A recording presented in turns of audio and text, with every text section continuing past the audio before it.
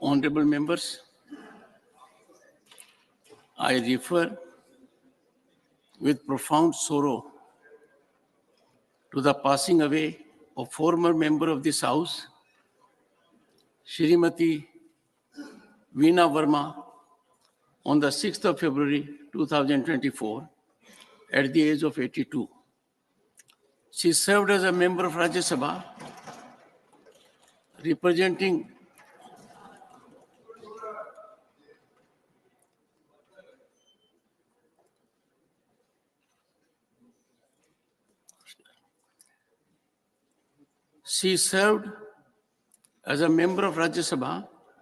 representing the state of Madhya Pradesh for 3 terms from June 1986 to April 2000.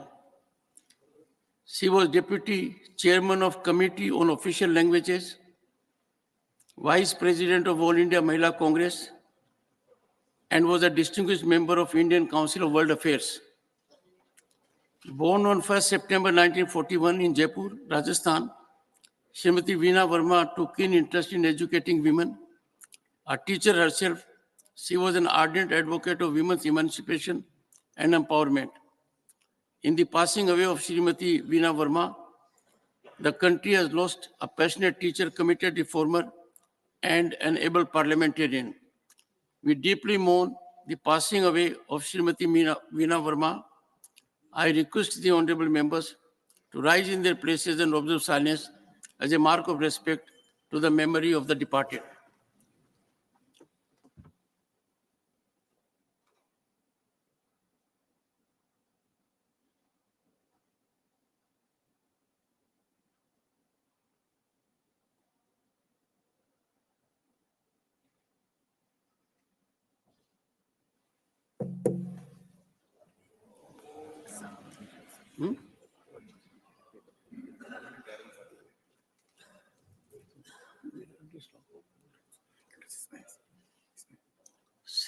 Secretary General will convey to the members of the bereaved family our sense of profound sorrow and deep sympathy.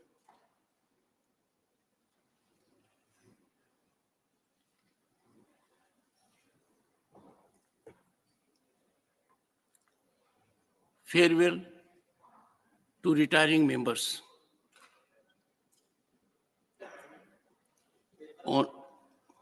Please. Honorable members, it is an emotional occasion for all of us as we bid farewell to our 68 esteemed colleagues retiring between February and May following completion of their terms. I am sure the retiring members too would be departing with a profound sense of contentment for their efforts in advancing the interest of Bharat and every Bharatiya. Please allow me to express our profound appreciation for the distinguished service rendered by each of our esteemed colleagues. Their contribution will be fondly remembered, and the wisdom they shared would be greatly missed. Honorable members, these hallowed chambers of Parliament are the sanctorum of the temple of democracy. It is a distinct honor and a rare privilege to be able to serve our motherland from the platform of this House. This very House represents the diversity of views of our vibrant democracy. At the same time, reflects unity of our purpose. We are here with a singular commitment of serving our great land. You all have etched your name in history for being part of the democratic process in effecting transformational epochal events. During this period, the Council of State saw many important events, and to name few: deletion of Article 370, a temporary provision of our Constitution, securing reservation for women to the extent of 1/3 in Lok Sabha and state legislatures. Honorable members, use of Indian languages increased. Dogri, Kashmiri, Konkani, and Santali were used for the first time during discussions in the House. Arrangements were put in place for the honorable members to speak in any of the 22 languages. The panel of vice chairpersons underwent through a new change. Many first-time members presided over the Council of States. In togetherness, we have strived to ensure that this temple of democracy sustains the relevance by being a theater of dialogue, debate, deliberation, and discussion. Honorable members, working with you and serve as your chairman is an honor beyond description. You all made available this extraordinary privilege and learning platform for me and your colleagues. The rich contributions by our retiring colleagues have significantly enhanced the quality of discourse that are vital to our nation. The House and its committees stand greatly enriched by their active and constructive participation. The retirement of chairman of two departmental parliamentary standing committees of Rajya Sabha, Shri Sushil Kumar Modi and Dr. Abhishek Manu Singhvi, as well as one standing committee member, Dr. C.M. Ramesh, signifies the culmination of their impactful tenure in shaping legislative policies and scrutinizing government actions. Among those retiring are 5 of our esteemed women members, Srimati Jaya Bachchan, Srimati Vandana Chauhan, Srimati Kanta Kardam, Dr. Sonal Mansingh, and Dr. Ami Yaznik. All of the 5 esteemed members had the occasion to be on the panel of vice chairpersons. I wholeheartedly extend my appreciation and gratitude for the invaluable contribution.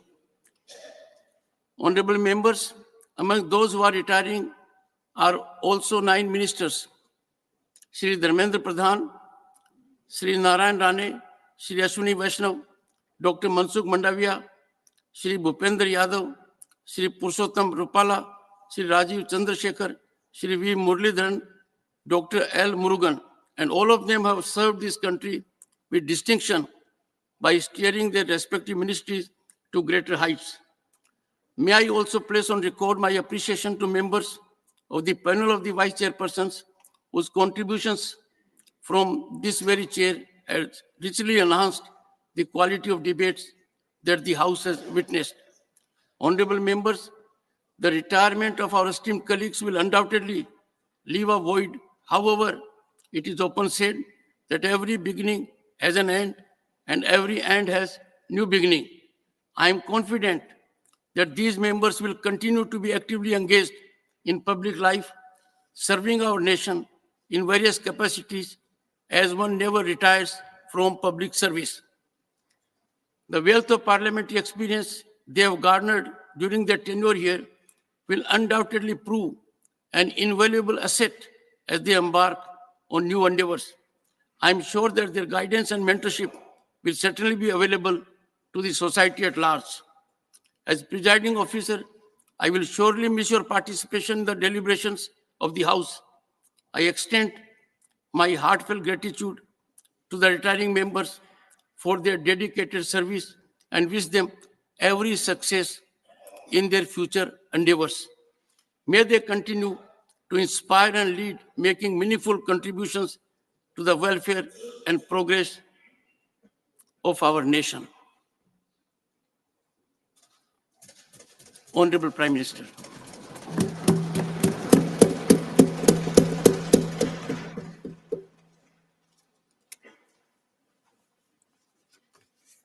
आदरणीय सभापति जी,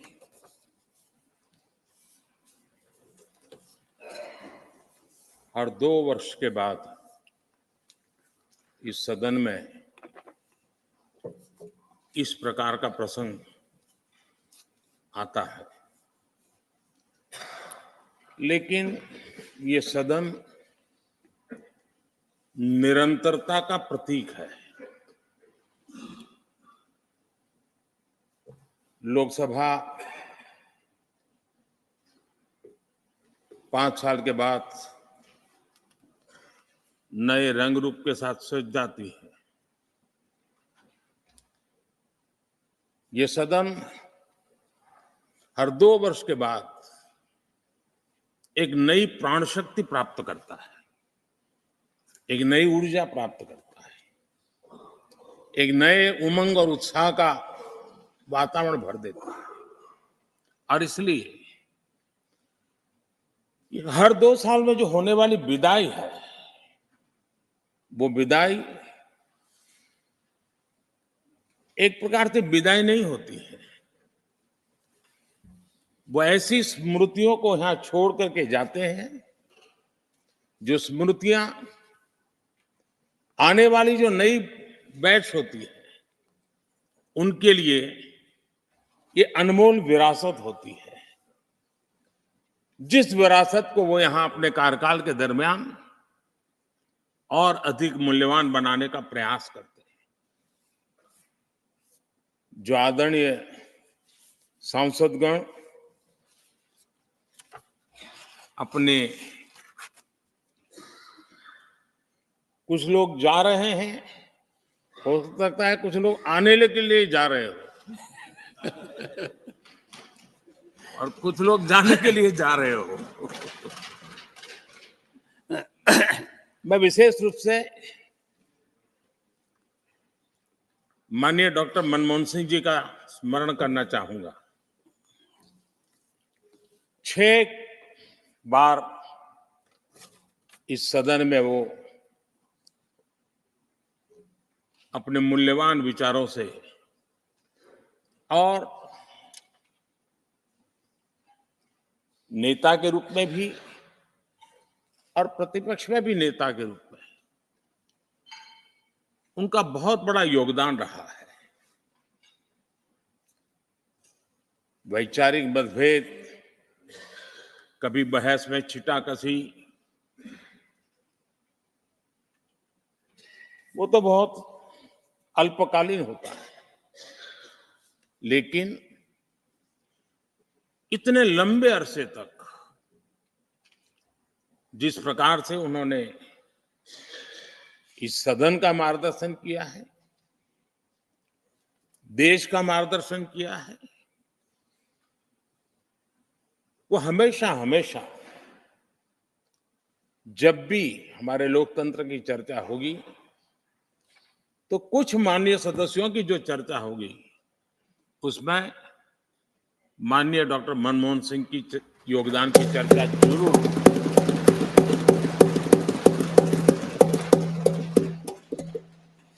और मैं सभी सांसदों से, चाहे इस सदन में हो या उस सदन में हो, जो आज है वो शायद भविष्य में आने वाले हो, मैं उनसे जरूर कहूंगा कि ये जो माननीय सांसद होते हैं, किसी भी दल के क्यों न हो, लेकिन जिस प्रकार से उन्होंने अपने जीवन को कंडक्ट किया होता है, जिस प्रकार की प्रतिभा के दर्शन उन्होंने अपने कार्यकाल में कराए होते हैं, उसका हमने एक गाइडिंग लाइट के रूप में सीखने के लिए प्रयास करना चाहिए। मुझे याद है उस सदन के अंदर लास्ट कुछ दिनों में एक वोटिंग का अवसर था, विषय तो मैं छूट गया मेरा, लेकिन पता था कि विजय ट्रेजरी बैंक की होने वाली है। अंतर भी बहुत था, लेकिन डॉक्टर मनमोहन सिंह जी व्हील चेयर में आए, वोट किया। एक सांसद अपने दायित्व के लिए कितना सजग है, उसका वो उदाहरण है, वो प्रेरक उदाहरण था। इतना ही नहीं, मैं देख रहा था कभी कमिटी के चुनाव हुए, कमिटी मेंबर्स के, वो व्हील चेयर में वोट देने आए। सवाल ये नहीं है कि वो किसको ताकत देने के लिए आए थे। मैं मानता हूं वो लोकतंत्र को ताकत देने आए थे।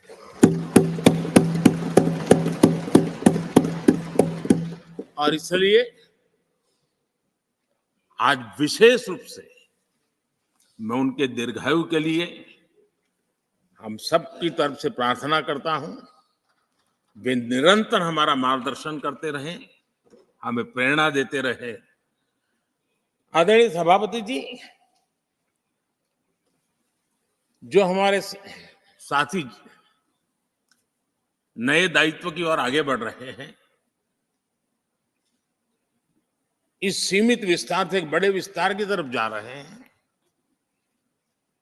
राज्यसभा से निकल करके जनसभा में जा रहे हैं, तो मैं मानता हूं उनका साथ, यहां का अनुभव, इतने बड़े मंच पर जा रहे हैं तब देश के लिए एक बहुत बड़ी पूंजी बनकर के निकलेगा।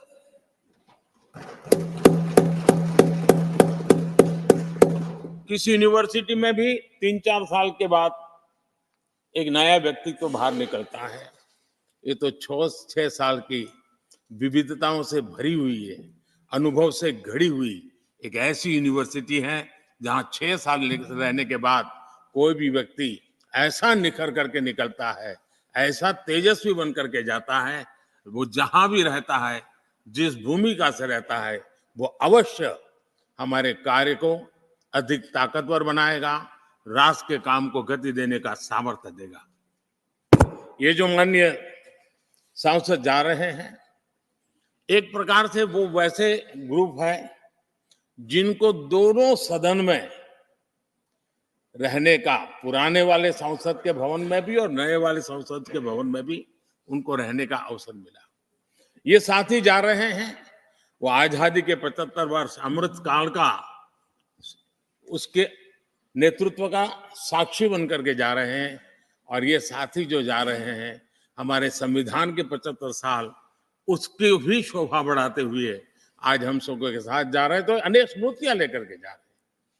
हम वो दिन भूल नहीं सकते कि कोविड के कठिन कालखंड में हम सब ने परिस्थितियों को समझा, परिस्थितियों के अनुकूल अपने आप को गढ़ा। यहां बैठने के लिए कहा तो यहां बैठो, वहां बैठने के लिए कहा तो वहां बैठो, उस कमरे में बैठने के लिए कहो। किसी भी दल के किसी भी सांसद ने ऐसे विषयों को लेकर के देश के काम को रुकने नहीं दिया। और कोरोना के वो कालखंड जीवन और मौत का खेल था, घर से बाहर निकले पता नहीं क्या होगा। उसके बाद भी माननीय सांसदों ने सदन में आकर के देश की जिम्मेवारियों को निभाया, देश को आगे बढ़ाया। और इसलिए मैं समझता हूं कि उस कालखंड ने हमें बहुत कुछ सिखाया है। संकटों के बीच भी भारत की संसद में बैठे हुए व्यक्ति कितने बड़े दायित्व को निभाने के लिए कितना बड़ा रिस्क भी लेते हैं और कितनी कठिनाइयों के बीच में काम भी करते हैं, इसका अनुभव भी हमें हुआ। सदन में खट्टे मीठे अनुभव भी रहे। हमारा कुछ दुखद घटनाएं भी रही। कोविड के कारण हमारे कुछ साथी हमें छोड़ के चले गए, आज वो हमारे बीच नहीं है।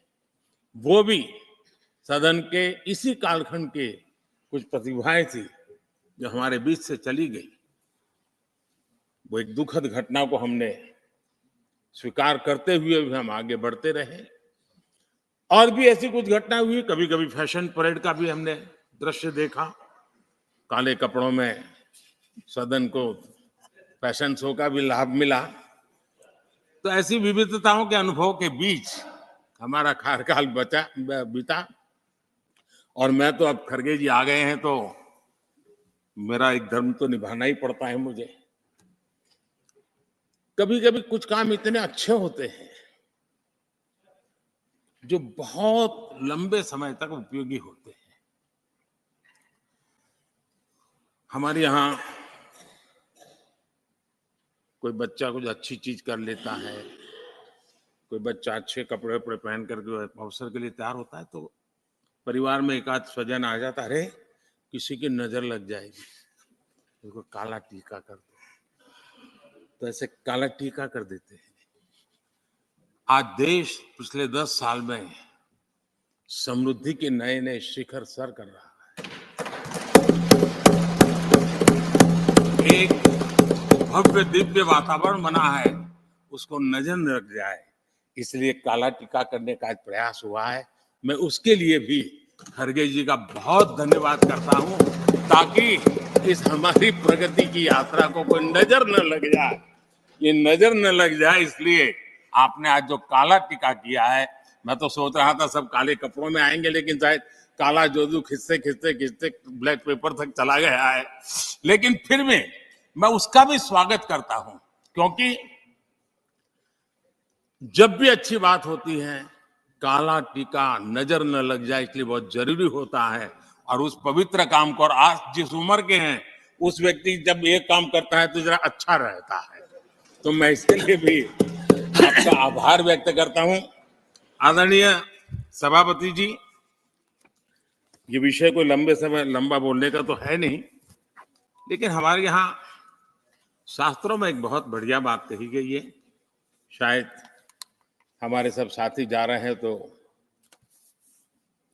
जो कमी भी हमें महसूस होगी उनकी, क्योंकि उनके विचारों का लाभ जो आ जाएंगे वापिस, वो तो और तेज तरार होकर के आएंगे। जिसको हमला करना है वो भी मजेदार हमले करेंगे, और जिसको रक्षा कवच करना बनाना है वो भी बढ़िया बनाएंगे। वो अपना काम चलता रहेगा। हमारे यहाँ शास्त्रों में कहा गया है, गुणा गुणज्ञेषु गुणा भवन्ति, गुणा गुणज्ञेषु गुणा भवन्ति, ते निर्गुणम प्राप्य भवन्ति दोषाः, ते निर्गुणम प्राप्य भवन्ति दोषाः। आस्वाद्य तोया प्रवहन्ति नद्य, समुद्र मासादय भवन्तय पेया। उसका मतलब है, गुण गुणी लोगों के बीच रहकर गुण होते हैं। जो गुणी लोगों के बीच रहने का मौका मिला तो उनके साथ रहने से हमारे भी गुणों में बढ़ोतरी होती है। निर्गुण को प्राप्त करके वो दोष युक्त हो जाते हैं। अगर गुणियों के बीच में बैठते हैं तो गुण तो बढ़ जाता है, लेकिन गुण ही नहीं है तो दोष बढ़ जाते हैं।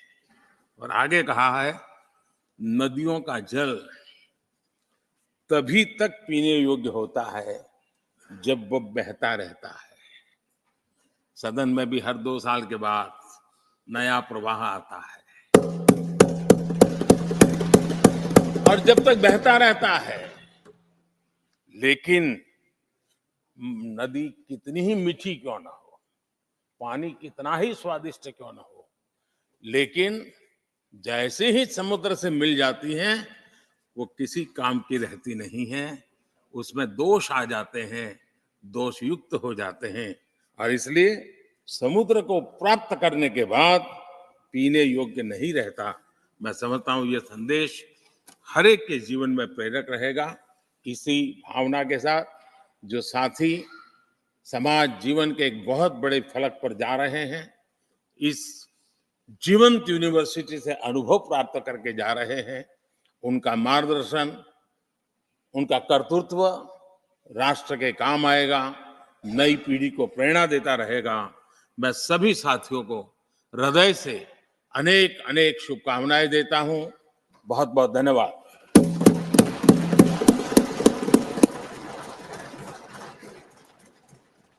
Honorable Leader of the Opposition.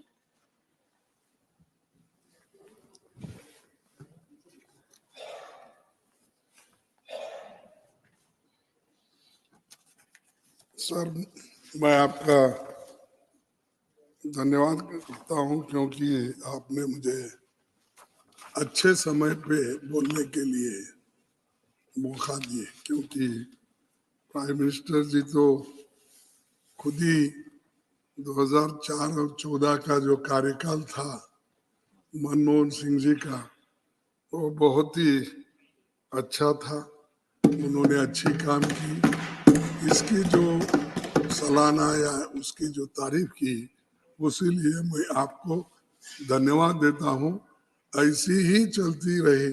जो अच्छे काम होते उसकी तारीफ करो, जो कमियां होती है वो गिनते जाओ।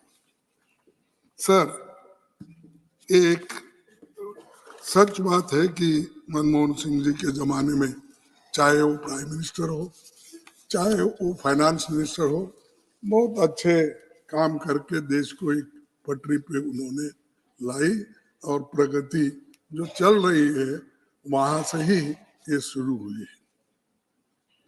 सर, ये अपर हाउस एक परमानेंट हाउस है। समाज के विभिन्न क्षेत्रों में प्रतिनिधि यहाँ आते हैं। परिवर्तन और कंटिन्यूटी जारी रहती है। हमारा हाउस कभी डिसॉल्व नहीं होता। हो सकता है मोदी साहब का हाउस डिसॉल्व हो सकता है, लेकिन हमारा और आपका हाउस डिसॉल्व नहीं हो सकता। ये चलते रहते हैं और 1/3 मेंबर्स रिटायर होते हैं, फिर आते हैं कि उसमें अच्छे लोग, बहुत से आर्टिस्ट आते हैं, लिटरेरी फिगर आते हैं, साइंटिस्ट आते हैं और अच्छे बोलने वाले आते हैं, प्रोफेसर्स आते हैं, और जो देश के बारे में अपनी आइडिया देने वाले या मार्गदर्शन करने वाले लोग यहाँ पर इस सदन में रहते हैं। तो इसका फायदा भी सरकार को होता है और सरकार भी उनके विचारों को सोच समझकर कानून में तब्दीली करना, कानून में उसको समाया जाना, ये काम करते रहते हैं। पहले से भी करते आए हैं। सभापति जी, समय अपनी गति से चलता रहता है। संस्थाएं कायम रहती है। लोगों के चेहरे बदलते रहते हैं। नए आते, पुराने जाते हैं। फिर भी इस क्रम में मई महीनों तक कुल 28 सांसद रिटायर हो रहे हैं। जो लोग रिटायर हो रहे हैं उसमें कोई अहम लोग भी हैं और हमारी कांग्रेस पार्टी से देश के पूर्व प्रधानमंत्री ji doctor Manmohan Singh ji, Abhishek Manu Singh ji, Rajmani Patel, doctor Syed Nasir Hussain, doctor L Hanumanthaiah, GC Chandrashekhar, Akhilesh Prasad Singh, Narayan Bhai Rathod, doctor Amit Yagnik और कुमार केतकर ये अप्रैल में रिटायर होंगे। लेकिन और भी मेंबर्स जो है वो सभी का मैं याद करता हूं जो रिटायर हो रहे, और इसमें बहुत से लोग फिर वापस भी आ रहे हैं। ऐसा नहीं कि वो परमानेंट रिटायर हो रहे। संख्या बल पे वो जिनको देना है नहीं देना है पार्टियां तय करती है। और उधर के लोगों को तो मोदी साहब जिसको चाहे वो आते हैं। इधर भी वही है, हर पार्टी जिसको चाहेगी, जिसका स्ट्रेंथ है वो आएंगे। लेकिन जाने वाले भी हैं, आने वाले भी हैं, और जो लोग अब रिटायर हो रहे हैं उसमें से बहुत से लोग वापस आएंगे। भूपेंद्र यादव जी, अश्विन वैष्णव जी समेत 9 मंत्री रिटायर हो रहे हैं और जेपी नड्डा जी भी रिटायर हो रहे हैं। और हमारे इंडिया अलायंस से भी मनोज झा, अनिल देसाई, वंदना चौहान, जया बच्चन, टीएमसी के शांतनु सेन समेत अनेक पार्टियों से भी कुल 58 सांसद आज रिटायर हो रहे हैं अप्रैल में, जिनको हम विदाई दे रहे हैं।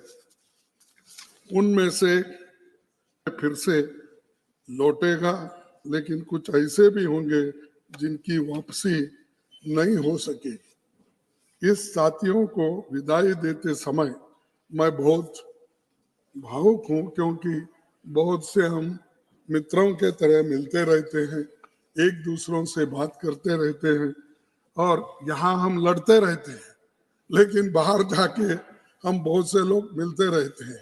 बात करते रहते हैं, और उससे एक होता है कि आपका गुस्सा वहां नहीं रहता, लेकिन चंद लोग परमानेंट गुस्से में ही रहते हैं, ये बड़ा मुश्किल है।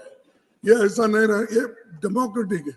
और हम यहाँ देवेगौड़ा जी होंगे, हम तो, मैं तो बहुत लड़ता था उनके खिलाफ, क्योंकि उन्होंने ये जनता पार्टी नहीं छोड़ी, मैं कांग्रेस पार्टी नहीं छोड़ा, इसीलिए हमेशा हमारी टक्कर चलते ही रहती थी। कभी हमको बोला कि तुम्हारे हाथ से बड़ा मुश्किल है ये चलाना सरकार, क्योंकि तुम्हारे पास ऐसे कोई पैसे वाले नहीं है तुम्हारे पीछे, तो इसीलिए अलायंस करना मुश्किल होगा। ये पहली बार उन्होंने कहा, उनके जन्मदिन पर मैं पूछा तो उन्होंने बोले कि आपके पीछे कोई ऐसे बड़े मालदार आदमी नहीं है, तो मुश्किल होगा कि तुम्हारे दोस्त को मैं चीफ मिनिस्टर बनाऊंगा, आप जाके उनको बनाएं। अब मेरे को कोई मालदार नहीं मिला सपोर्ट करने वाले, बाद में उन्होंने उनको बनाया। इसीलिए ये बहुत सी बातें ऐसी होती सब ये हाँ भाई बैठ जाओ, मौका समझा करो। अरे ठीक है, लेकिन मेरे को रंज है, सारे जिंदगी उन्होंने सेक्युलरिज्म, सोशलिज्म, फार्मर्स एजुटेशन सब करे, सडनली ऐसा क्या हुआ? लास्ट 93 है उनके,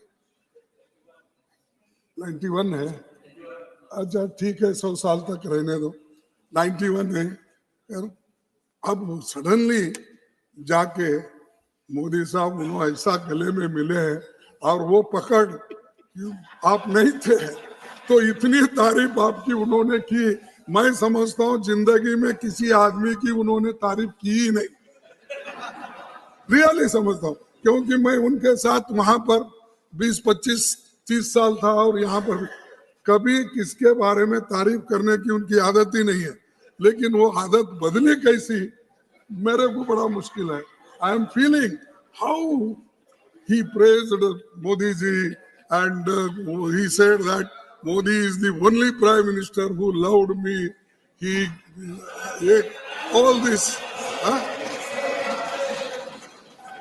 अगर यही लव अफेयर पहले होता तो अच्छा था। 91 इयर्स में क्या करेंगे? छोड़िए, आपकी बात पर कुछ कहना चाहते हैं, आपकी इजाजत हो तो पीयूष जी कुछ कहना। नहीं साहब, नहीं तो अगर समझ आ गई तो अच्छी ये चुप है। ये देखो, आप उनको ऐसा ही देते हैं, बाकी के वक्त हमको नहीं देते। दिस इज नहीं, कल I am not giving floor to him sir. No, you see, sir, I'm telling you, this is not going to be a permanent thing.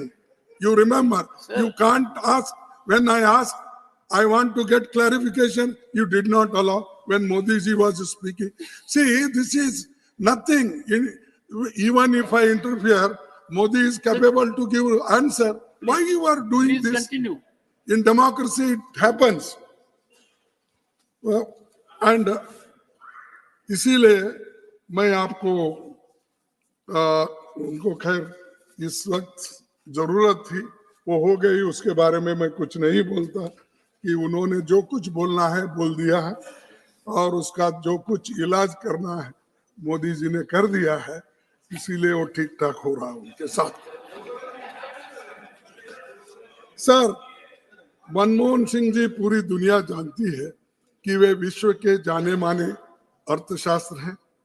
उनके समय में आज तक की सबसे अधिक विकास दर रही है। यूपीए में उनके ही शासन काल में नागरिकों को फूड का कानून अधिकार, शिक्षा अधिकार, वनाधिकार, भूमि अधिकार, संरक्षण और सूचना अधिकार जैसे ऐतिहासिक कामों के लिए जाना जाएगा।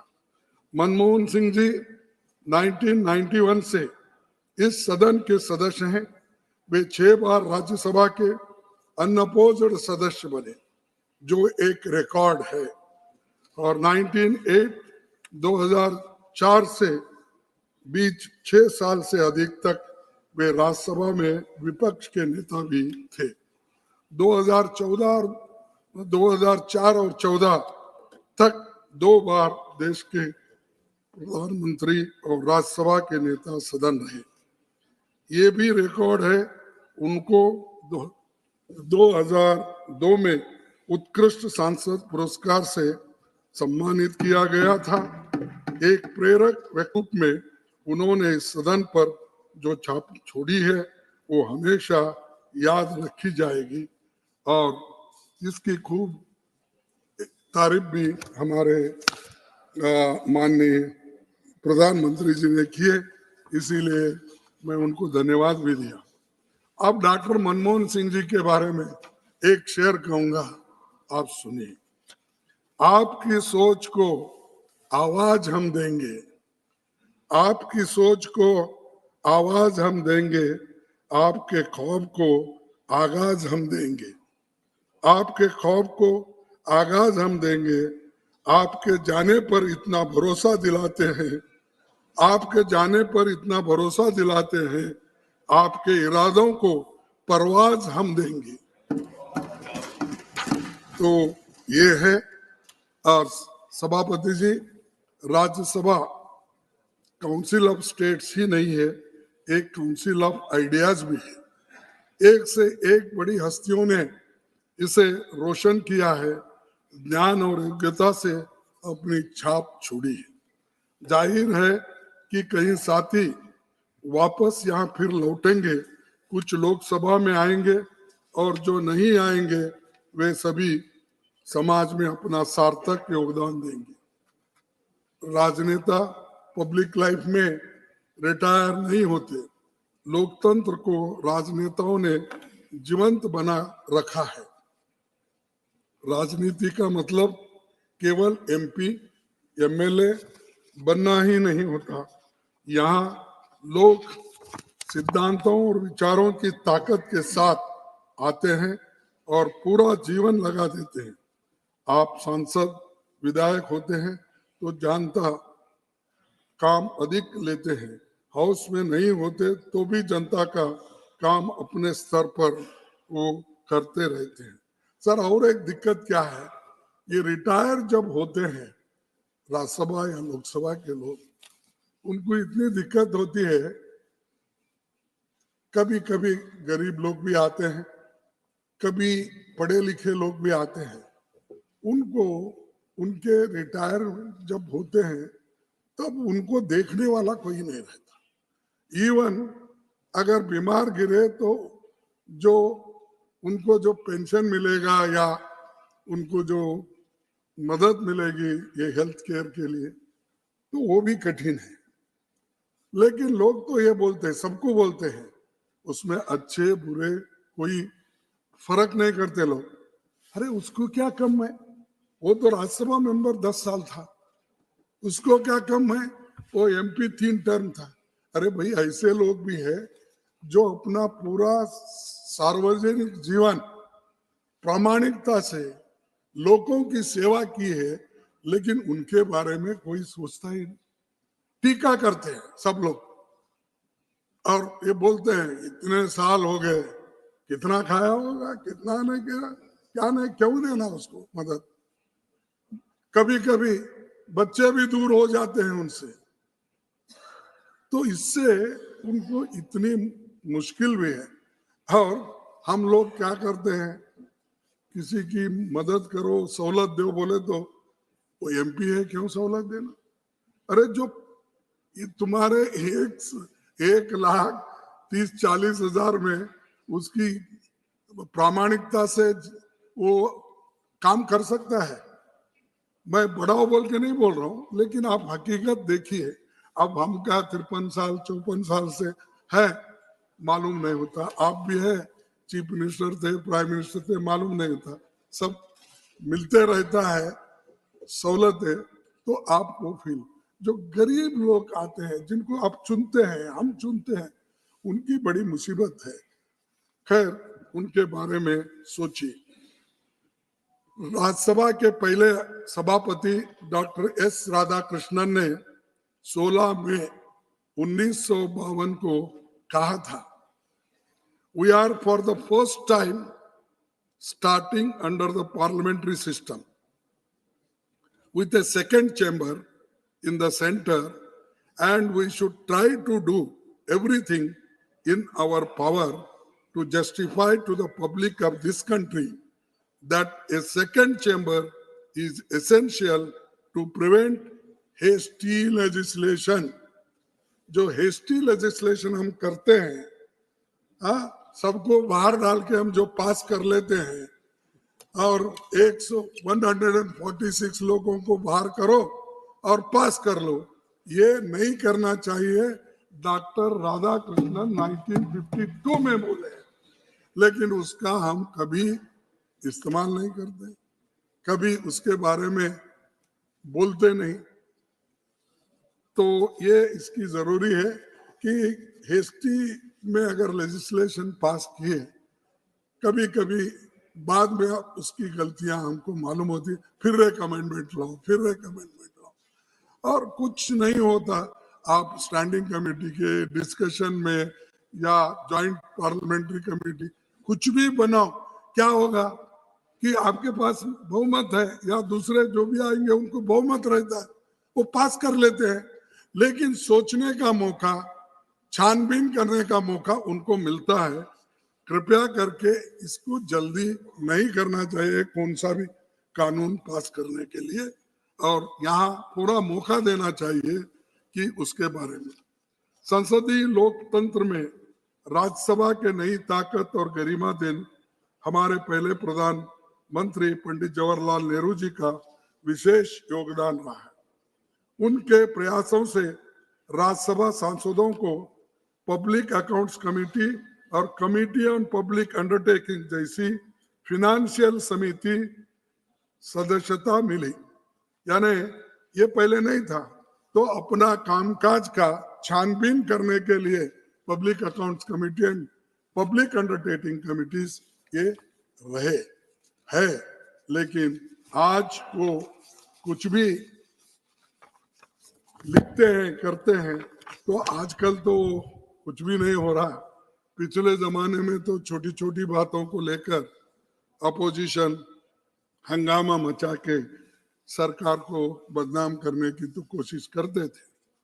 सर 1953 में बजट सत्र के दौरान पंडित नेहरू जी ने कहा था, लोकसभा और राज्यसभा मिलकर भारत की संसद बनाते हैं। हमारे संविधान के अनुसार दोनों सदनों की अथॉरिटी के बीच मनी बिल्स को छोड़कर कोई अंतर नहीं है।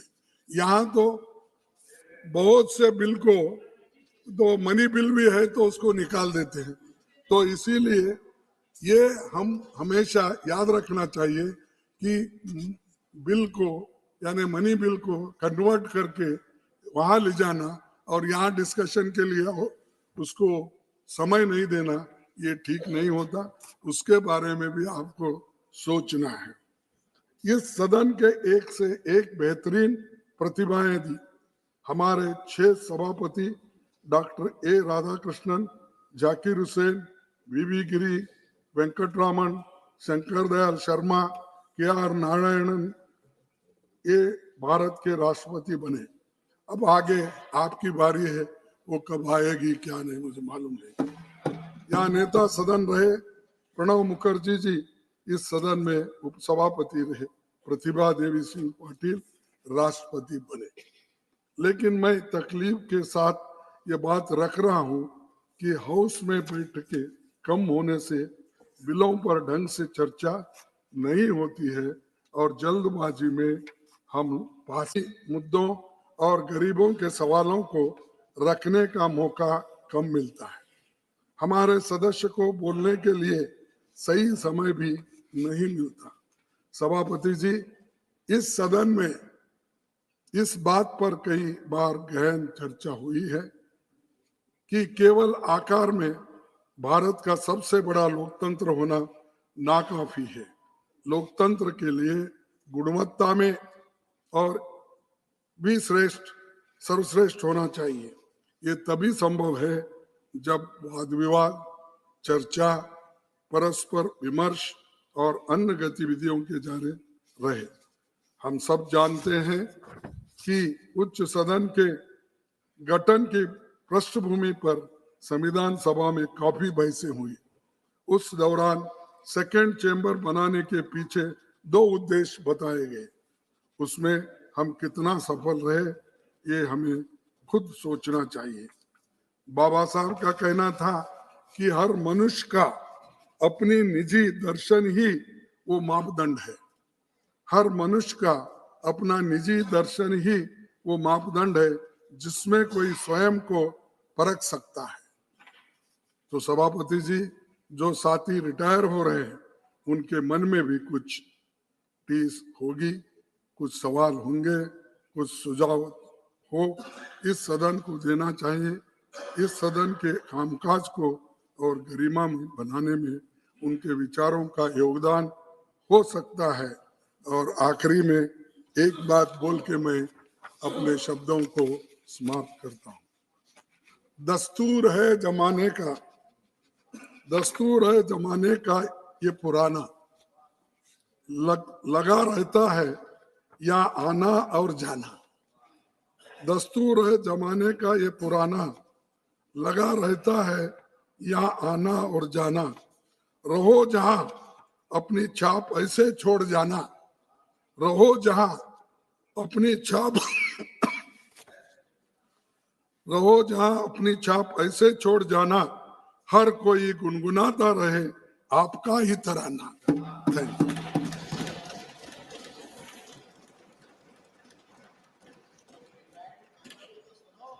माननीय, आपको पूरा माननीय खड़गे जी ने 2 बातें कही। एक तो मुझे बताया कि हम झगड़ा सिर्फ आपके सामने करते हैं, बाहर नहीं करते हैं, ऐसा मतलब आपने कहा कि आपके सामने झगड़ा करते हैं, बाहर नहीं करते। और दूसरा, आपने कहा कि एक जमाना भी था कि मालदार व्यक्ति हो तो ही मुख्यमंत्री बनता है। ये आप नहीं कहा सर।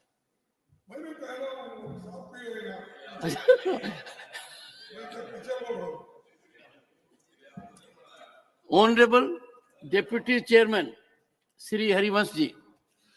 आदरणीय सभापति जी, आभारी हूं। राज्यसभा से 68 साथियों के कार्यकाल समापन के अवसर पर आपने बोलने का अवसर दिया। इनमें से 10 वर्ष 2023 में इनका कार्यकाल खत्म हुआ और आने वाले जुलाई तक बाकी 58 साथियों का कार्यकाल खत्म होगा। कुछ कुछ बीच में, इनमें से कुछ एक चुनकर आए हैं, कुछ और आएंगे, कुछ एक जीवन का नया अध्याय शुरू करेंगे। ये सभी समाज और देश की सेवा करते रहे हैं और करते रहेंगे। इन सभी महानुभावों, श्रेष्ठ जनों और साथियों को भविष्य के लिए मेरी बहुत शुभकामनाएं। पुनः जो चुने गए और लौट कर आएंगे, उन्हें बधाई। इनसे कामकाज के दौरान आत्मीय संबंध भी रहा। एक एक की खूबियां अलग अलग और विशिष्टताएं हैं। समय कम होने की वजह से सभी माननीय सदस्यों का नाम लेना संभव नहीं। अनेक बड़े नाम हैं, डॉक्टर मनमोहन सिंह जैसे आदरणीय भी। उनकी सौम्यता, शिष्टता और मर्यादा हमेशा याद रहेगी। श्रीमती जया बच्चन जी की विशेषताएं हैं, लंबा अनुभव है। माननीय रूपाला जी की गूंजती आवाज की ध्वनि हमेशा याद है और वो पुनः आएंगे। ऐसे अनेक वरिष्ठ सदस्य हैं, 9 मंत्री हैं, अनेक माननीय सुनी जी से लेकर भूपेन्द्र जी, धर्मेंद्र जी, ये सभी लौट कर आएंगे। यह मेरा विश्वास है, मेरी कामना भी है सर, क्योंकि उनकी प्रतिभा श्रम से अमृत काल का श्रेष्ठ भारत तेजी से आगे बढ़ रहा है।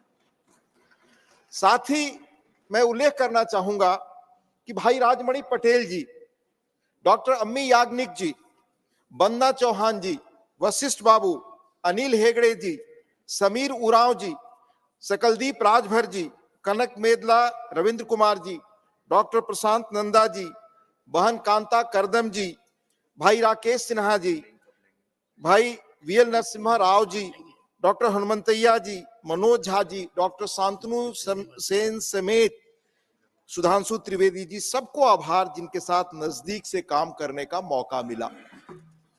इनके हस्तक्षेप, जमीनी बातों, तैयारी के साथ तथ्य रखने की कला से बहुत कुछ हमने सीखा। इनमें से अनेक एक ग्रासरूट के अनुभवों ने, गांधी जी की भाषा में कहूं तो समाज के अंतिम आदमी की बात, पीड़ा यहां उन्होंने सुनाई। सर, भारतीय परंपरा संस्कृति में परिवर्तन ही शाश्वत है। हमारे यहाँ फेयरवेल का मानस नहीं है।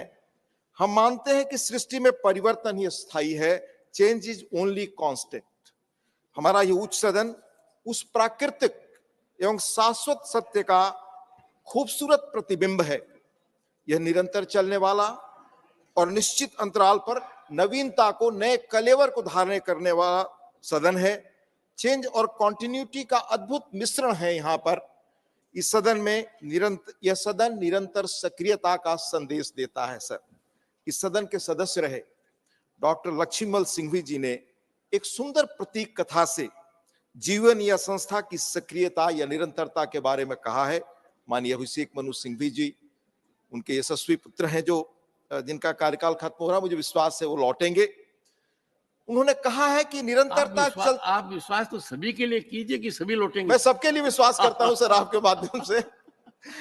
उन्होंने प्रतीक के रूप से कहा है कि निरंतरता क्या है, चलते रहना क्या है। उन्होंने कहा, सोए रहना ही कलयुग है, जाग उठना द्वापर है, उठ खड़े होना त्रेता है, चलते रहना सतयुग है। राज्यसभा और राज्यसभा के सदस्य चलते रहते ही हैं।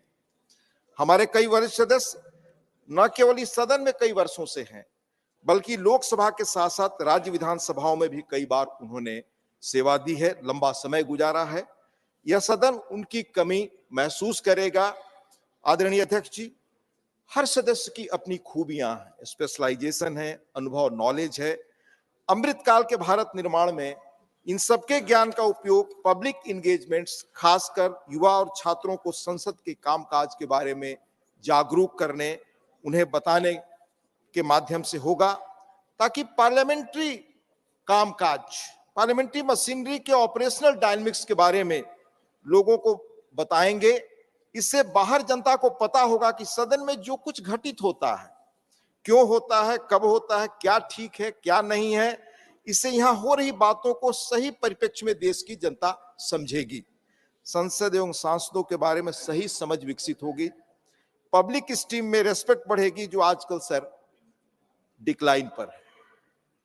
आशा करता हूं कि सभी हमारे ऐसे सदस्य राज्यसभा में अपने अनुभव और अपनी राजनीतिक यात्रा के बारे में लिखेंगे भी, क्योंकि सकारात्मकता से ही सृजन होता है। इस अमृत काल में देश को 47 तक विकसित भारत बनाने में इनके सकारात्मक अनुभव भविष्य युवा पीढ़ी के लिए मार्गदर्शक होगा। देश के उच्च सदन का सदस्य होना गौरव की बात है। यह मौका कुछ ही लोगों को मिलता है। 6 साल कैसे निकल जाते हैं पता नहीं चलता, क्योंकि काल की अपनी गति है। मान्यवर सभापति जी, यहां से जाने के बाद अंततः केवल हमारे अच्छे काम, हमारी अच्छी बातें, हमारी सार्थक भूमिका, सार्थक हस्तक्षेप और आचरण ही भविष्य याद रखता है। मैं फिर उल्लेख करना चाहूंगा, इस सदन के भी सदस्य रहे, उस सदन के भी सदस्य रहे और यशस्वी ल्यूमिनरी विद्वान से लेकर लीगल ल्यूमिनरी रहे सर डॉक्टर लक्ष्मीमल सिंघवी जी के बारे में। उन्होंने प्रकाशवीर शास्त्री को याद किया। प्रकाशवीर शास्त्री भी सदन के सदस्य रहे, लोकसभा में भी रहे सर। उनके बारे में उन्होंने लिखा है, प्रकाशवीर शास्त्री ने अचानक निर्दलीय सदस्य के रूप में राजनीति में प्रवेश किया और अनायास ही उन्होंने अपार कीर्ति अर्जित की। उनके पास न कोई धनबल था, न कोई बहुसंख्यक जातीय पक्ष था, न कोई दल का संगठन था, न किसी राजनीतिक संरक्षक का प्रभाव और आशीर्वाद। उनका यश उनकी योग्यता और निष्ठा का प्रतिफल था। उनकी वीरता, गंभीरता, सहिष्णुता, निर्मलता और निर्भयता का पुरस्कार।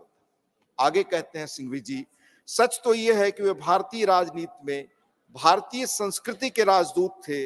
वे संसद के द्वार पर संस्कृति की दस्तक देने आए और संसद के प्रांगण में अटूट देश प्रेम तथा भारतीय संस्कृति और भाषाओं के प्रभाती के सिरमौर गायक बने रहे।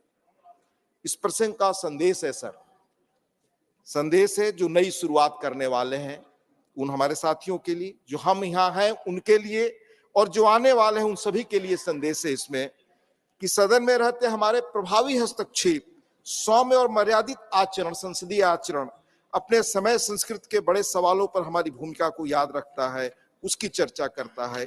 यहाँ रहते जो क्षण समय बिना काम व्यर्थ गुजर जाते हैं वे कहीं स्मृति में नहीं होते, न वो भविष्य को प्रेरित करते हैं। अंत में सर बात खत्म करने के पहले, इसी सदन में बिहार के एक बिरले नेता थे सर, भोला पासवान शास्त्री जी। आजकल मुल्क ऐसे लोगों को कम याद करता है। वह 2 बार केंद्र में मंत्री रहे, 3 बार बिहार के मुख्यमंत्री, सादगी और ईमानदारी की प्रतिमूर्ति।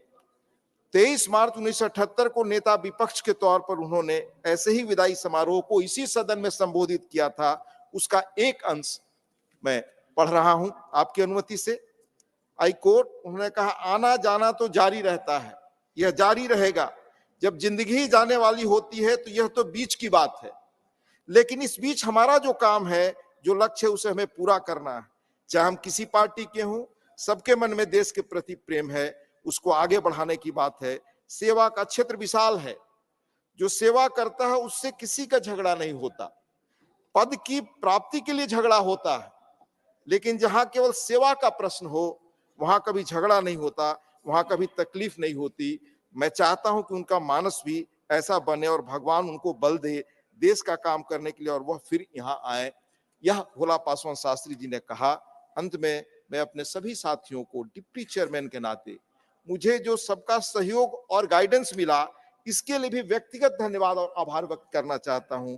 हमारे सभी साथी जो पुनः चुनकर आए हैं या आएंगे या जो विदा हो रहे हैं, वे सभी स्वस्थ रहें, सक्रिय रहें, यही कामना है। धन्यवाद। जय Hind.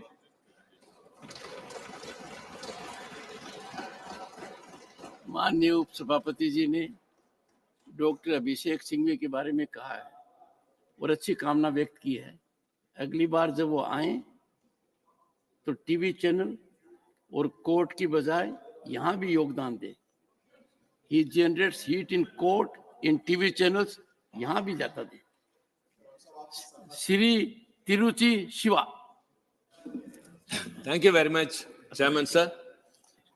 Sir, on behalf of the DMK party, I profusely shower upon my profound wishes on the retiring members for the indelible mark they have carved in the annals of the upper house, sir. Sir, many things have to be recollected, but many members have to speak, sir. When I saw the list of the members who are retiring, I was literally taken aback, for so many of my friends are retiring today, starting from Nadimul, Shantanu, Amar Patnaik, GC, Hanumantaya, and Sushil Kumar Modi, Akhilesh, and Kumar, Nazir, Vandana, and Ami Ajanik, so many members, sir. Sir, we wish them to come back here. As the Prime Minister and the opposition leader said, many of them may come to the House or may come to the Lok Sabha since on the eve of the elections. Sir, parting is always painful. Or in some other legislature. Sir? Or in some other legislature. Sir, other areas also. Parting is always painful, sir. This is such a moment. Sir, whoever may come and sit in their respective seats, but we will see only these members who are retiring today, for they are not only in the seat physically, but in our hearts too, sir. Our wishes will always be with them, and we wish them all success in all their future endeavors. Thank you very much, sir. Honorable members, as the question hour has been dispensed with today, the answers to starred and unstarred questions listed in today's list of questions would be treated as laid on the table.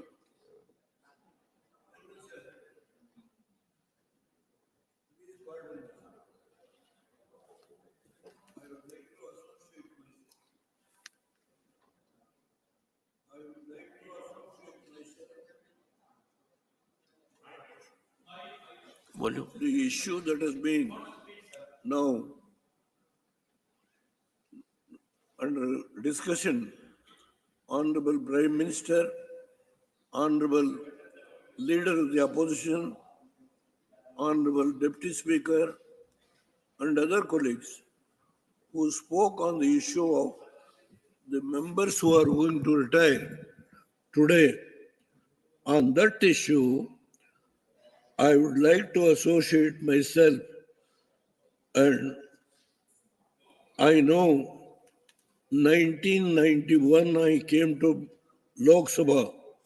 Dr. Manmohan Singh was the finance minister and Narasimha Rao was the prime minister. And at that time, 130 tons of gold was pledged to see that the country should not go to debt trap. I know this. Sir, what Manmohan Singh has done on that day to save the country under the leadership of Narasimha Rao, I know. And I can speak volumes. I don't want to take much time. Mr. Kargeji has referred my name. Devoda has, it's a faggot of his life. He's changed his political, what he said, I don't want to repeat. But only one thing I would like to tell very frankly. I don't, please, sir, I am not going to hurt anybody. Those people who are going to retire from this house today, they are all senior leaders and ministers and senior members of this house. Some people may come back again, but only one thing I would like to make it clear to Mr. Karge. Karge, in fact, I was not prepared to come to this house. In Congress itself, they want to put up a second candidate to defeat me. At that time, Karge has said, if Gowda is going to be defeated, I will withdraw. Mr. Karge has made it very clear, I don't want to contest. In fact, he asked me to contest. And Congress wants to put up a second candidate to defeat me, his own friends. And Karge told, if Devoda is going to be defeated, I will withdraw. That is why I am grateful to him. Mr. Karge, I am really tell you, do you want to become the Prime Minister of this country? Will Congress tolerate? Please tell me, I know what Congress. I am not going to anything beyond this. I can't say.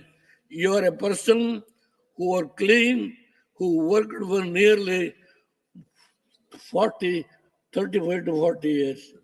But what has happened?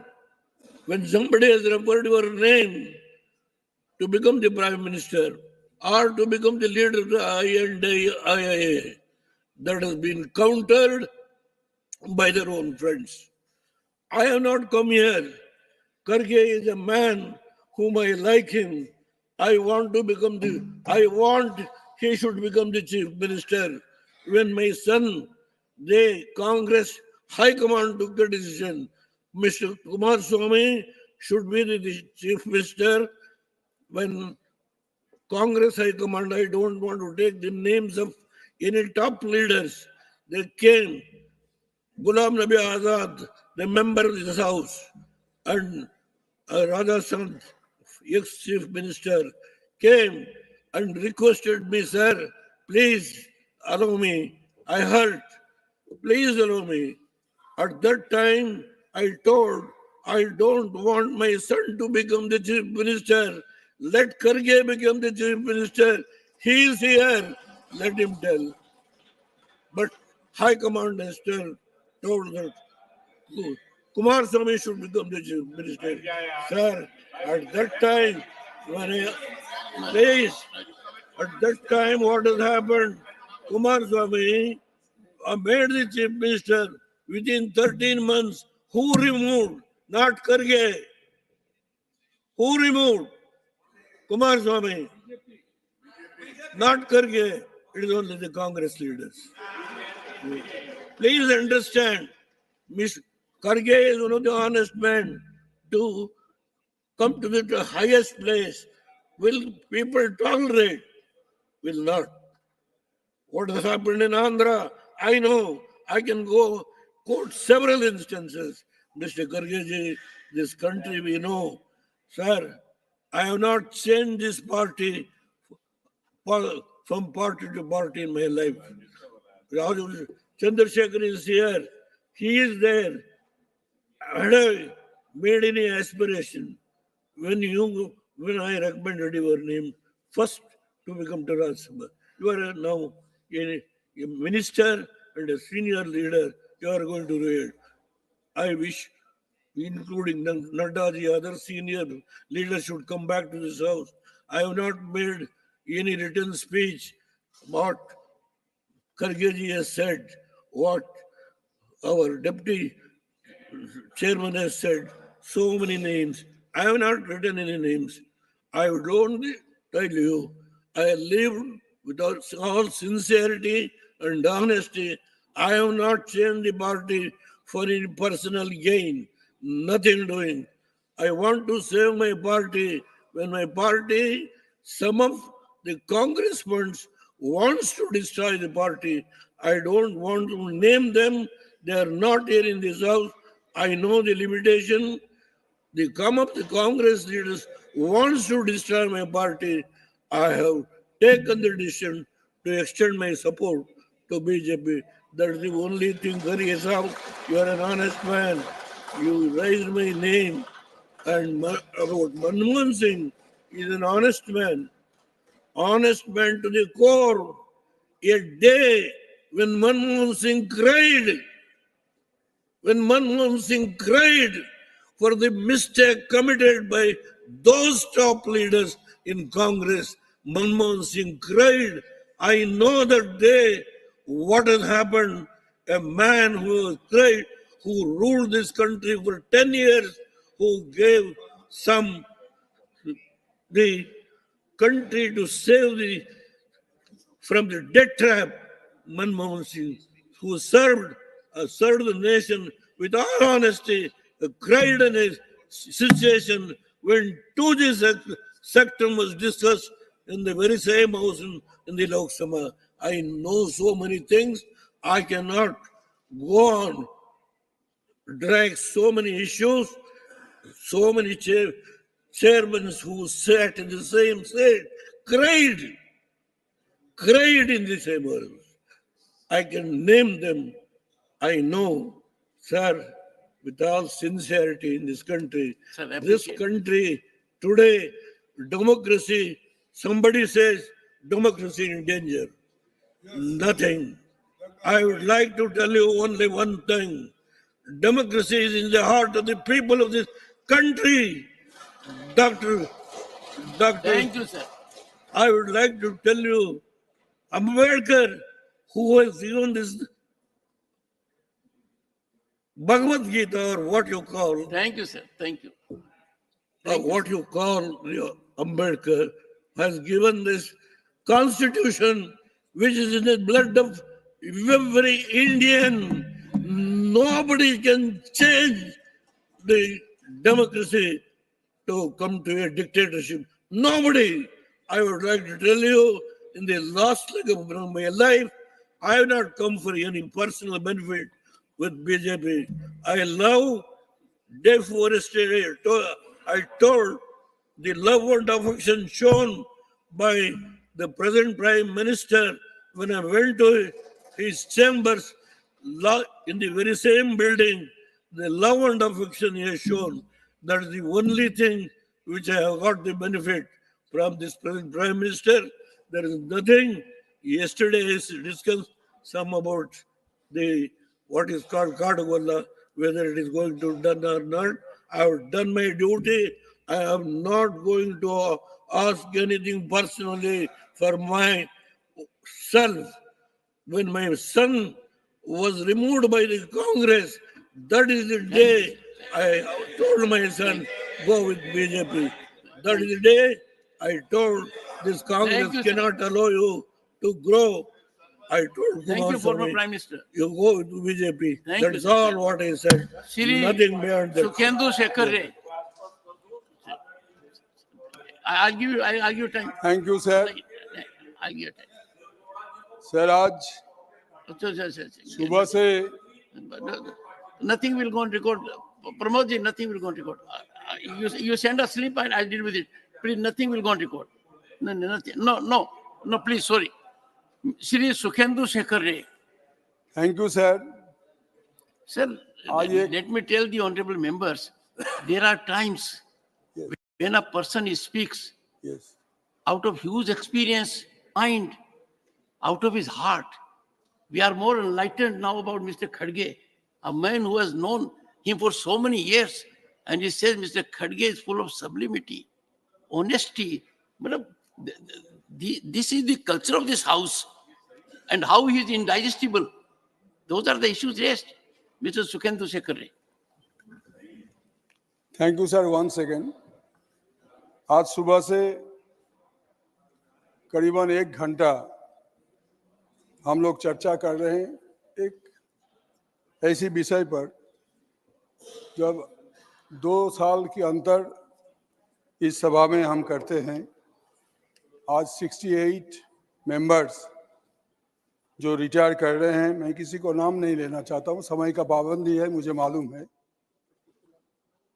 लेकिन आदरणीय प्रधानमंत्री जी ने जो बोला कि कुछ लोग जा रहे हैं वापस आने के लिए और कुछ लोग शायद वापस नहीं आ पाएंगे, एकदम सही बात है. ये हमेशा होता रहता है.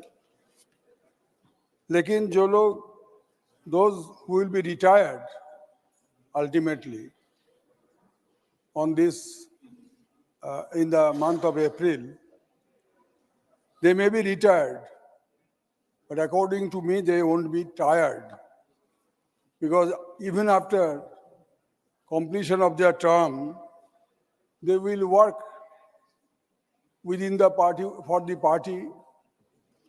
for the larger interest of the society in different capacity. I sincerely hope and believe.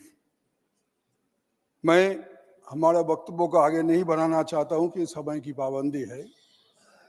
मेरे ओर से, मेरा party all India Trinamool Congress की ओर से सभी के लिए शुभकामना व्यक्त करता हूं. और आज तो सब कोई भावुक बन गए, मैं भी भावुक बन गया. कभी कभी मुद्दे पर हम लोगों का तर्क वितर्क होता है, लेकिन मैं कभी अपने को विरोधी नहीं समझता हूं. मैं अपने आप को प्रतिपक्ष समझता हूं. इसलिए रूलिंग पार्टी का जो ऑनरेबल मेंबर्स रिटायर कर रहे हैं, उनके लिए भी उतना ही श्रद्धा है मेरे मन में, क्योंकि प्रतिपक्ष की जो लोग आज रिटायर हो रहे हैं, उनके लिए भी बराबर श्रद्धा है मेरे मन में और भविष्य के लिए भी रहेगा. मैं अंत में सिर्फ एक पुराना हिंदी गाने का एक लाइन आपकी इजाजत से बोलना चाहता हूं. मैं गा नहीं पाता हूं, लेकिन वो बोल जो है, ये किशोर कुमार जी का एक मशहूर फेमस गाना है. चलते चलते मेरे ये गीत याद रखना, कभी अलविदा ना कहना, कभी अलविदा ना कहना. धन्यवाद sir.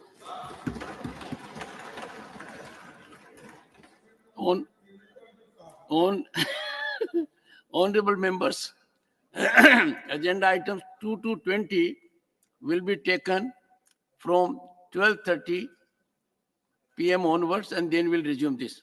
Till that, we'll continue with our present discourse, if the House so agrees. Okay.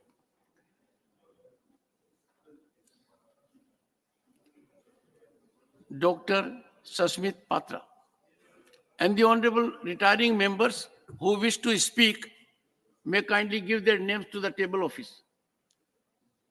Honorable Chairman, sir, thank you for giving me this opportunity. I'll be brief. Knowing the paucity of time, on behalf of the Biju Janata Dal and our leader, Shri Naveen Patnaik ji, we extend our felicitations. We extend our best wishes to each and every retiring member. There are 68 retiring members, And during the course of their tenure, each of them have enthralled and really added to the great richness of this House and the Parliament. Wherever they will be, whatever they will do, it will never be a farewell. It will be only another transition to doing something more stronger, more better. I'd like to specifically mention about two members of the Biju Janata Dal Legislature Party who are retiring today. It's an emotional moment for them when I speak about them, because जब मुझे floor leader की जिम्मेदारी दी गई थी, मेरा ऐसा कुछ अनुभव नहीं था, मगर डॉक्टर अमर पटनायक जी और डॉक्टर प्रशांत नंदा जी दोनों दो बड़े भाई की तरह जिस तरह से मजबूती के साथ कंधे से कंधा मिलाते हुए लेजिस्लेचर पार्टी को आगे लेके गए, आज जब डॉक्टर अमर पटनायक जी और डॉक्टर प्रशांत नंदा जी के लिए आज यहां पर they are part of the retiring members, I feel a very heavy heart, because the BJD legislature party learned a lot from them. And I'm sure the honorable members across the House also learned a lot from them in terms of their interventions and in terms of the kind of deliberations that they did. Manya Adhyaksh Mahoday, Dr. Amar Patnaik ji, from the time he has come to the House, hum sabhi unke intervention se, whether it's international affairs, economics, budget, we've all gained so much in terms of his intervention. Dr. Prashant Nanda ji, the man who has been a forefront of cinema, art, culture, has enthralled all of us together with his interventions.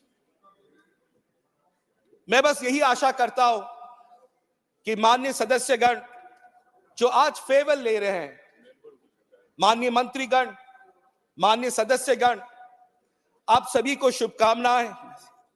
और बस Robert Frost की उस 4 लाइनों को कह के मैं अपना वक्तव्य रखूंगा।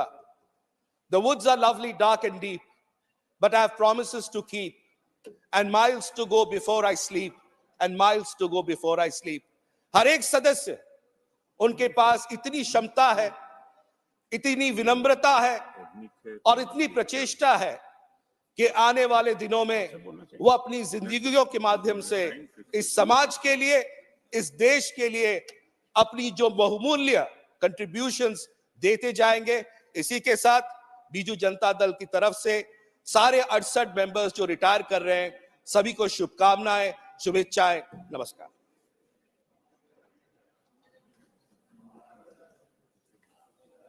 Sri N.D. Gupta, a retiring member who has already made a comeback.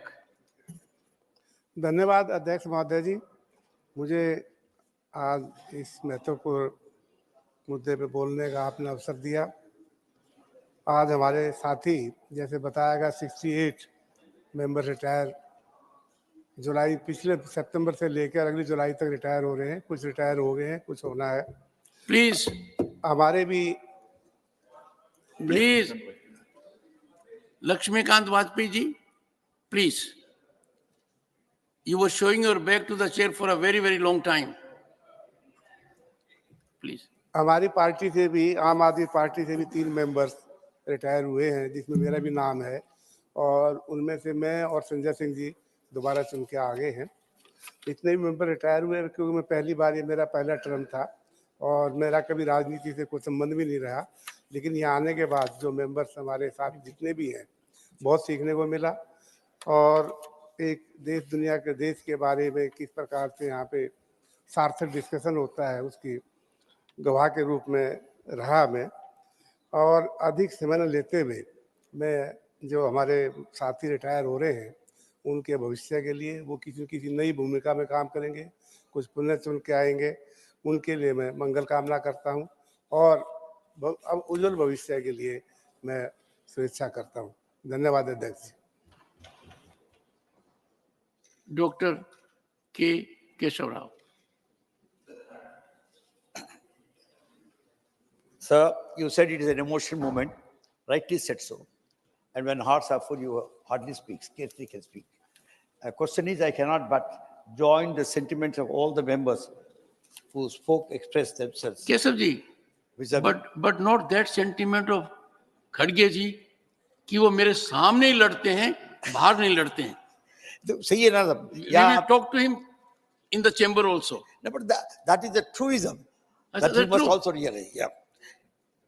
So, vis-a-vis the members who are retiring, their contribution to the House for last years that they have been here, and the wisdom that shared with us, not shared with us, the wisdom that gave us will be very lasting. I have nothing more than say, but are really shocking, as Shiva said, the 58 members whose name were not read but were referred to. And I'm really taken apart. I'm really sorry, but I knew that Agri was retiring, and it was a personal thing because her contribution in the committees was so great. So is everybody. The Patnaik ji retiring from this, I'm talking to you, and the ministers, Yadav ji, Bhupendra Yadav ji, and Dupala ji, and also our Dharmendra ji, they have really been good, but I know that if you really come back, whatever it is, all the people, I don't want to say, Jaya Bahaduri is not today's Jaya Bahaduri. 10 years back, she was the most active lady found in the house because I'm been here for the last 20 years, so that I'm telling you. So, Jaya Bachchan ji, the question is, whatever it is, why Jaya Bahaduri is all right for you. So the question is, we had really the best of the lot. As Shivaji said, that we really not only cherish, we would really gain by that. What we needed, the fighting spirit in a lot of people who are now retiring. As far as my Telangana is concerned, sir, 3 of our members are retiring. I hope one of them would come back. That is my hope, but they would come back and they have much to contribute. And equally, I thank you, Patnaik ji. I share, as I told you, when heart is full, nothing can be said at all, but I share whatever you said, particularly Arvind ji, Deputy Chairman Sahab, the way you presented the contributions of ours to this house and also the contribution that perhaps we would make next, because as the Prime Minister said, from Rajya Sabha we go to Jana Sabha. And particularly when I see Trivedi ji and also Rakesh Sinha, I'm really thankful, but they have been a wisdom to their party, a very dogmatic sometimes in their approach. They have tried to throw some kind of a light and enlightenment, which whether they took it or not, I don't know, but they have been very good. Thank you very much, sir. Thank you, sir. Thank you, माननीय doctor के सरोज जी. माननीय श्री प्रेमचंद गुप्ता जी. माननीय श्री प्रेमचंद गुप्ता नहीं. माननीय श्री इलामारम करीम जी, not present. माननीय Shri Ramnath Thakur ji.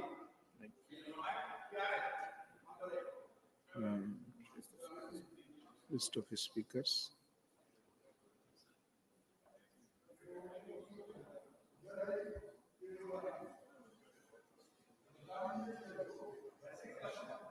Wait.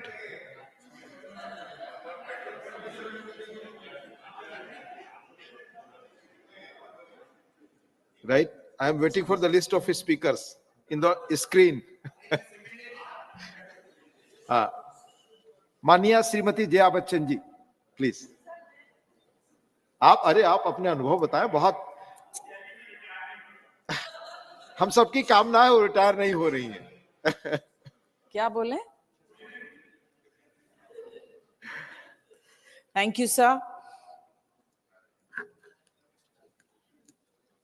20 साल जीवन का बहुत बड़ा काल होता है, बहुत समय होता है, और जो मेरा अनुभव रहा अच्छा भी रहा, कभी कभी बुरा रहा. और जैसे कल मैंने सभापति जी से कहा, बहुत से वक्त मुझे भी सैडनेस महसूस हुआ जैसे उनको होता है।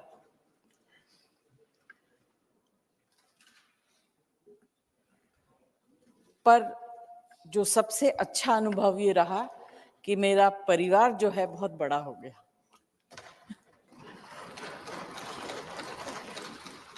मुझे नहीं लगता कि जो जिस तरह से हम लोग हाउस के अंदर एक दूसरे के ऊपर नाराज होते हैं, और मुझे हमेशा कुछ हमारे साथी बोलते हैं आप इतना गुस्सा क्यों हो जाती।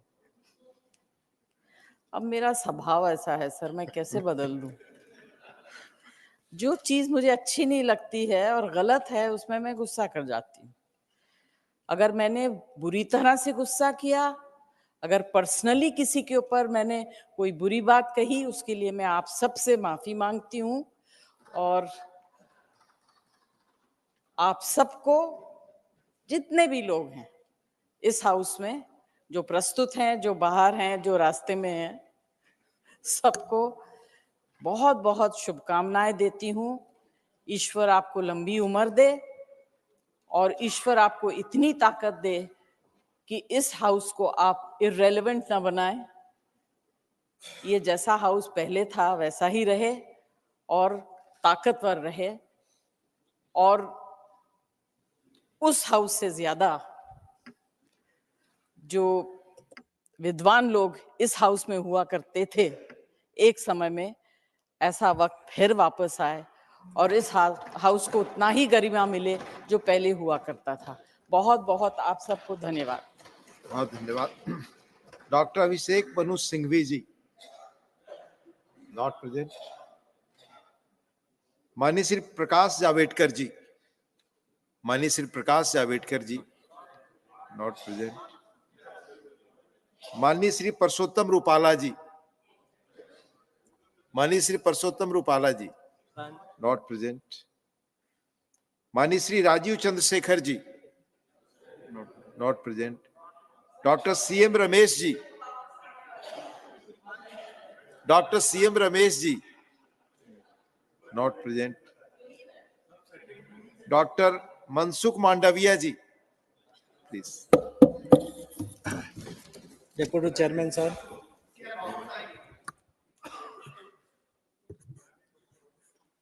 माननीय डेप्यूटी चेयरमैन सर, आज ये सम्मानीय सभागृह में मेरा 12 साल पूर्ण हो रहा है। मुझे पता याद है, आज से 12 साल पहले गुजरात में मैं संगठन में काम करता था और हमारे विधानसभा के स्पीकर का निधन हुआ था और एक बाई इलेक्शन चल रहा था। मुझे वहां सूचना दी गई कि आपको राज्यसभा में जाना है। मैंने कभी दिल्ली देखी नहीं थी और मैंने राज्यसभा और लोकसभा एक ही परिसर में होती है ऐसा पता नहीं था, और मेरी पार्टी ने मुझे राज्यसभा में भेजा। जब मैं राज्यसभा में इलेक्ट होके आया, स्वर्गस्थ जेटली जी ने भी मेरे साथ वोट लिया था, और जब हम वहां से गुजरात से आए, जेटली जी के चैम्बर में मिले, जेटली जी ने हमें दो बात कही थी कि आप विधानसभा में तो रहे हैं, लेकिन दिल्ली का कल्चर, रीति नीति, कार्य पद्धति और ये संसद का उपला गृह है, अपर हाउस है, उसमें बहुत विद्वान लोग होते हैं, सभी स्टेट से होते हैं, बहुत सीनियर होते हैं। कई लोग सेंट्रल में मिनिस्टर रहे हुए होते हैं, कई पूर्व प्रधानमंत्री है, कोई पूर्व मिनिस्टर है, कोई सदस्य सालों से 5-5, 6-6 टर्म से राज्यसभा में है। पहले 6 महीने तक उसको सुनना, उससे सीखना, और उस वक्त हमारे पुरानी पार्लियामेंट में हम ओपोजिशन में थे, कोने में बैठते थे। 6 महीने तक सभी को सुनता रहा, समझता रहा, और उस वक्त कई कमेटी में भी हम लोगों को रखा गया। उस वक्त पार्टी में मैं विशेष काम करता था, इसलिए पार्लियामेंट में स्टैंडिंग कमेटी में मैं कम आता था। उस वक्त केसी त्यागी जी जैसे विद्वान सांसद भी हुआ करते थे, मेरी एक स्टैंडिंग कमेटी के चेयरमैन थे। मैं 3 बार एब्सेंट रहा, तो 3 बार एब्सेंट रहने के बाद उन्होंने एक बार मुझे कॉल करा कि आप चौथी बार नहीं आएंगे तो मैं आपको कमेटी से निकाल दूंगा। और हुआ ऐसा कि मैं चौथी बार नहीं आ पाया और मुझे कमेटी से उन्होंने निकाल दिया। तो बाद में मैं पार्लियामेंट में आया और सेशन शुरू हुआ, मुझे मिला, उन्होंने मुझे प्यार से कहा कि मैं डिसिप्लिन का आग्रही हूं और मैंने आपको वार्निंग दिया था, आप नहीं आया, मुझे आपको हटाना पड़ा। उसको बुरा मत मानना, उससे सीखना, नियमित रहने का। केसी त्यागी जी को मैं धन्यवाद करता हूं जिन्होंने मुझे पार्लियामेंट्री डिसिप्लिन सिखाई, और तब से मैं आग्रही रहता हूं कोई भी मीटिंग में टाइम पे पहुंचना। पॉलिटिकल काम भी होता रहता है, लेकिन पार्लियामेंट की प्रोसीजरल एक्टिविटी में उपस्थित रहना, केसी त्यागी जी का आज के अवसर पर मैं उल्लेख भी करता हूं, उसको धन्यवाद भी करता हूं। माननीय डिप्टी चेयरमैन सर, ये महान सदन में मुझे कई घटना का साक्षी बनने का अवसर मिला। हम हमेशा कहते थे, जब स्टूडेंट लीडर थे, विधानसभा में थे, स्टेट में पार्टी में काम करते थे, मेरी पार्टी की विरासत है, हम सब बोलते थे जहां हुआ बलिदान मुखर्जी वो कश्मीर हमारा है। और मेरे पिताजी ये जमाने में जनसंघ में काम करते थे और वही ये नारा लगाते थे। ये नारा हम घर पे सुनते थे और उसको उस वक्त कल्पना नहीं थी कि वो तो ये जमाने में वो कभी इलेक्ट होंगे, कभी असेंबली में जाएंगे, पार्लियामेंट में जाएंगे, उसके लिए वो काम नहीं करते थे। वो काम करते थे भारत माता की जय के लिए। वो काम करते थे कि एक पार्टी कभी सत्ता में आएगी तो अयोध्या में राम मंदिर बनाएगी, पार्टी कभी सत्ता में आएगी तो धारा 370 हटाएगी, ये पार्टी कभी सत्ता में आएगी तो भारत माता को परम वैभव के स्थान पर विराजमान करेंगे। यही कल्पना से वो लड़ते थे, मेहनत करते थे। मैं छोटा था, मेरे घर पे देखता था, समझता था। और प्रधानमंत्री जी, मेरे पिताजी आज नहीं रहे, लेकिन जब 2020 में संसद में धारा 370 हटाई, वो 100 साल की आयु के थे, मैं उसमें वोटिंग करके घर पे गया। वो चल नहीं पा रहे थे, लेकिन भी जब मैं घर पे गया, वो उठ के गेट तक आ गया बाहर, और उन्होंने गौरव महसूस किया। उसकी आंखों का आंसू को मैं वंदन करता हूँ। उन्होंने गौरव लिया कि मेरा बेटा धारा 370 हटाने के पार्लियामेंट के कानून में साइन करके आया है, वोट करके आया है। दोस्तों, ये सब लोगों ने जो पुरुषार्थ किया था, परिश्रम किया था, जिन्होंने अपनी जिंदगी खपा दी थी आइडियोलॉजी के लिए, विचारधारा के लिए, राष्ट्र के लिए कुछ करने के लिए, ऐसे लोगों को मैं अभिनंदन करता हूं। और उनकी विरासत के रूप में मुझे यहाँ ये महान ग्रह में आने का अवसर मिला। मैं ये भी घटना कही, यही सदन में धारा 370 हटने की घटना का मैं साक्षी रहा। जीएसटी जैसे कानून मेरे ही समय के दरमियान पारित किया गया। 3 तलाक का कानून हो, महिला आरक्षण हो, न्याय संहिता हो, जैसे महान रिफॉर्म जो आने वाले दिनों में, जब देश अमृत काल से गुजर रहा है और जब देश आजादी का अमृत महोत्सव मनाता हो, यानी कि जब देश आजादी का शताब्दी वर्ष मनाता हो, देश की आजादी का 100 वर्ष पूर्ण हुआ हो, और उस वक्त की जनरेशन विकसित भारत को देख रही हो, उस वक्त वो याद करेंगे कि ये देश में एक बार, मैं जब छोटा था तो पढ़ता था चंद्रगुप्त मौर्य का स्वर्ण काल। डिप्टी चेयरमैन साहब, मोदी जी का स्वर्ण काल को याद करेंगे, तब ये सब कानून भी उसके संज्ञान में आएंगे और हमें गौरव महसूस होगा, या तो हमारी नेक्स्ट जनरेशन को गौरव महसूस होगा कि हमारे फादर ने या हमारे फोरफादर ने ये कानून बनाते वक्त उन्होंने अपना योगदान दिया था, अपना वोट दिया था। इस घटना का साक्षी बनने के लिए मैं स्वयं मेरी जात को गौरव महसूस करता हूं। माननीय डिप्टी चेयरमैन सर, यही सदन में जब हम ऑपोजिशन में बैठते थे, जेटली जी थे हमारे साथ, वेंकैया नायडू जी थे, रविशंकर प्रसाद जी थे। ऑपोजिशन में रह के जिस तरह से तर्क वितर्क करके अपनी बात को रखते थे, मैं सदन में पी राजीव को भी देखा है, वो कम्युनिस्ट एमपी थे, उनके तर्क करने की एक शैली थी। और कोई भी हाउस में कोई भी बिल हो और कोई भी हाउस की कार्यवाही हो, उसका कुछ न कुछ इनपुट्स रहता था, उसकी तर्क करने की शैली को हम समझते थे। वैसा ही केसी त्यागी जैसे शरद यादव जैसे नेता जो अपने कमिटमेंट के लिए अड़े रहने, अकेले हो जाने के बाद भी अपनी बात पर अड़े रहने वाले लोगों को भी इस सदन में, महान सदन में हमने देखा। ये पार्लियामेंट का अपर हाउस होने के नाते 12 साल तक मेरी पार्टी ने, आदरणीय मोदी जी ने मुझे इस हाउस में मेंबर के रूप में काम करने का अवसर दिया। 2016 में मैं स्टेट मिनिस्टर बन के काम करना चालू करा। राज्य मंत्री के रूप में भी मैं राज्यसभा और लोकसभा दोनों सदन में मुझे जाने का अवसर मिला, दोनों सदन को समझने का भी अवसर मिला।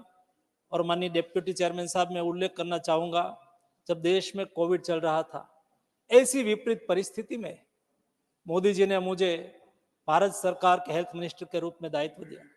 उस वक्त दिल्ली के गलियारों में बात होती थी कि अननोन आदमी है, एक कोविड की ये स्थिति को कैसे मैनेज करेगा, क्योंकि मैं इतना परिचित इस गलियारों में नहीं था। लेकिन इस सदन में उस वक्त मैंने कोविड के संदर्भ में कई बात कही, कई बार मैंने सार्वजनिक एज ए मिनिस्टर के रूप में कई विषय रखे। माननीय चेयरमैन साहब, मोदी जी के नेतृत्व में मुझे हेल्थ मिनिस्टर के रूप में काम करने का अवसर मिला। मैं एक घटना का साक्षी बना कि देश जब कोविड के पहले और जब कोविड के शुरुआत के दिनों में जब दुनिया के साथ हम बात करते थे, तब दुनिया कहती थी कि इंडिया कैसे कोविड मैनेज करेगा। India is a big country, huge diversity, 1.4 billion population. ये स्थिति में इंडिया में कैजुअलिटी कितनी होगी, उसके आधार पर दुनिया अपना एस्टिमेट लगाती थी कि दुनिया में कितनी कैजुअलिटी होगी। लेकिन मोदी जी ने जिस तरह से देश में कोविड मैनेज करा, जिस तरह से मैं मार्गदर्शन करा, और मोदी जी के मार्गदर्शन में हमने जिस तरह से देश में काम करा, उसका नतीजा ये निकला, जब ओमिक्रॉन वेव खत्म हुआ और G20 समिट हो या तो वर्ल्ड इकोनॉमिक फोरम हो, जहां भी सभी जगह पे मुझे भारत का प्रतिनिधित्व करने का अवसर मिला। मुझे खुशी है कि बड़े बड़े लोगों ने, बड़े बड़े कंट्री हेड ने, जब मैं उसकी अपॉइंटमेंट लेके मिलता था या तो वो मुझे मिलते थे, तो पहला उसका सेंटेंस था, congratulation India, you have done good Covid management and vaccination drive. दोस्तों, ये माननीय चेयरमैन साहब, इस स्थिति से भी काम करने का मुझे अवसर मिला। इस सम्मानीय सदन ने परस्पर, जब पॉलिटिक्स में कई बार पॉलिटिक्स होता है, लेकिन मुझे खुशी इस बात की है कि कई विषयों पर बहुत डीपली डिस्कशन होता है, ध्यान से समझते हैं तो उसके तर्क में कई मार्मिकता भी होती है, चाहे सरकार के पक्ष से हो, चाहे ओपोजिशन की ओर से हो। सभी को सुनने का मुझे बहुत रुचि लगती थी। 12 साल की, यानी कि 12 इयर्स की इस यूनिवर्सिटी में मैं पढ़ा हूँ, मैं सीखा हूँ, मैं समझा हूँ। मेरे से हो सका इतना दिया है, लेकिन बहुत कुछ लेके जाता हूँ। आप सब साथियों को मेरी ओर से हार्दिक शुभकामनाएं। धन्यवाद। धन्यवाद। Message from Lok Sabha secretary general. Sir, with your kind permission, I rise to report that the Lok Sabha at its sitting held on 7th February 2024 passed 1. The appropriation vote on account bill 2024, 2. The appropriation bill 2024, 3. The Jammu and Kashmir appropriation number 2 bill 2024, 4. The Jammu and Kashmir appropriation bill 2024, and 5. The finance bill 2024. The Speaker has certified that these bills are money bills within the meaning of Article 110 of the Constitution. I lay a copy each of the said bills on the table. Papers to be laid on the table. Mani Dr. Jitendra Singh.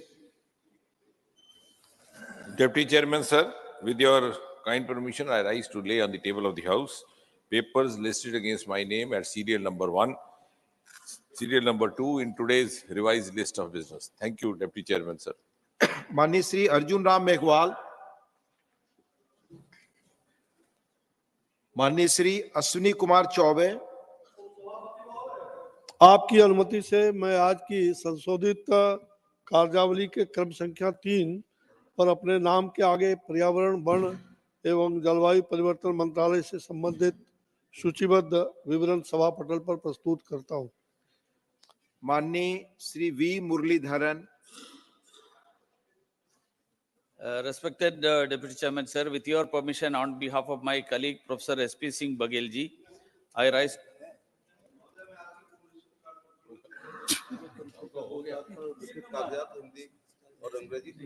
उन्होंने चिट्ठी दिया।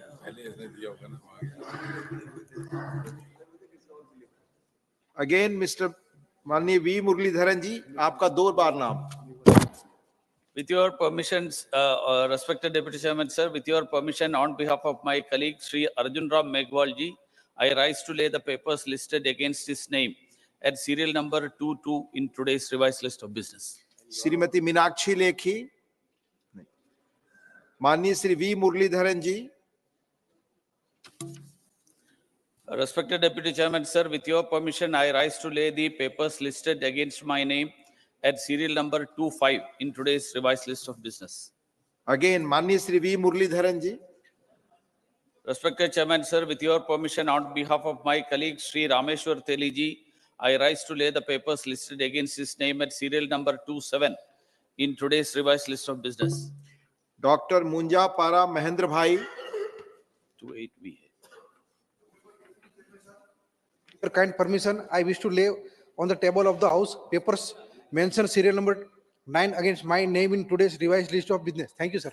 Dr. L. Murugan. Chairman, sir, with your kind permission, I rise to lay on the table of the House the papers mentioned against my name at serial number 2 class 10 of today's revised list of business. Shri Nisit Pramanik. Mani Shri Nisit Pramanik.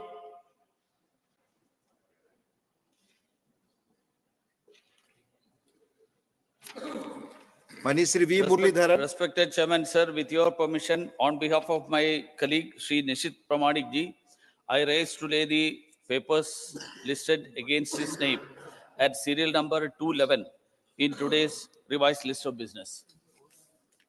Now we move to reports of the department-related Parliamentary Standing Committee on Commerce. Reports of the Department-related Parliamentary Standing Committee on Commerce. Dr. Abhishek Manu Singhvi, not present. Mani Shri Ajodhya Rami Reddy. Sir, I wish to present a copy each in English and Hindi of the following reports of the Department-related Parliamentary Standing Committee on Commerce. 186th report on action taken by government on the recommendations, observations of the committee contained in its 181st report on development of trade and industries in Northeastern region, and 187th report on comprehensive strategy to map major products and countries to maximize exports and minimize imports. Thank you, sir. Thank you. Reports of the Department-related Parliamentary Standing Committee on Health and Family. Mani Shri Bhuneswar Kalita. Sir, I rise to present a copy each of the following reports in English and Hindi of the Department-related Parliamentary Standing Committee on Health and Family Welfare. Number 1, the 152nd report on the action taken by the government on the recommendation of observation contained in the 144th report of the demands for grants 23-24, demand number 47 of the Department of Health Research, Ministry of Health and Family Welfare.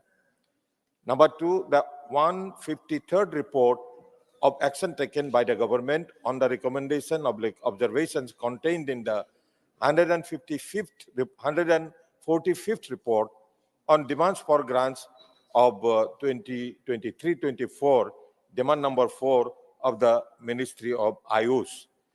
Number 3, 154th report on action taken by the government on the recommendation of observations contained in the 143rd report on the demands for grants for 2023-24, demand number 46 of the Department of Health and Family Welfare, Ministry of Health and Family Welfare, and number 4, 155th report on the functioning of the central government health scheme. Thank you, sir. Thank you. Reports of the department-related Parliamentary Standing Committee on Transport, Tourism and Culture. Dr. C.M. Ramesh. Sir, I raise to present following reports in English and Hindi of the department-related Parliamentary Standing Committee on Transport, Tourism, Culture. 364th report on the action taken by the government on the recommendations, observations of the committee contained in its 343rd report on demands for grants 2023-24 of Minister of Tourism.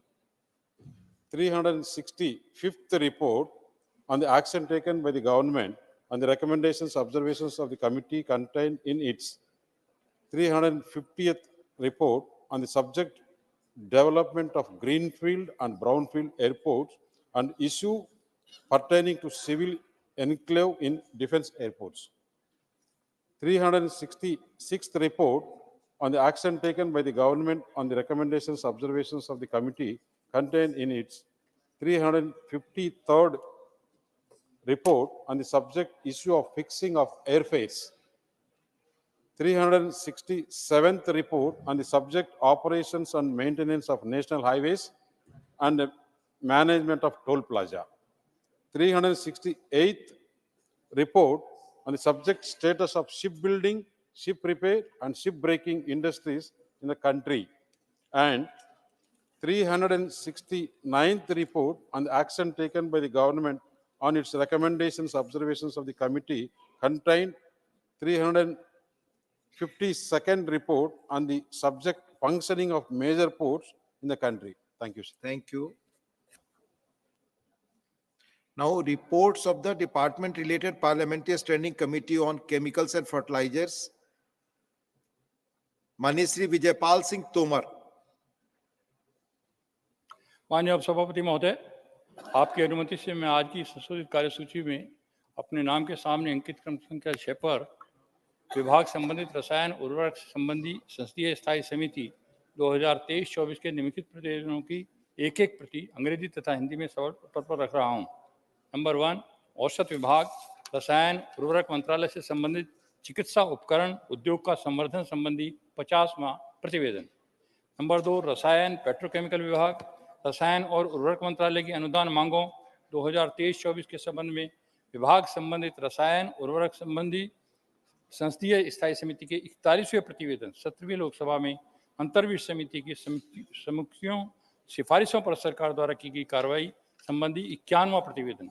और number 3, उर्वरक विभाग रसायन और उर्वरक मंत्रालय से संबंधित उर्वरकों पर जीएसटी और आयात शुल्क सहित उर्वरक उत्पादन और आयात नीति आयोजन के संबंध में विभाग संबंधित रसायन और उर्वरक संबंधी संसदीय स्थायी समिति के 43वें प्रतिवेदन 17वीं लोकसभा में अंतर्विषय समिति की समीक्षाओं ओब्लिक सिफारिशों पर सरकार द्वारा की गई कार्रवाई संबंधी 52वां प्रतिवेदन. Thank you. Now, report of the department-related Parliamentary Standing Committee on Defence. माननीय Lieutenant General retired Dr. D.P. Batsi. Dr. D.P. Bats. Sabapati ji, I rise to lay a copy of the 47th report pertaining to the review of functioning of Jila Sainik boards in country, both Hindi and English version of the Standing Committee on Defence as listed against my name in today's list of business.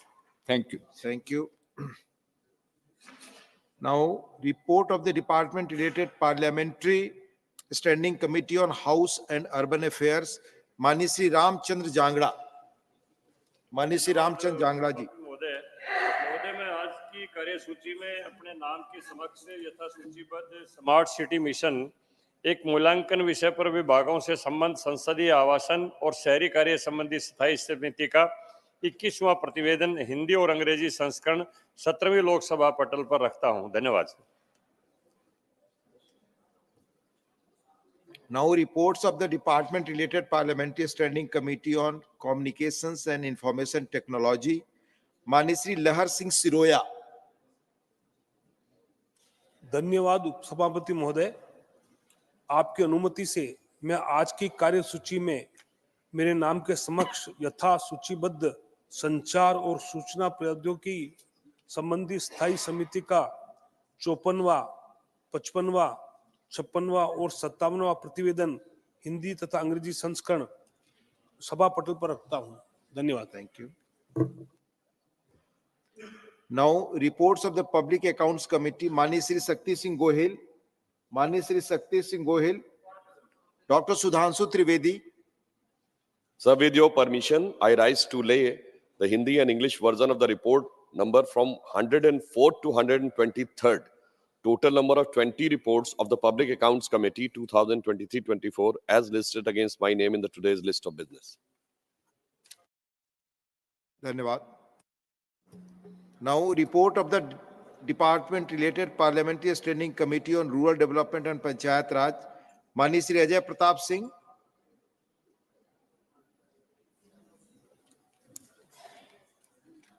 माननीय उपसभापति महोदय, मैं आज की कार्यसूची में मेरे नाम के सम्मुख यथा सूचीबद्ध ग्रामीण विकास एवं पंचायत राज संबंधी स्थायी समिति का 37वां प्रतिवेदन हिंदी और अंग्रेजी संस्करण सभा पटल पर रखता हूं। धन्यवाद। Reports of the Committee on Welfare of Other Backward Classes, Mani Shri Harnath Singh Yadav, Mani Shri Harnath Singh Yadav, Mani Shri Sakaldeep Rajbhar, आप रिपोर्ट लेकर। माननीय सभापति जी, मैं आपकी अनुमति से कार्मिक और प्रशिक्षण विभाग के अधीन विभिन्न विभागों, संगठनों, संस्थानों में रोजगार के अन्य पिछड़े वर्गों का प्रतिनिधित्व सुनिश्चित करने और उनके कल्याण के लिए किए गए उपाय के संबंध में 30वां प्रतिवेदन, श्रम और रोजगार मंत्रालय के संबंध में कर्मचारी राज्य बीमा निगम में रोजगार के अन्य पिछड़े वर्ग के प्रतिनिधित्व सुनिश्चित करने और उनके कल्याण के लिए किए गए उपाय के संबंध में 31वां प्रतिवेदन, गृह मंत्रालय के अधीन केंद्रीय औद्योगिक सुरक्षा बल में रोजगार में अन्य पिछड़े वर्गों का प्रतिनिधित्व सुनिश्चित करने के कल्याण के लिए किए गए उपाय के संबंध में 32वां प्रतिवेदन और गृह मंत्रालय के अधीन केंद्रीय रिजर्व पुलिस में अन्य पिछड़े वर्गों का प्रतिनिधित्व सुनिश्चित करने के लिए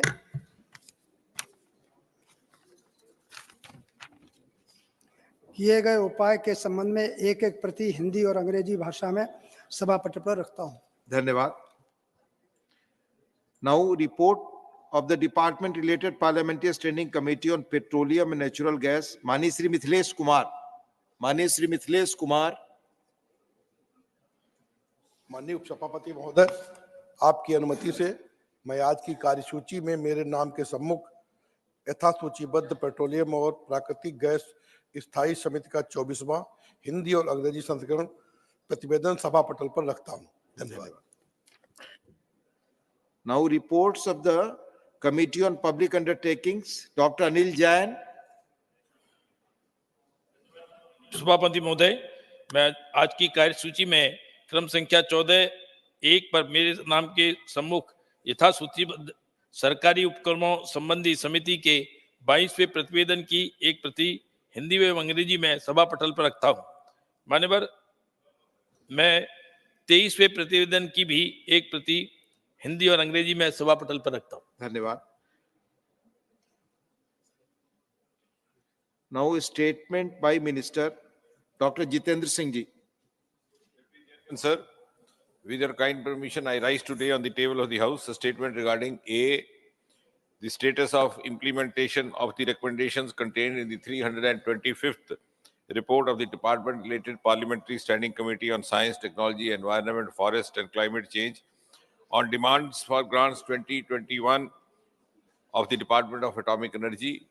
B, the status of implementation of the recommendations contained in the 334th report of the Department-related Parliamentary Standing Committee on Science, Technology, Environment, Forests and Climate Change pertaining to the demands for grants 2021 of the Department of Atomic Energy. C, the status of implementation of the recommendations contained in the 341st report of the Department-related Parliamentary Standing Committee on Science, Technology, Environment, Forest and Climate Change on the demands for grants 2021 of the Department of Atomic Energy. D, the status of implementation of the recommendations contained in the 351st report of the Department-related Parliament Standing Committee on Science, Technology, Environment, Forest, Climate Change, and on demands for grants 2021 of the Department of Atomic Energy. And E, the status of implementation of the recommendations contained in the 358th report of the Department-related Parliament Standing Committee on Science, Technology, Environment, Forest, Climate Change on demands for grants 2023 of the Department of Atomic Energy. Thank you, Deputy Chairman, sir. धन्यवाद. For Sri Arjun Ram Meghwal ji, माननीय Shri V Muraleedharan ji. Respected Deputy Chairman, sir, with your permission, on behalf of my colleague Sri Arjun Ram Meghwal ji, I rise to lay the statements showing action taken report on the recommendations contained in the 356th report of the Department-related Parliamentary Standing Committee on Transport, Tourism and Culture on demands for grants for 2023-24 of Ministry of Culture. Thank you. Again, माननीय Shri V Muraleedharan ji. Respected Deputy Chairman, sir, with your permission, on behalf of my colleague Sri Ajay Bhattji, I rise to lay the statements regarding a 331st report on the action taken by the government on the recommendations, observations of the Department-related Parliamentary Standing Committee on Transport, Tourism and Culture, contained in its 320th report on development of tourism infrastructure in the country. B, status of implementation of the recommendations, observations of the Department-related Parliamentary Standing Committee on Transport, Tourism and Culture contained in its 338th report on the demands for grants 22-23 of the Ministry of Tourism. धन्यवाद. Dr. L. Murugan. Deputy Chairman, sir, with your kind permission, I rise to make a statement regarding the status of implementation of the recommendation observation contained in the 38th report of Standing Committee on Communication and Information Technology on ethical standards in media coverage pertaining the Department of Information and Broadcasting. Thank you. Now, motion for election to the Central Advisory Committee. माननीय Shri Bhupendra Yadav ji to move a motion for election of one member to the Central Advisory Committee. Respected Deputy Chairman, sir, with your permission, I rise to move the motion that in pursuance of Section 3, subsection 2B of the Building and Other Construction Workers Regulation of Employment and Condition of Service Act 1996, read with Rule 11.2 of the Building and Other Construction Workers Regulation of Employment and Condition of Service Central Rules 1998. This House do proceed to elect in such manner as directed by Chairman, one member from among the member of the House to be a member of the Central Advisory Committee for a period of 3 years, subject to other provisions of the said Act and rules made by thereunder. Thank you. Motion moved. Those in favor will please say aye. Those against will please say no. I think the ayes have it, the ayes have it, the ayes have it. The motion is adopted. Now, statutory resolutions. Sri Pankaj Chaudhary ji to move a resolution regarding approval of notification number 01/2024 customs dated 15 January 2024. सभापति महोदय, मैं अपने वरिष्ठ सहयोगी श्रीमती निर्मला सीतारमण जी की ओर से निम्नलिखित संकल्प का प्रस्ताव करता हूं। सीमा शुल्क अधिनियम 1975 की धारा 8 के अनुसरण में यह सदन द्वारा अधिसूचना संख्या 1/2024 सीमा शुल्क दिनांक 15 जनवरी 2024 का अनुमोदन करता है, जो 18/1/2024 से मोलासेस HS 1703 के निर्यात पर 50% का निर्यात शुल्क निर्धारित करने के लिए सीमा शुल्क टैरिफ अधिनियम की दूसरी अनुसूची में संशोधन करना चाहता है। Resolution moved. If somebody wants to speak on this, no. So I shall put the statutory resolution moved by Minister to vote. The question is put. Those in favor will please say aye. Those against will please say no. I think the ayes have it, the ayes have it, the ayes have it. The resolution is adopted.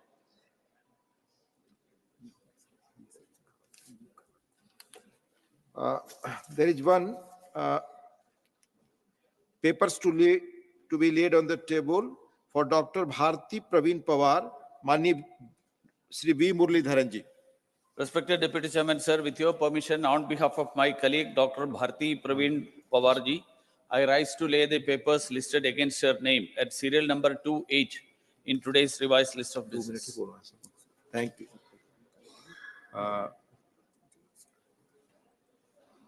माननीय सदस्यगण,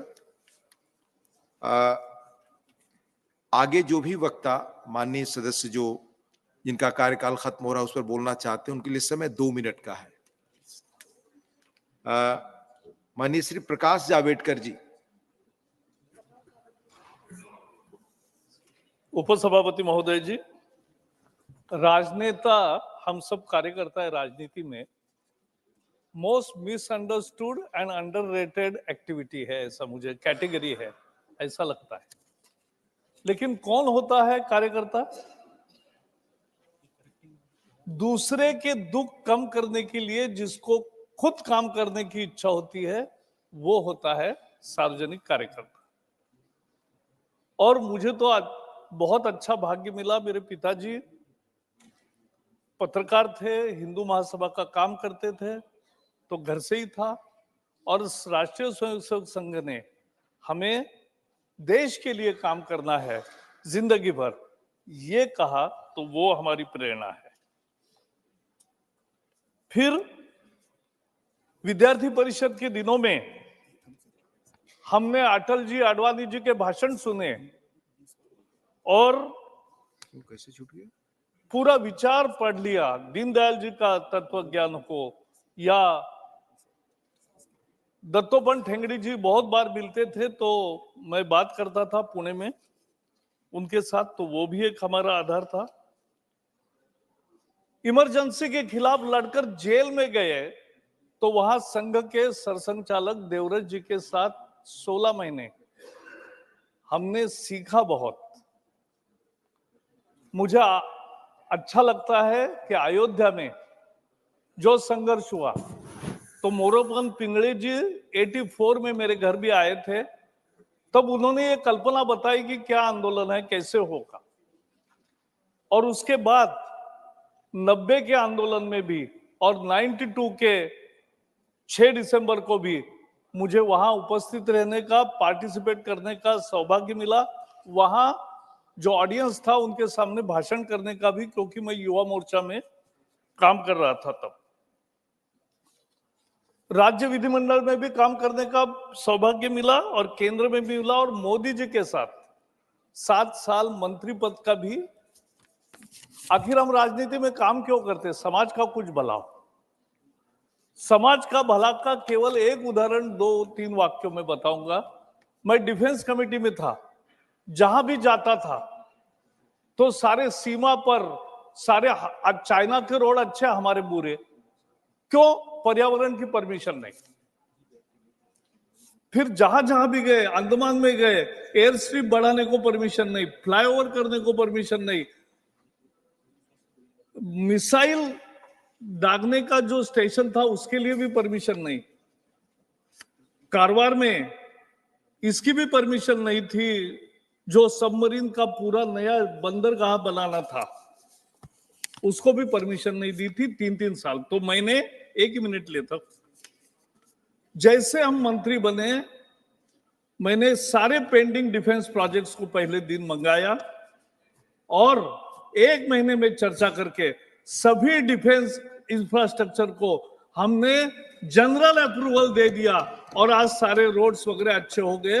तो हम जब सत्ता में जाते हैं तो वो भी काम कर सकते हैं। अंत में 1971 में मैंने रामभाऊ मालगी के पार्लियामेंट चुनाव में काम किया, पहले 71। आज भी कर रहा हूं, आगे भी करूंगा। बहुत बहुत धन्यवाद। Thank you. मैं जानता हूं आप सब बहुत महत्वपूर्ण बातें कह रहे हैं, पर चूंकि समय की सीमा है इसलिए मैं आग्रह करूंगा समय के लिए। एक स्टेटमेंट रह गया, statement by minister correcting answer to question, professor S P Singh Baghel. Professor S P Singh Baghel, statement by minister correcting answer to question. Yes sir. Honorable Deputy Chairman, sir, with your kind permission, I rise to make a statements correcting the answer reply given on 19 December 2023 to unstart question number 1869 Hindi and English version by Sri Saket Gokhale, MP regarding India-Israel joint trial on COVID-19 patient and the reasons for delay. Thank you very much. माननीय श्री राजीव चंद्रशेखर जी।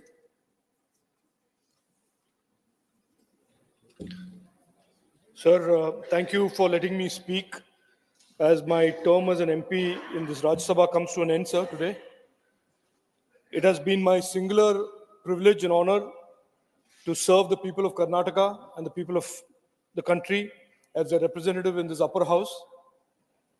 I must thank my leaders, Prime Minister Narendra Modi ji, Home Minister Amit Shah ji, Party President Nadda ji, and of course, my leaders in Karnataka, the late Anant Kumar ji, Yediyurappa ji, and of course the former Prime Minister Deve Gowda ji, who initiated my entry into politics in 2006 and have supported me consistently since, and I am deeply grateful for all their support, sir. Sir, my career has spanned many different areas. I spent 6 years as a technology engineer, 12 years as a telecom and technology entrepreneur, and the last 18 years I have served to the best of my ability as a public servant and a representative in this upper house. I have spent, sir, 2 terms as an independent MP in this house and 1 term as a BJP MP in the Rajya Sabha, 8 years in all as an opposition MP, where I saw and was witness to the lost decade, and 10 years as a Treasury MP, some of that time as a minister, where I have seen the dramatic transformation of our country over the last 10 years, sir. Sir, I've had the singular privilege of being involved in and initiating debates on the 2G scam, spectrum auction, NPAs, one rank, one pension, the non-celebration of the Kargil war victory, net neutrality, data protection, and many such topics in this house, sir. And I must thank all of my colleagues in the house who have supported me all these years and been steadfast in their support. Sir, I end by saying that I have certainly tried to work hard, and I hope that my work and my performance in the House has met the standards set by all those who have come before us, before me, and all those who will come after me. I thank my Honorable Prime Minister for the opportunity to serve in government, and my party president, Nadda ji, and my colleagues in my party and in the House for this opportunity to serve in the House and for their support. Thank you, sir. Jai Hind. Thank you, Rajiv ji. माननीय श्री परसोत्तम रूपाला जी। जी साहब, राम राम साहब।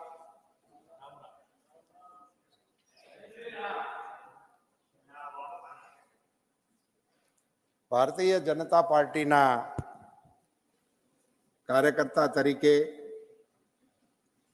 અમરેલી જિલ્લાના એક નાનકડા ગામમાંથી એક કાર્યકર્તાને દિલ્હીના રાજ્યસભાના સાંસદ સુધીની યાત્રા કરાવવા માટે ભારતીય જનતા પાર્ટીનો અંતઃકરણપૂર્વક આભાર માનું છું અને પાર્ટીને ધન્યવાદ કરું છું. સાહેબ, મારે સમય જાજો નથી લેવો, પણ કેટલીક ઘટનાઓને જરૂર અહીંથી સ્મરણ કરવી છે. મારી સાહેબ આ 3જી ટર્મ છે અને હું અગાઉની કોઈ ટર્મમાં પણ આ ફેરવેલ સ્પીચમાં મેં ભાગ નથી લીધો, એટલે આ પહેલી વખત બોલું છું. સાહેબ, 90ની અંદર સોમનાથ મંદિરની અંદર આદરણીય અડવાણીજીની આગેવાનીમાં રથયાત્રા સોમનાથથી અયોધ્યાનો પ્રારંભ થયેલો, ત્યારે હું જિલ્લા ભાજપના કાર્યકર્તા તરીકે અમરેલીના કાર્યકર્તાઓને લઈને એ યાત્રાને સપોર્ટ આપવા માટે સાહેબ ગયેલો. ત્યારે કલ્પના નહોતી કે એ રથની વ્યવસ્થાનું કામ સંભાળતા નરેન્દ્રભાઈ મોદી દેશના વડાપ્રધાન બનશે અને રામલલ્લા, જે યાત્રાના પ્રારંભમાં અમે કહેતા હતા, એ રામલલ્લા અયોધ્યામાં બિરાજશે એ ઘટનાને હું સંસદની અંદર ઊભો થઈ અને આવકારીશ એવી કલ્પના નહોતી. આને હું પ્રભુ શ્રી રામની કૃપા ગણું છું. સાહેબ, અમે જિલ્લો ખેડતીનો ખેડૂત પરિવારનો સભ્ય, નર્મદા અમારે ગુજરાતની જીવાદોરી, એને માટેના ખૂબ આંદોલનો સાહેબ અમે કર્યા, ન્યાય કર્યા, ગામમાં, રોડમાં, રસ્તામાં, મેઘા પાટકર સામે બોર્ડર ઉપર આવીને, અને સાહેબ અહીંયા આવીને સંસદમાંથી એની મંજૂરી માંગવા હાટુથી 5 વર્ષ સુધી સાહેબ સામેની બેન્ચ ઉપરથી રાડા રાડ કરી અને અમને પરમિશન નહોતી મળી. મારે સાહેબ આજે ફેરવેલ પાર્ટીના માધ્યમથી ગુજરાતના કાર્યકર્તા તરીકે પ્રધાનમંત્રી શ્રી નરેન્દ્ર મોદીને અભિનંદન આપવા છે કે બદલાયેલી રાજકીય પરિસ્થિતિને કારણે, દેશની જનતાના આશીર્વાદને કારણે પ્રધાનમંત્રી તરીકે મોદીજી બેઠા, અમારી આ લાંબી લડાઈનો અંત પણ આવ્યો અને એ પરમિશન પણ અહીંથી ત્યાં ગઈ અને બંધ પૂરો થયો. એ બધી જ ઘટનાનો સાક્ષી થવાનો અવસર આ રાજકીય યાત્રા દરમિયાન સાહેબ મને મળ્યો. સાહેબ, અમે ખેડૂત તરીકે એમએસપી માટેની માંગણીના આંદોલનો કરેલા, મિનિમમ સપોર્ટ પ્રાઇસ અંગેની ઘણી બધી માથાકૂટો કરતા હતા. સાહેબ, એ એમએસપી જે અંગેનું પંચ બેઠાડેલું વાજપેયી સાહેબે, એ પંચનો રિપોર્ટ આવી ગયો સ્વામિનાથન સાહેબનો, એ રિપોર્ટ 10 વર્ષ સુધી પીડ્યો રહ્યો. મારે સાહેબ દેશના ખેડૂતો વતી પ્રધાનમંત્રી શ્રીને અભિનંદન આપવા છે કે સાહેબ એમએસપી નો નિર્ણય એમણે સ્વીકાર્યો, સ્વામિનાથન સાહેબની ભલામણો સ્વીકારી અને આજે દેશના ખેડૂતોને એમએસપી બને છે. મનસુખભાઈએ જેમ કીધું એમ એ ઘટનાના અમે પણ સાહેબ સાક્ષી બની શક્યા. સાહેબ, અમે દિલ્હી આવ્યો હું પહેલી વખત, અમારા દિલ્હી ભાઈ સંઘાણી એ સંસદ સભ્ય તરીકે પહેલી વખત ચૂંટાણા 90માં, એની ભેગો હું અહીંયા એની અરે હથવારો કરાવવા આવેલો અને ગેલેરીમાં બેહીને જૂની પાર્લામેન્ટમાં અમે એના સાક્ષી બનેલા. સાહેબ, ત્યારથી લઈને અત્યાર સુધીની જે ફેરફારો થયા એમાં સાહેબ હું રાજ્યસભાના સાંસદ તરીકે નવા સંસદ ભવનમાં ફેરવેલ પાર્ટીમાં આટલા બધા મહાપુરુષોની વચ્ચે એમને આભાર માટે ઊભો કર્યો, એ કેવડો મોટો બદલાવ આવ્યો સાહેબ. નવું સંસદ ભવન જોવા મળ્યું, કર્તવ્ય પથ બની ગયું, સુભાષચંદ્ર બોઝની પ્રતિમાને ગર્વભેર સલામ કરવા માટેનો સાહેબ અવસર આવ્યો. ભારત મંડપમની અંદર મંત્રીમંડળના સભ્ય તરીકે વિદેશી મહેમાનોની સાથે કાર્યક્રમમાં ભાગ લેવાનો મોકો મળ્યો. યશોભૂમિની અંદર સાહેબ જવાનું થયું. આ બધા જ બદલાવો સાહેબ ભારતીય જનતા પાર્ટીના કાર્યકર્તા તરીકે મારો જિલ્લાથી રાષ્ટ્ર સુધીનો વિકાસ થયો, એની સાથે ભારતના વિકાસની યાત્રાને હું સાંકળીને જ્યારે જોઈ રહ્યો છું સાહેબ, ત્યારે ભારતીય જનતા પાર્ટીના અધ્યક્ષશ્રીઓ જેટલા રહ્યા તેટલા, આદરણીય પ્રધાનમંત્રી શ્રી નરેન્દ્રભાઈ મોદી સાહેબ, નડ્ડાજી, ગુજરાત ભારતીય જનતા પાર્ટીના બધા કાર્યકર્તાઓનો અંતઃકરણપૂર્વક આભાર માનું છું. સાહેબ, અહીંની મારી કાર્યવાહીની અંદર ભાગ લેતી વખતે વિરોધ પક્ષના ધારાસભ્ય તરીકે ઘણી વખત મેં હાઉસની અંદર મને એવું લાગે છે કે અનુચિત વ્યવહાર મારાથી થયો હોય છે. મેં રાડો પણ ખૂબ પાડેલી છે સાહેબ, અને કાર્યકર્તાઓએ અને વિપક્ષના સાથીઓએ ભરપૂર પ્રેમ પણ આપ્યો છે સાહેબ. ખૂબ ભાઈબંધો મળ્યા નવા. ઘણી બધી વખત સાહેબ સંસદની અંદર બોલવાનો પણ અવસર મળ્યો, જવાબો આપવાનો પણ અવસર મળ્યો, અને એવા અમારા કેવા કરવાને કારણે કોઈને એમ લાગ્યું હોય, એમનું દિલ દુભાણું હોય તો એમની ક્ષમા માગું છું. એ ઇન્ટેન્શન એમના કોઈ વ્યક્તિનો દિલ દુભાવવાનો નહોતો. પાર્ટી તરીકે મારી જે જવાબદારી હોય એને અદા કરવા માટેનો મેં પ્રયાસ કર્યો હોય. આપ બધાને હું કાયમ યાદ રાખીશ. આપ બધા ગમે ત્યારે ગુજરાત પધારો, અમારા મહેમાન થજો. હું આપને સૌને ગુજરાત જોવા માટેનું, દ્વારકાધીશના અને સોમનાથ દાદાના દર્શન કરવા આવવા માટેનું આમંત્રણ આપું છું. સરદાર સાહેબની પ્રતિમાને વંદન કરવા માટે આખાએ ગૃહને સહપરિવાર હાગમટે આવવાનું આમંત્રણ આપું છું. અને આપે સાહેબ મને, હું પહેલી વખત સાહેબ એવી ઘટના બની કે ચેર ઉપરથી મારું નામ બોલાણું હોય, હું હોઉં નહીં, એને માટે મારી દિલગીરી વ્યક્ત કરું છું. આપનો આભાર માનું છું. धन्यवाद। भारत माता की जय। बधाने राम राम। बहुत बहुत धन्यवाद माननीय श्री परसोत्तम रूपाला जी। माननीय श्री भूपेंद्र यादव जी। सम्माननीय उपसभापति महोदय, सबसे पहले तो मैं अपनी पार्टी के नेतृत्व का आभार व्यक्त करता हूं, जिन्होंने मुझे राज्यसभा के 2 कार्यकाल दिए। मैं सदन के सभी सदस्यों का, जिनके साथ मैंने काम किया, उनका आभार व्यक्त करता हूं। पर ये कार्यकाल समाप्त हुआ है, कार्य समाप्त नहीं होता है कभी। माननीय प्रधानमंत्री जी ने आज सुबह सही कहा कि ये सदन विश्वविद्यालय की तरह है, यहाँ बहुत कुछ सीख कर हम चीजों को समृद्ध करके जाते हैं। मैं 3 विषय कहूंगा। पहला, हमने अपने संसदीय प्रणाली की इस कार्य यात्रा में कमेटी सिस्टम को काफी आगे बढ़ाया है और मेरा ये एक सौभाग्य रहा कि मैंने 25 से ज्यादा कमेटियों में काम किया, 12 से ज्यादा कमेटियों में चेयरमैन के नाते भी काम किया। चाहे सेलेक्ट कमेटी हो, चाहे जॉइंट सेलेक्ट कमेटी हो, चाहे स्टैंडिंग कमेटी हो, चाहे बिजनेस एडवाइजरी कमेटी हो, चाहे फाइनेंशियल कमेटी हो और चाहे हाउस कमेटी हो। लेकिन भविष्य में भी इस सदन में जब चर्चा सत्र हो तो कमेटियों के विषय पे और कमेटियों की प्रणाली को स्ट्रेंथन करने के लिए, उसमें पॉलिटिकल कंसेंसस करने के लिए हम उसको और कैसे ज्यादा उपयोगी करें, उस पर जरूर सदन को विचार करना चाहिए। दूसरा, इस सदन में 12 वर्षों में बहुत अच्छे भाषण सुनने का अवसर मिला। मुझे अच्छी तरह ध्यान है, एफडीआई पे जब हम विपक्ष में थे तो अरुण जी और आनंद शर्मा जी के बीच में भाषण था। जम्मू कश्मीर के विषय पे गुलाम नबी जी और अरुण जी के विषय में भाषण था। 370 में माननीय अमित भाई का भाषण था। मुझे अच्छी तरह ध्यान है, अगस्ता पे मनोहर पारिकर जी का विषय था।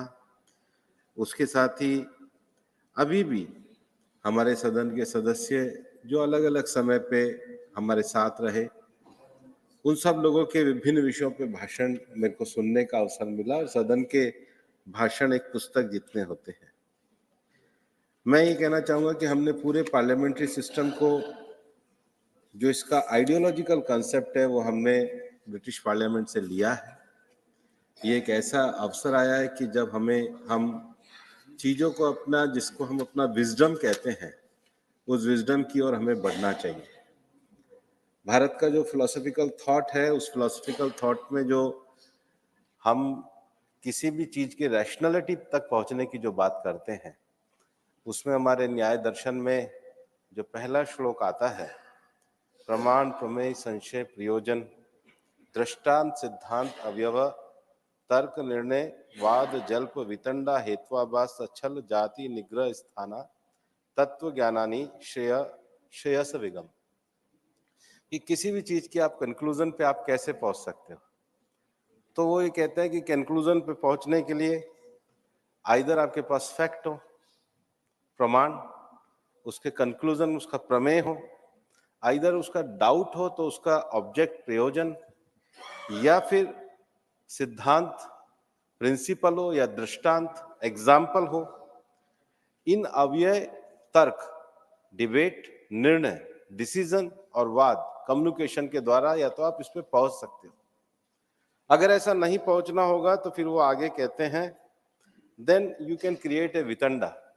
बिना किसी विषय के अगर आप केवल अगर लड़ने की बात कहेंगे तो उसको वितंडा कहेंगे, और अगर आप ऐसा ना करें, केवल दूसरे के सिद्धांत का खंडन ही करें और अपना कोई एग्जाम्पल, प्रिंसिपल, लॉजिक ये ना रखें, तो फिर उसको कहते हैं वो छल, धोखा और निग्रह स्थाना है। और ये किसी भी चीज को एक लॉजिकल चीज पे पहुंचने का हमारे यहाँ पूरा एक फिलोसॉफिकल प्रबोधन दिया गया है। मैं चाहूंगा कि ये सारे जो विषय हैं जो हमने अपने इनहेरेंट, क्योंकि हम जब कहते हैं कि भारत लोकतंत्र की जननी है, तो ऐसा नहीं है कि प्रिंसिपल्स हमारे यहाँ नहीं थे, शास्त्रार्थ नहीं थे। हमारे यहाँ शास्त्रार्थ की परंपरा में प्रिंसिपल भी थे। उन प्रिंसिपलों को बहुत अच्छी तरीके से स्कॉलरली लिखा भी गया है। आज वापिस से वो समय आया है जब देश एक अमृतकाल की ओर बढ़ रहा है कि उन सारे प्रिंसिपल्स को हम यहाँ पर चर्चा के सत्र में लाएं। और तीसरा विषय मैं अंत में यही कहना चाहूंगा कि भारतीय विचार परंपरा है जहाँ पर विवाद नहीं होना चाहिए, संवाद होना चाहिए, संघर्ष नहीं होना चाहिए, विमर्श होना चाहिए, आलोचना ही नहीं होनी चाहिए, समालोचना होनी चाहिए, केवल विचार नहीं होना चाहिए, विचार के साथ व्यवहार होना चाहिए, जो गांधी जी ने हमको सिखाया है, जिस विचार को हम लेकर के चले हैं। मुझे आज ये 12 वर्ष पूरे होने पर आनंद है, खुशी है, संतोष है और ये अनुभूति है कि हमारे देश की जो युवा पीढ़ी है वो इन सब परंपराओं को आगे बढ़ाएगी और इंडियन विजडम के आधार पे हम वसुधैव कुटुंबकम की दुनिया बनाने में भारत की सदन के योगदान को आगे बढ़ाने का कार्य करेंगे। बहुत बहुत धन्यवाद। बहुत धन्यवाद माननीय भूपेंद्र जी। माननीय Shri V Muraleedharan ji. Sir, Deputy Chairman, sir, thank you for giving me an opportunity to participate in this discussion and this farewell speech. Sir, it's a blessing and for me, for a person like me who hails from a very modest background from the state of Kerala, to represent the people of Kerala, even though I have been elected from Maharashtra in this august house, which is the upper house of Indian Parliament. So I take this opportunity to thank the Prime Minister, express my gratitude to the Prime Minister and the leadership of BJP for nominating me to be a member of Rajya Sabha from the legislature of Maharashtra. I also take this opportunity to thank the legislatures and the people of Maharashtra for electing me to Rajya Sabha.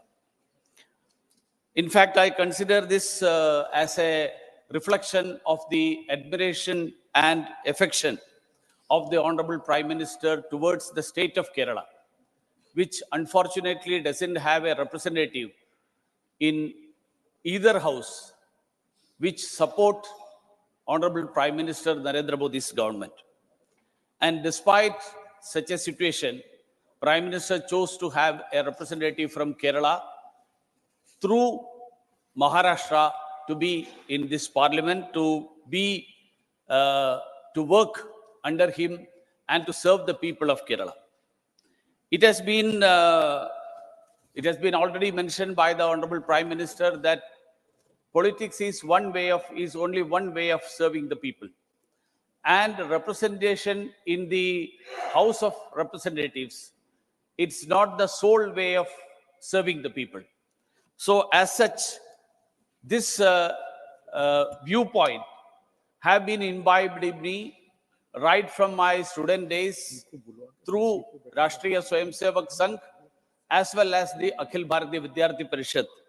And I take this opportunity, especially to the leadership of all these organizations, for nurturing in me this sense of commitment to the society, commitment to serve the society.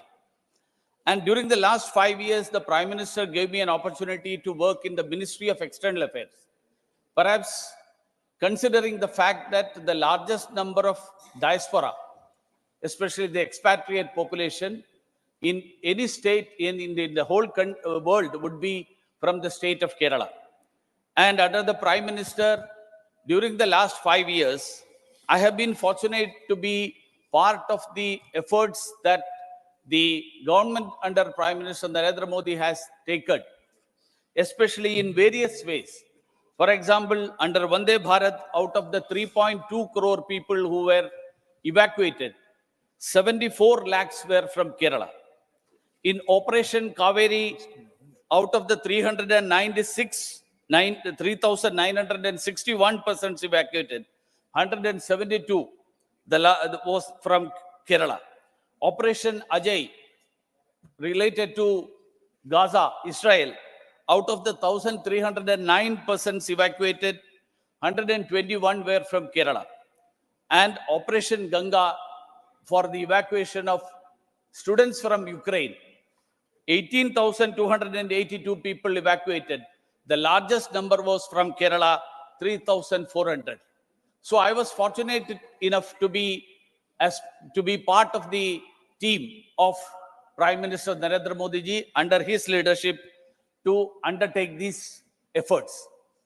Under the Prime Minister Narendra Modi's leadership, during the last 10 years, 650 crore rupees have been spent by the Indian Community Welfare Fund, helping 3.5 crore people, which is the largest amount spent any time during this last 75 years.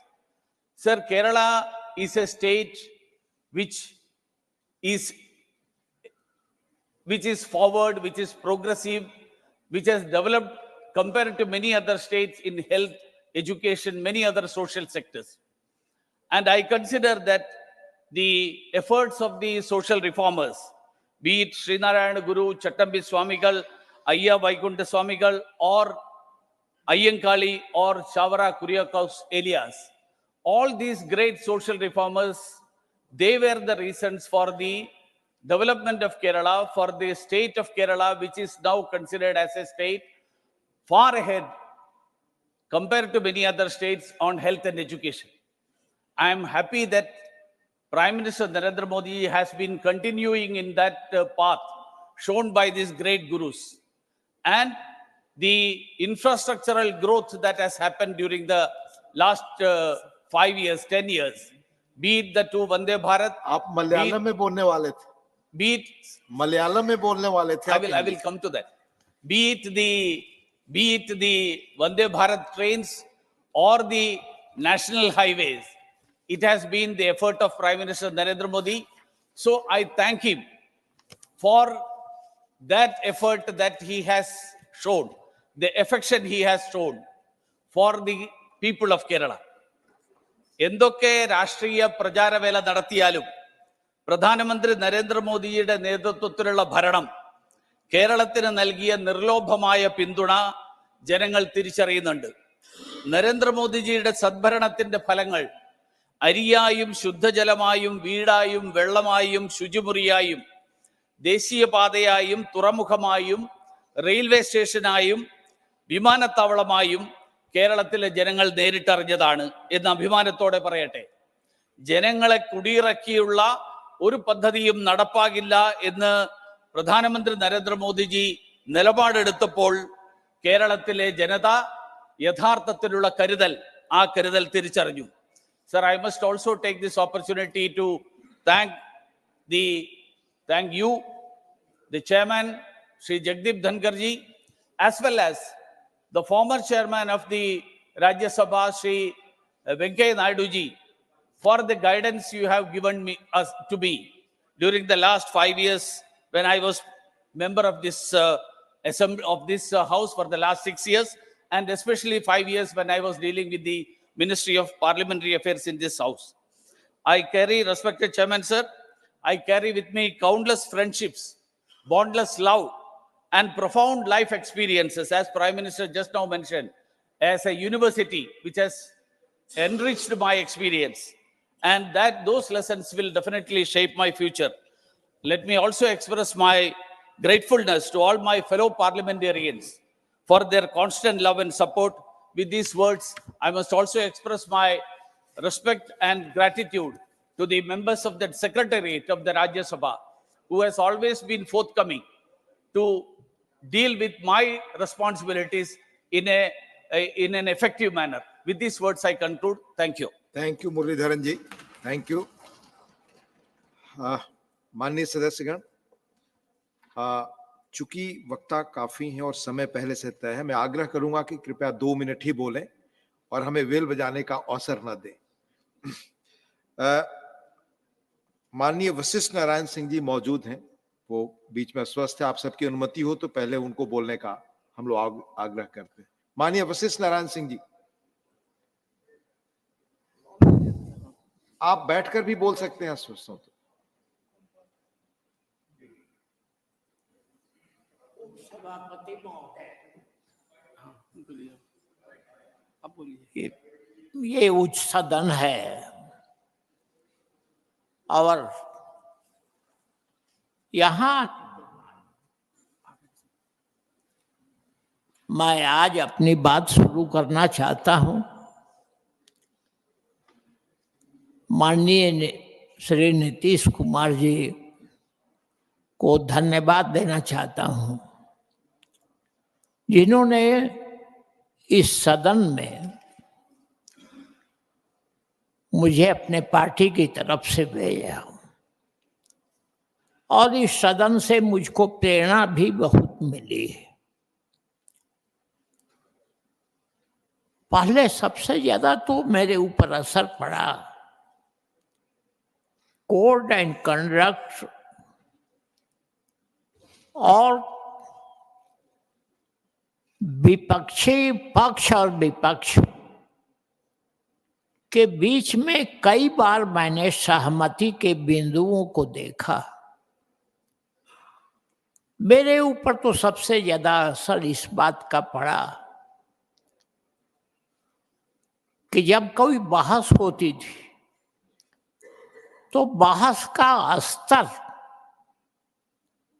इतना अच्छा होता था कि अलग राय रखने वाले लोग भी, स्वयं मैंने इसको अनुभव किया है, इसलिए आधार पर कह रहा हूं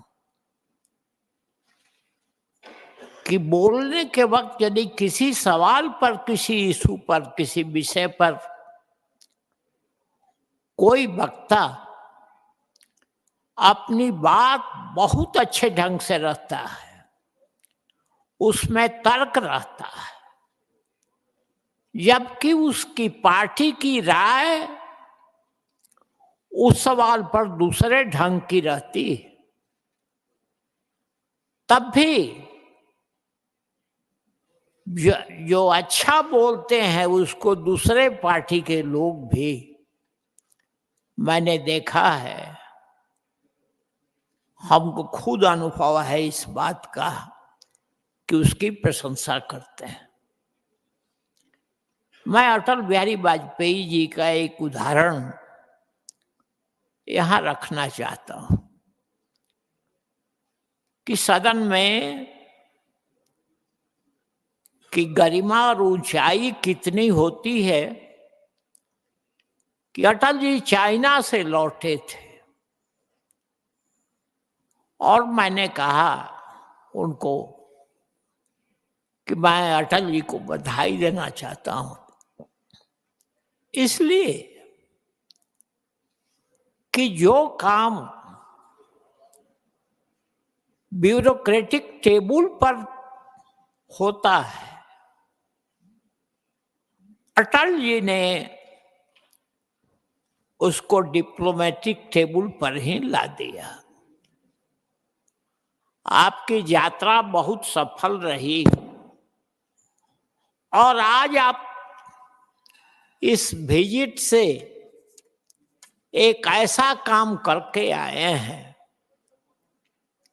कि आने वाले लोग जो भारत के प्रधानमंत्री होंगे उनको भी एक फाउंडेशन आपने दे दिया है कि अब इस काम को वो आगे बढ़ावे। अटल बिहारी वाजपेयी जी उसके जब लंच हुआ तो मेरे सीट के पास चले आए और बहुत उन्होंने एक तरह से कहा, बार बार कहा कि बहुत अच्छा बोले, बहुत अच्छा बोले, बहुत अच्छा बोले। तो मैंने देखा इस ढंग का इनकरेजमेंट और कई पुराने मेंबर्स को भी हम देखते थे जो लंबे काल तक इस सदन में रहे, इसमें जनेश्वर मिश्रा जी की भी बात मुझको याद आती है कि जनेश्वर मिश्रा जी जब हम बोल रहे थे तो वो कहे कि तुम बोलते हो तो हम लोगों की पार्टी की भाषा जो होती है वही बोलते हो, लेकिन हो इन लोगों के भारतीय जनता पार्टी के साथ क्यों हो? तो हमने कहा यही तो खूबसूरती है कि यहां आपने सुना और आपको भी मेरी बात से कुछ सहमति वाले सवाल, और जो आपने कहा कि अच्छा बोले। कल ही उपसभापति महोदय हमारे पास MIT पूना के लड़के आए जो छात्र संसद का कोर्स भी वहां चलता है। एक बार मुझको वहां जाने का मौका मिला तो हमारे पास आए थे 25 आदमी, 26 लोग थे। तो उन लोगों ने यही पूछा कि लीडरशिप की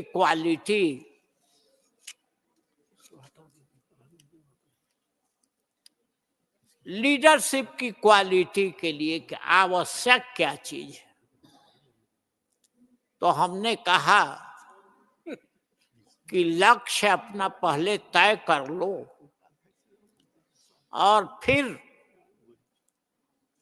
उस लक्ष्य को लेकर के कभी विश्राम मत करो। और दूसरा, सीखने का प्रयास करो। तीसरा, आपसी संबंध जो अलग राय रखते हो उनसे भी कटुता का भाव मत रखो। इस सदन में भी मैंने देखा है और यही प्रेरणा लेकर के। माननीय वशिष्ठ बाबू, समय बहुत कम है, संक्षिप्त करें। हाँ, ये इस हाउस में भी देखा है कि बहुत सा अलग अलग राय रखने के बाद भी लोगों के बीच में एक संबंध, रिश्ता इतना अच्छा रहता है।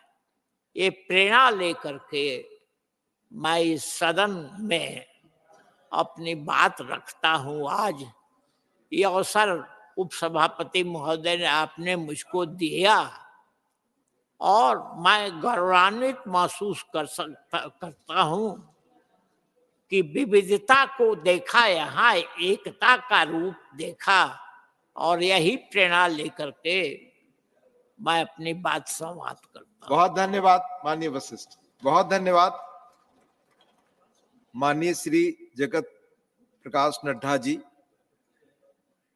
माननीय Shri GK Vasan ji, only 2 minutes sir. Doctor M Thambidurai ji, 2 minutes sir. Yes, sir. Thank you, Deputy Chairman, sir.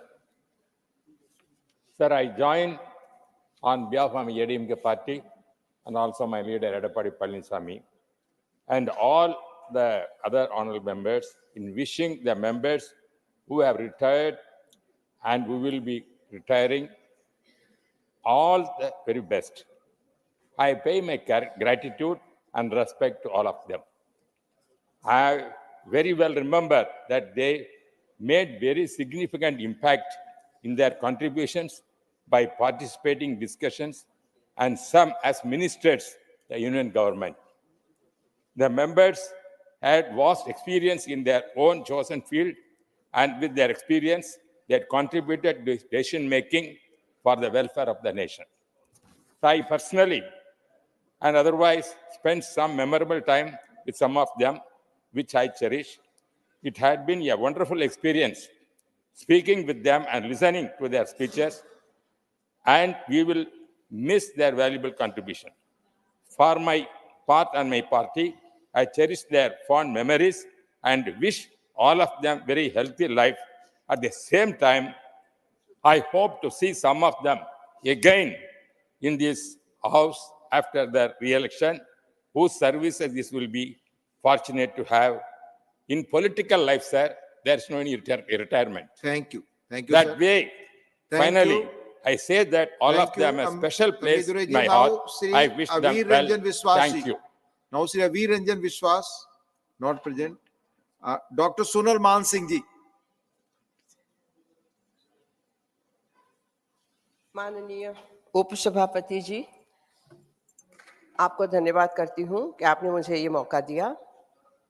6 वर्ष पहले जब मेरे पास ये समाचार आए तो अत्यंत हर्ष और एक भावना के साथ कि जो नृत्यकार हैं, जो संगीतकार हैं, परफॉर्मिंग आर्ट्स की कम्युनिटी, उनका सम्मान हो रहा है, मेरा नहीं।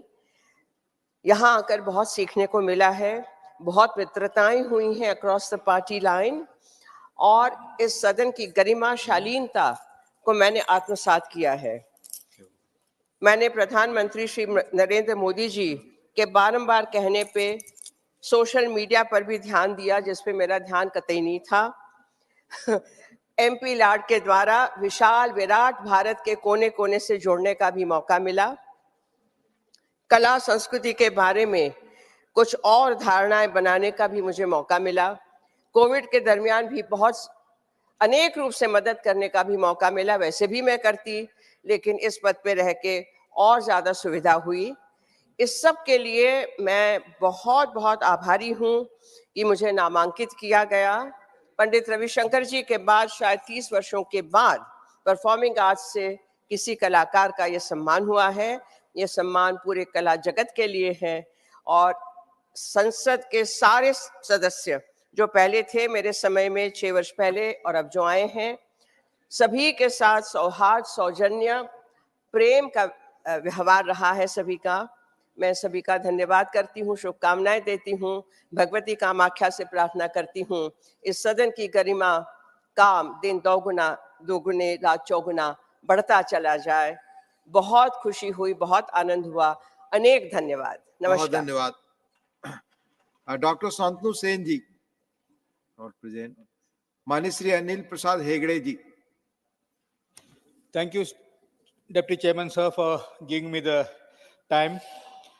Sir, 40 साल पहले मेरा राजनीतिक सफर शुरू हुई। इसमें 20 महीने से मैं यहाँ पर राज्यसभा में हूँ। मैं सबसे पहले मेरा पार्टी का अध्यक्ष नीतीश कुमार जी को मैं धन्यवाद देता हूँ। पिछले 20 महीने से मैं राज्यसभा में हूँ और पुराने बिल्डिंग में मेरा मेडन स्पीच हुआ और यहाँ पर नए बिल्डिंग में मेरा फेयरवेल स्पीच हो रही है। मेरा सौभाग्य रहा कि लोकतंत्र बचाने में जेपी के बाद सबसे ज्यादा योगदान रखने वाले व्यक्ति जॉर्ज फर्नांडिस थे। वो उनके पार्टी में मैं काम करने का मुझे मौका मिला, और वैसे ही अभी मेरा नीतीश कुमार मेरा पार्टी का अध्यक्ष है, जो समाजवाद देश में लाने के संबंध में दिशा में उन्होंने गैर बराबरी मिटाने का कई सारे कार्यक्रम उन्होंने लागू किया। जैसे 50% आरक्षण महिलाओं को पंचायत राज और स्थानीय संस्थाओं में उन्होंने देकर बिहार पहले राज्य बना। वैसे ही जातिगत जनगणना भी उन्होंने ही किया। हर घर नल का जल उन्होंने शुरू किया था। और सबसे पहले इसके लिए भी मैं धन्यवाद देता हूं, उन्होंने गांधी जी का अति प्रिय और अति कठिन कार्यक्रम जो शराबबंदी को इतना दिन से उन्होंने लागू रखा। Sir, I am very proud that today this TCS, Infosys, HCL and Wipro, these are the top 10 world's top 10 software companies. आपको याद होगा मोरारजी देसाई के सरकार में कोको कोला के साथ IBM को जॉर्ज फर्नांडिस इंडस्ट्री मिनिस्टर रहते हुए उनको बाहर निकाला। उसका वैक्यूम को ये करते हुए ये 4 कंपनी आज ये यहाँ पर पहुंचे। ये लोग खुद भी इसका एक्नॉलेज किए हैं। एक और विषय मैं यहाँ पर लाना चाह रहा हूँ, मनी लॉन्ड्रिंग के संबंध में जो यहाँ पर लोकसभा में 1991 का इसमें ये हो रहा था, तब कोई कंपनी का मालिक, रिलायंस कंपनी का मालिक ने, any politician is purchasable as long as you are prepared to pay the right price करके उन्होंने बोला। ये वाक्य बोलने के लिए उनको ब्लैकलिस्ट किया गया। उस समय उन्होंने बोला कि आई blacklisted the company just to tell him there were politicians who did not have a price. Anil Hegde जी, समय खत्म हो रहा है, प्लीज। ये कोई मेरे पास डिबेट है, डिबेट का कॉपी है। समय खत्म हो रहा है, आप उसको अंत में सर मैं आपसे यहाँ पर मुझे पिछले 2 साल से आप लोगों का सब साथ मिला और पिछले हम लोगों का पुराना जो वाइस चेयरमैन थे वेंकैया नायडू जी और अभी का चेयरमैन, और आपको सब लोगों को मैं धन्यवाद देता हूं।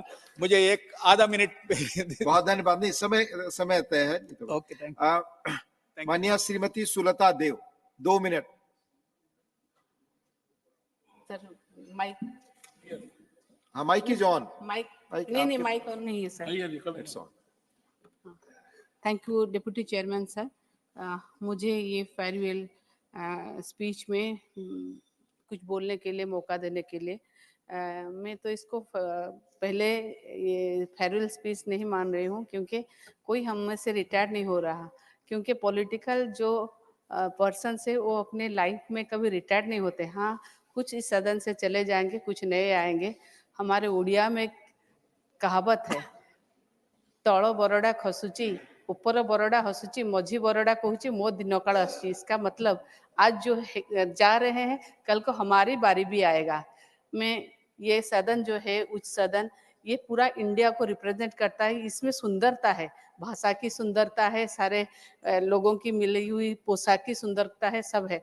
ये मैं और एक बात बोलूँगी कि यहाँ पर कितने 68 मेंबर्स रिटायर्ड हो रहे हैं, उनमें से 9 मिनिस्टर्स है और 5 मेरे दीदियाँ रिटायर्ड हो रही है। जहाँ जो जया बच्चन जी है, कांता करदम जी है, एमी अग्निक जी है, वंदना चौहान जी है और सोनाल मानसिंह जी है। ये पांचों से मैंने पर्सनली मैं उनसे कहीं ना कहीं थोड़ी जुड़ी हुई हूँ। और खासकर जया जी, जया दीदी क्या करती है ना, उनका बैग ना पिटारा होता है, कुछ ना कुछ जादू का पिटारा होता है। कभी ऐसा कोई नहीं होगा जो उनके हाथ से चॉकलेट हो, आम पापड़ी हो या कुछ ना खाया हो। हम तो जरूर धन्यवाद देंगे। और एक बात और बोलेंगे कि हमारे उड़ीसा से भी 2 सांसद इस बार रिटायर्ड हो रहे हैं, जो दोनों अपने गुण से बहुत बड़े हैं। एक प्रशांत नंदा जी, दूसरे हमारे अमर पटनायक जी। वो दोनों उड़ीसा के बहुत लेजेंडरी है, क्योंकि प्रशांत नंदा जी जो है उनका फिल्म में प्रोड्यूसर है, डायरेक्टर है, एक्टर है और उनका सेसस रावण मूवी बहुत सारे लैंग्वेज में बन चुका है। और अमर पटनायक सर जो है वो एजी रह चुके हैं। मैं सारे जो जा रहे हैं, मैं एक ही बात करके बोल के बंद खत्म करूंगी कि आपका ये जो है ना, वेद में बोलते हैं चराई बत्ती चराई बत्ती चराई बत्ती। आपका चलना, आपका आगे बढ़ना कभी खत्म नहीं होता, यहाँ से शुरू होता है। चलते रहिए चलते रहिए चलते रहिए। और एक बात है, माननीय श्री मोहम्मद नदीमुल हक, माननीय श्री मोहम्मद नदीमुल हक, माननीय श्री मोहम्मद नदीमुल हक, please. Sir, as I stand before you today, sir, reflecting on my years of public service as a member of parliament, I am overwhelmed with a sense of gratitude, nostalgia, and hope for my party, the parliament, and this great country. I am deeply indebted to my party, the All India Trinamool Congress, and our esteemed chairperson and my Didi, Mamata Banerjee, whose unwavering trust and support have afforded me the privilege of representing the party in Rajya Sabha twice. So I thank both sides of the House, the opposition as well as the Treasury bench. The opposition for teaching me to give voice to the emotion of the people, and to the Treasury benches for bearing with me and hearing me with patience. So I thank my party leaders, Derek O'Brien, Subroto Bakshi, and Shukhendu Shekhar Roy, as well as my colleagues from the TMC who have accompanied me on this journey of the Rajya Sabha. Sir, some of us will come back and some of us will not. So I end with एक साहिर की नज़म है, उसके एक बल्कि एक गीत है, उसी के ज़मीन पर साहिर के रूह से माफ़ी मांगते हुए कि मैं पल दो पल का मेंबर हूँ, बल्कि हम सब पल दो पल के मेंबर हैं, पल दो पल हमारी कहानी है, पल दो पल हमारी हस्ती है, पल दो पल हमारी रवानी है। मुझसे पहले कितने मेंबर आए और आकर चले गए, कल और आएंगे, कल और आएंगे। मुझसे बेहतर कहने वाले, तुमसे बेहतर सुनने वाले, वो भी एक पल का हिस्सा थे, हम भी एक पल का हिस्सा हैं। कल तुमसे जुदा हो जाऊंगा, वो आज तुम्हारा हिस्सा हो। बहुत धन्यवाद माननीय मोहम्मद नदीमुल हक जी। ऐसे हमारे बहुत धन्यवाद माननीय श्री कनक मेदला Ravindra Kumar ji. 2 minutes sir. Thank you, Honorable Deputy Chairman, sir, for giving this opportunity to deliver my farewell speech in this August. Sir, at the outset, I extend my heartfelt thanks to my Telugu Desam Party President and former Chief Minister Nara Chandrababu Naidu, who elected and sent me from legal profession as senior advocate to this August House to represent the crores and crores of Telugu-speaking people. My special thanks to Honorable former Chief Justice Sri N.V. Ramana ji, who is my professional colleague and friend, and he is the man behind my successful and professional political career. Sir, on 3/4/2018, I entered into my house, Parliament House, and took the oath. When I took the oath and affirmation, the same day, an announcement was made by the then presiding officer, Sri Venkaiah Naidu ji. Sri Arun Jaitley, who is no more and now then a member of the House, Minister of the Finance Affairs, is the leader of the Rajya Sabha. Now today, I am a new Parliament building on this day of 8th and attending the last session of my career as a member of Parliament. I have no hesitation to say the entire period of 2018 to till now is full of experiences and opportunity to gain knowledge. Sir, since I became a member of the Parliament of this August House, I was allowed and permitted by the presiding officers, Sri Venkaiah Naidu ji, the present chairman Jagdeep Dhankar ji, and the Honorable Vice Chairman, Deputy Chairman Sri Harivamshi ji particularly, and other presiding officers, to express and grievances of the lives of each and every people, of particularly from the state of Andhra Pradesh. Thank I you. availed all. Thank you. I availed all Thank the you. opportunities of 0 hour special mention, everything, sir. All the presiding officers were generous. Thank you, Kanak Madam. Sir, during my tenure, this August House, I had so many occasions to work together. Thank you. With, Thank you. With the formal. Thank you. I Time thanks is to over. all the Secretary General under the Thank- staff for thank you. cooperating and giving this opportunity. Thank you. Thank you, sir. माननीय सदस्यगण, माननीय अमित याग्निक जी को और श्री नारायण भाई राठवा को जाना है। अनुरोध आया है कि उन्हें पहले बोलने का मौका मिले, तो आप सबकी सहमति हो तो आई कैन जस्ट कॉल। माननीय अमित याग्निक जी, please 2 minutes. Yeah, thank you, Chairman, sir. Now for you know the chairs. For giving me this opportunity. In my wildest dreams, I had never thought that I would be in this house, in this august house. Having grown up reading Discovery of India and Glimpses of World History by Pandit Jawaharlal Nehru, and my experiments with truth by Mahatma Gandhi, and almost 70 volumes of Dr. B.R. Ambedkar's writings and speeches, and of late, Dr. Manmohan Singh ji's volumes on changing India. I had never thought that I would be here and I would be a part of that old great parliament building in the house and be in the place in the central hall where the Constituent Assembly debates took place. And when I had gone through those volumes of Constituent Assembly debates, I would see how the founding fathers and the framers of the Constitution had built a great nation. And to be there and to get the vibes and to enjoy every moment of the session while I was here, I today have mixed feelings. I saw that, well, I could actually contribute to making some kind of a change at the social level for children, for women, for disadvantaged classes, and for weaker classes who want to be at par with people in governance. And I thought I would be actually making law because I'm a lawyer, and I was knowing that after studying law, you come before the courts where they interpret the law, and when law is being seen as being interpreted in, implemented in society, I would actually be a lawmaker. And when I saw many a times the graph going down, coming from that old building to this new building. From then, looking at the Constituent Assembly debates from 1947 to 50, and then coming now, I found that there was quite some deterioration. I was very disappointed often, but I still thought that there's a ray of hope. And all the people who have come here, all the members have contributed in some way or the other. And maybe in the future, I hope that some kind of angularism will go away, and we will try to see that those levels, high levels in the parliamentary debates are achieved. Thank you so much. Narayan भाई Rathore.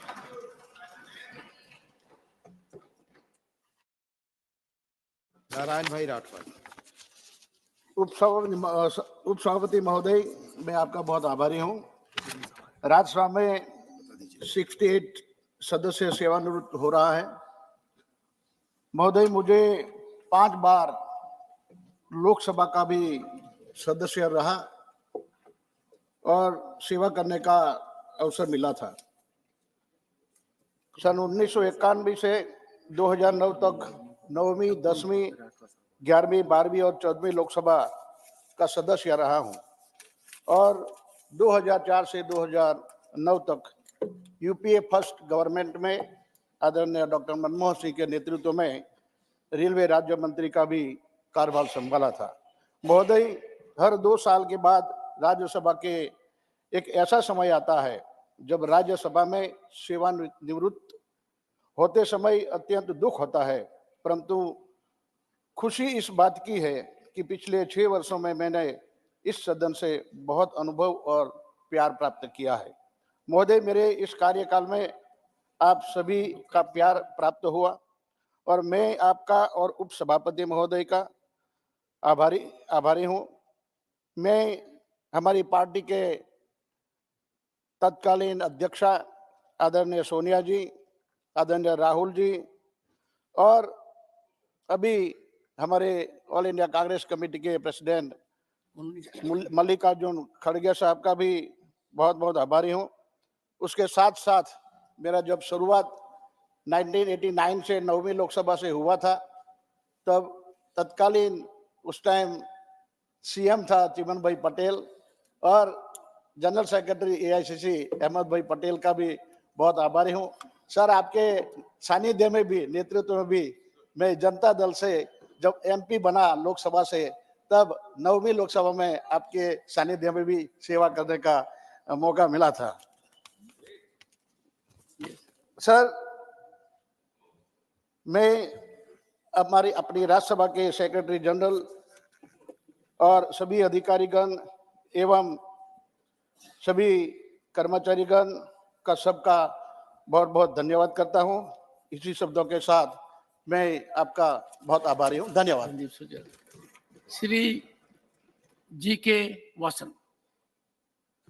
Sir, various respected members from different parties are retiring today.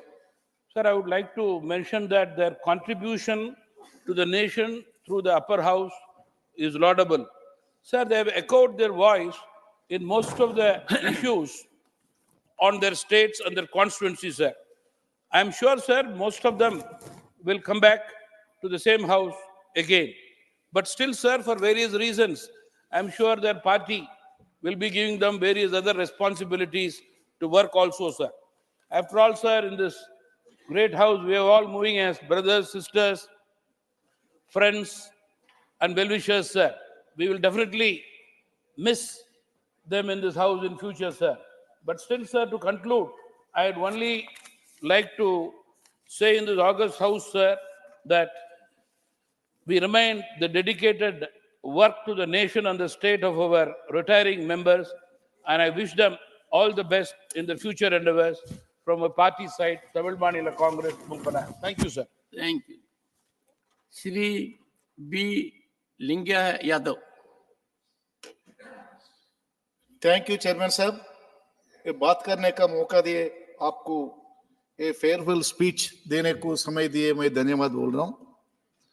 ये upper house में मेरे को सहकार दिए chairman साहब and vice chairman साहब, x chairman Venkaiah Naidu साहब और हमारा लीडर के साहब, बाद में मैं तेलुगु में बात करता हूं सब, हमारा లాంగ్వేజ్ में ఈ యొక్క పెద్దల సభకు అప్పర్ హౌస్కు ఒక గ్రామీణ ప్రాంతం నుంచి వచ్చినటువంటి బలహీన వర్గాలకు చెందిన ఒక షెపర్డ్ ఫ్యామిలీకి చెందినటువంటి రైతు కుటుంబానికి చెందిన నాలాంటి పేదవాడికి ఈ రాజ్యసభలో 6 సంవత్సరాలు పనిచేసేటువంటి అవకాశం కల్పించిన మా బీఆర్ఎస్ పార్టీ అధినేత తెలంగాణ ఉద్యమ నాయకుడు గౌరవనీయులు చంద్రశేఖరరావు గారికి, అలాగే మా పార్టీ బీఆర్ఎస్ పార్టీ సభ్యులందరికీ,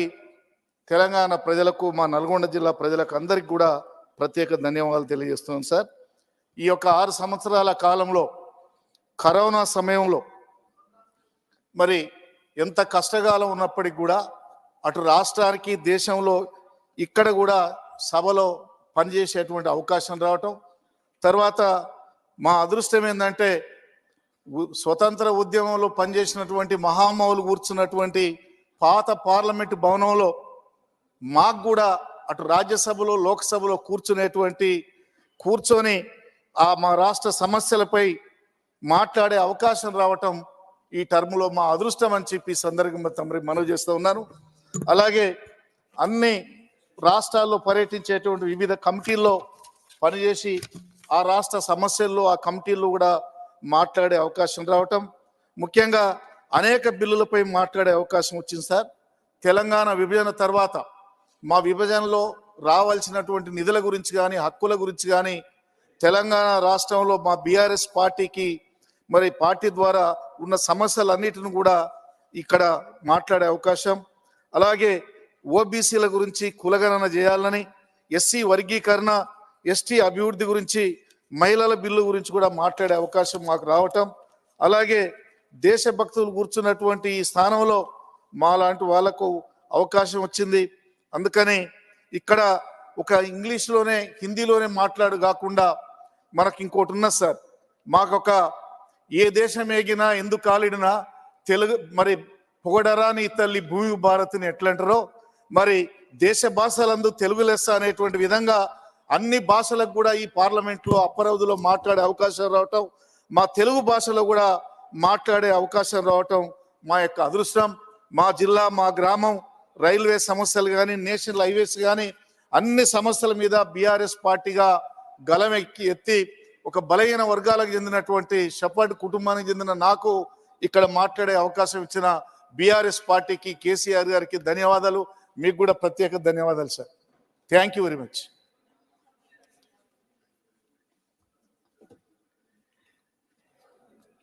सुश्री सरोज पांडे।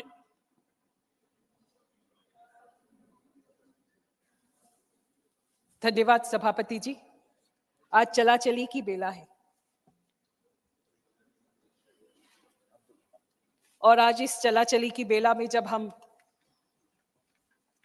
अपने विचारों को व्यक्त कर रहे हैं तो मैं सबसे पहले आपको धन्यवाद करना चाहती हूँ। धन्यवाद इस बात का कि आपने जीवन का वो अस्मरणीय पल मुझे दिया, आसंदी पर बैठने का अवसर दिया। मैं इसलिए आपको बहुत धन्यवाद करती हूँ। ये मेरे जीवन का बहुत अविस्मरणीय पल रहा है। नारी सशक्तिकरण की दिशा में आपने जो कदम उठाया, मैं उसके लिए आपको बहुत साधुवाद भी देती हूँ। हम बहनों में आत्मविश्वास का संचार हुआ है। 6 वर्षों में बहुत कुछ सीखा और बहुत सी सुखद स्मृतियां लेकर हम यहाँ से जा रहे हैं। इस चला चली की बेला में मैं अपने प्रधानमंत्री माननीय नरेंद्र मोदी जी को धन्यवाद देती हूँ। हमारे गृह मंत्री माननीय अमित शाह जी को भी धन्यवाद देती हूँ। हमारे अध्यक्ष नड्डा जी को भी धन्यवाद देती हूँ कि उन्होंने मुझे इस उच्च सदन का सदस्य बनने का अवसर दिया, कुछ सीखने का अवसर दिया। ये सदन बहुत से विषयों का साक्षी रहा है और अमृत काल के इस स्वर्णिम सफर में मैं यहाँ पर उन पलों के साक्षी बन पाई, ये मेरे लिए सौभाग्य की बात है। मैं देश के प्रधानमंत्री जी को इस बात के लिए धन्यवाद देती हूँ कि 3 तलाक का विषय एक ऐसा विषय था जो बार बार राजनीति में फंस जाता था और राजनीति में फंसने के कारण उस पर निर्णय नहीं हो पाते थे। राजनीतिक जिजीविषा का ऐसा उदाहरण देश के प्रधानमंत्री जी ने महिलाओं के लिए दिया, 3 तलाक की मैं साक्षी हूं और आज इस बात के लिए मैं अपने आप को गौरवान्वित भी महसूस करती हूं।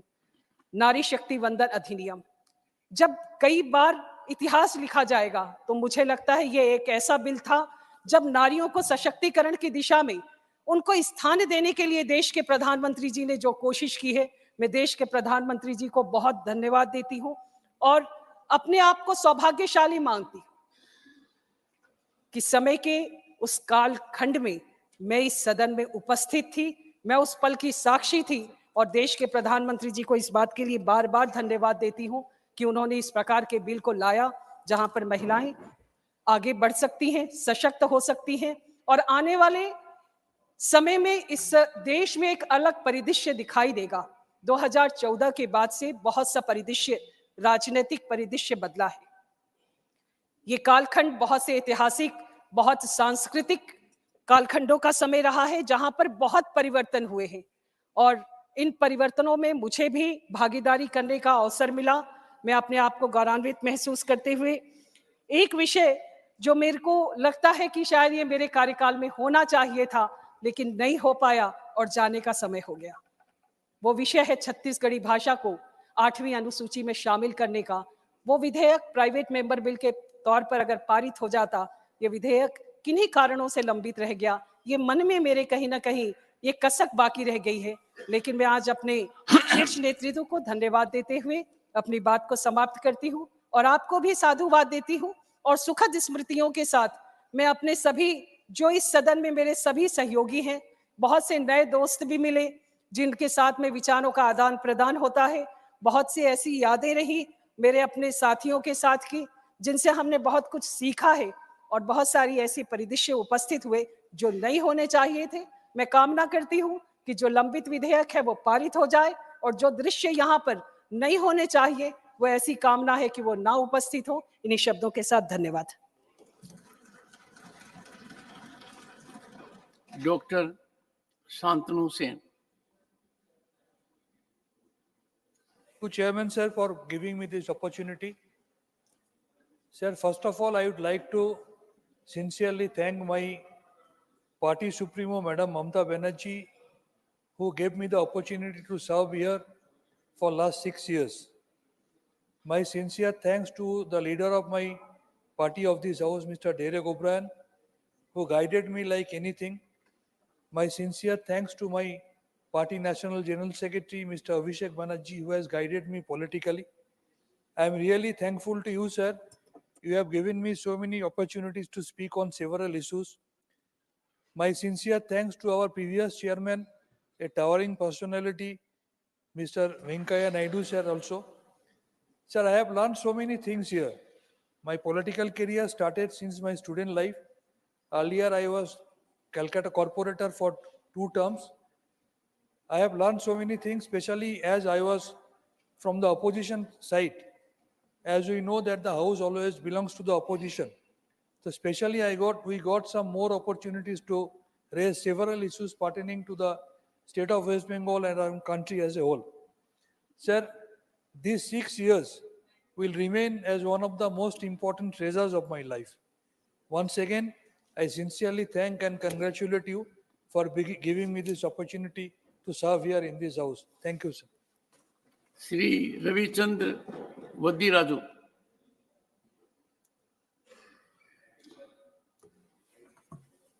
Thank you sir. मैं तेलुगु में बात करना चाहता हूँ। Thank you chairman sir.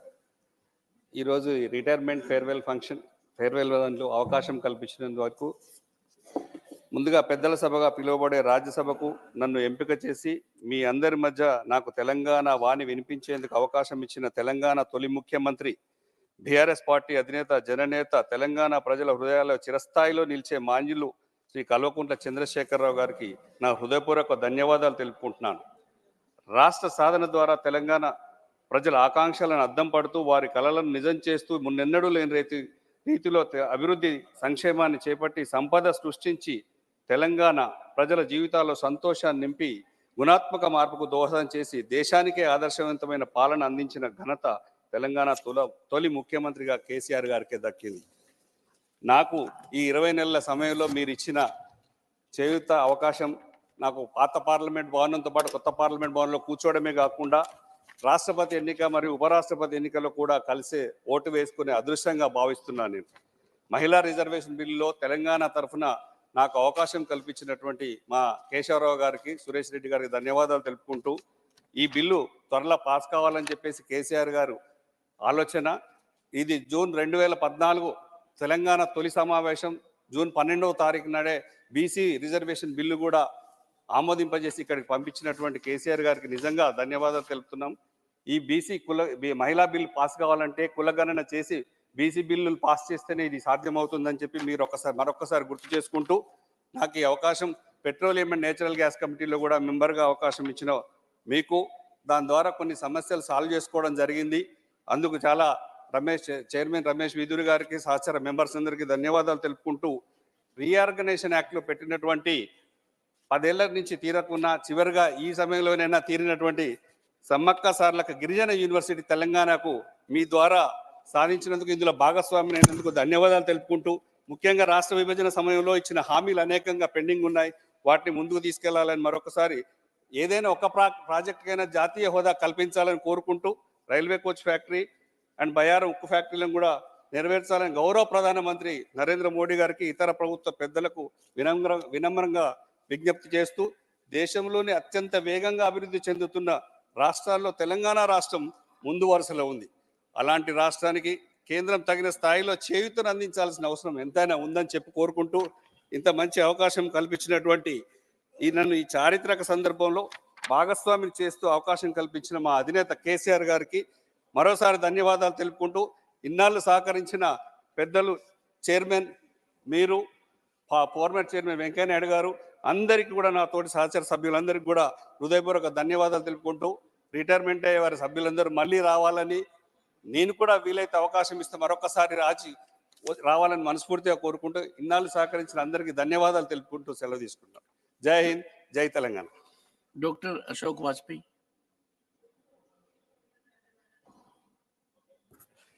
माननीय सभापति जी, आज इस विदाई मेला में मैं कहना चाहूंगा कि लोकनायक जयप्रकाश नारायण जी के नवनिर्माण आंदोलन से जो सफर प्रारंभ हुआ, वो राष्ट्र नायक नरेंद्र मोदी जी के साथ काम करने का ये जो अवसर मिला है, ये मेरे जीवन के अविस्मरणीय पल होंगे।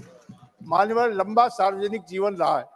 पहली बार 1977 में उत्तर प्रदेश की विधानसभा के लिए चुनकर आया था, और आज माननीय मोदी जी की अनुकंपा से इस लोकतंत्र के सबसे बड़े सर्वोच्च सदन में काम करने का जो अवसर मिला, जो सीखने को मिला। लंबे समय तक विधानसभा में रहा, लेकिन विधानसभा का कार्यक्षेत्र एक प्रदेश तक सीमित हुआ करता था, लेकिन लोकसभा का ये बड़ा सदन, और जहां सारा देश का प्रतिनिधित्व, ये मिनी इंडिया है, जहां मान्यवर हर प्रदेश के लोग, हर भाषा के लोग, हर विचार के लोग, हर दर्शन के लोग यहाँ पर मिलते हैं। उनसे बहुत कुछ सीखने को मिला। तमाम विद्वान साथियों के उनकी उद्बोधन से बहुत कुछ सीखा है। और माननीय मोदी जी के इस कार्यकाल में, जिसको आजादी का ये अमृत महोत्सव के रूप में मनाया गया, इसका भी मैं साक्षी रहा हूँ। मान्यवर सौभाग्यशाली हूँ कि मेरे सामने राम मंदिर का लोकार्पण हुआ, राम मंदिर की प्राण प्रतिष्ठा हुई, मेरे सामने मैं साक्षी रहा 3 तलाक समाप्त हुआ, अनुच्छेद 370 और 35 से समाप्त हुआ। मान्यवर इन अभूतपूर्व घटनाओं का साक्षी रहा, और तमाम हम सारे लोगों को वो अवसर मिला। मैं आज इस अवसर पर जब आप सबसे मैं आपका भी आभार व्यक्त करना चाहूंगा, और आपके पूर्व सभापति आदरणीय वेंकैया नायडू जी का आभार व्यक्त करूंगा, जिनसे बहुत कुछ संसदीय परंपराओं को सीखने का अवसर मिला, बहुत कुछ समझने का अवसर मिला, और विद्वान साथियों से भी बहुत कुछ सीखा है। मान्यवर, आज मैं अपने सभी साथियों का, जो आज विदाई जिनकी हो रही, उनके प्रति तो मेरी सद्भावना है ही कि वो जीवन के जहां भी रहें, सफलता की ऊंचाइयों को छुए, और बाकी जो सदस्य आज हम सब लोग जो अलग हो रहे हैं, जो यहाँ रहेंगे वर्तमान, उनके लिए भी मेरी मंगल कामना है। और आपने मुझे ये अवसर दिया कि मैं अपने इन 6 वर्ष के कार्यकाल में यहाँ जो कुछ अनुभव हुए उसको मैं साझा कर सकूं। आपका बहुत बहुत आभार, बहुत बहुत धन्यवाद। श्रीमती कांता करदम। धन्यवाद सभापति महोदय। सांसदगण, मैं पहले तो आभार प्रकट करूंगी आदरणीय प्रधानमंत्री नरेंद्र मोदी जी का, अमित शाह जी का, नड्डा जी का और अपने प्रदेश का नेतृत्व का और केंद्र के नेतृत्व का, सभी का आभार प्रकट करती हूं कि मुझे इस सदन में भेजा और मुझे इस सदन से बहुत कुछ सीखने को मिला। जब मैं इस सदन में आई थी तो बहुत वरिष्ठ यहाँ सदस्य भी थे, उनसे भी हमें बहुत कुछ सीखने को मिला। स्वर्गीय जेटली जी और सुषमा जी को सुनने का मौका मिला। आज वो हमारे बीच में नहीं हैं, ये भी हमें बहुत दुख और कष्ट हमें भी बहुत हुआ, और मुझे नहीं सभी को हुआ, पूरे देश को हुआ कि हमारे बीच से इतने जल्दी चले गए।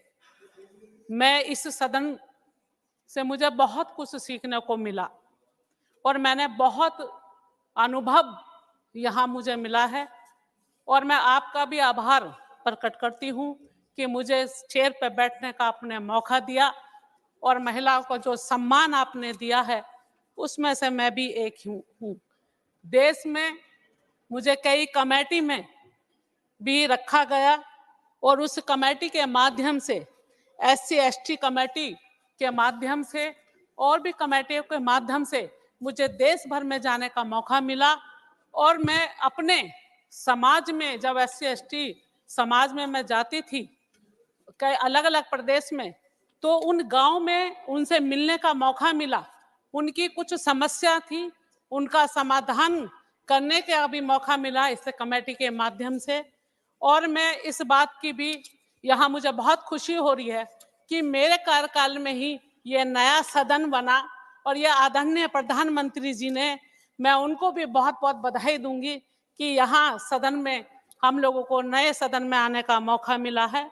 और यहाँ से बहुत अनुभव यहाँ मैं सीख के जाऊंगी, और मैं जितने भी यहाँ हमारे बहन और भाई हैं उनसे भी मुझे बहुत कुछ सीखने को और समझने को मौका मिला है।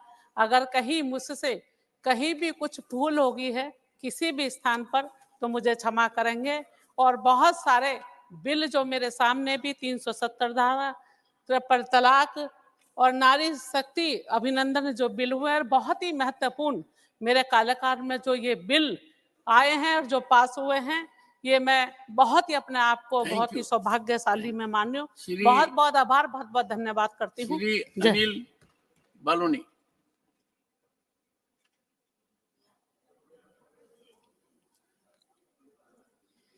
धन्यवाद सभापति जी।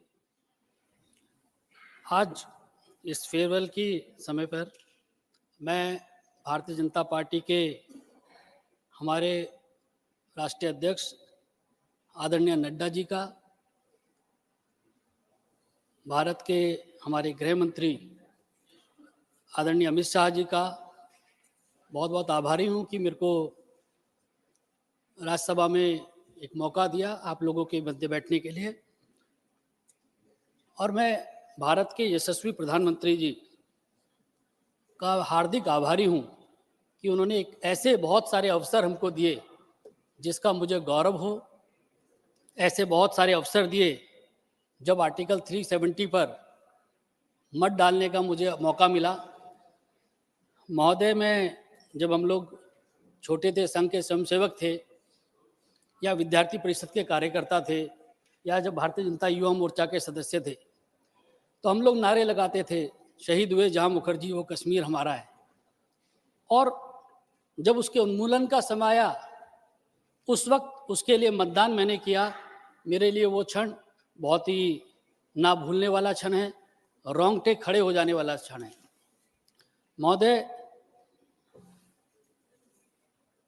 मैं इस बात के लिए अपने आप को सौभाग्यशाली समझता हूं कि मैं एक ऐसे कालखंड में इस सदन का सदस्य रहा हूं जब सपनों को हकीकत में तब्दील होते मैंने देखा है। महोदय, ऐसे बहुत सारे क्षण आए कि जब सपने हकीकत में बदलते हैं। जब ट्रिपल तलाक का मुद्दा आया, जब नारी शक्ति अधिनियम का मामला आया, ऐसे बहुत सारे पल आए जब मैं अपने आप को बहुत ही गौरवशाली समझता रहा। महोदय, ऐसे बहुत सारे क्षण आए जब बहुत ही भावुक पल हम लोगों के लिए थे। कोरोना का समय ऐसा आया, आप में से बहुत साथियों को पता होगा कि उससे पूर्व मैं एक बड़ी गंभीर बीमारी में उलझ गया। तो ऐसे बहुत सारे पल हम लोगों के लिए आए जब हमने इस सदन को लोकसभा और राज्यसभा के दोनों चैम्बर्स में होते हुए देखा। ऐसा भी क्षण आया जब विजिटर गैलरी पे सांसद बैठे थे।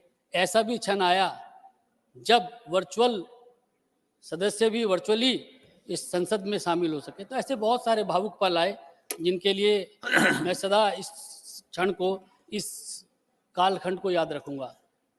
महोदय, मैं जरूर एक बात कहना चाहता हूं कि इस कालखंड में बहुत सारे महत्वपूर्ण काम हुए और इसीलिए इन सपनों को जब मैं कहता हूं हकीकत में बदलने का समय आया, इसीलिए सब लोग कहते हैं कि सपने नहीं हकीकत बनते हैं, इसीलिए सब मोदी को चुनते हैं, क्योंकि ऐसे बहुत सारे पल आए जब हम लोग इस सत्र में, इस सदन में हम लोगों ने बहुत महत्वपूर्ण बिल पास किए।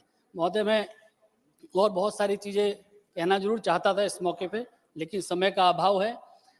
मैं आपका यहाँ पर जितने हमारे राज्यसभा के कर्मचारी हैं, जितने अधिकारी हैं, उनका, इस सदन के सभी सदस्यों का, सभी अपने साथियों का बहुत बहुत आभारी हूँ जिन्होंने मेरे साथ ये पल यहाँ हम लोगों ने गुजारे हैं।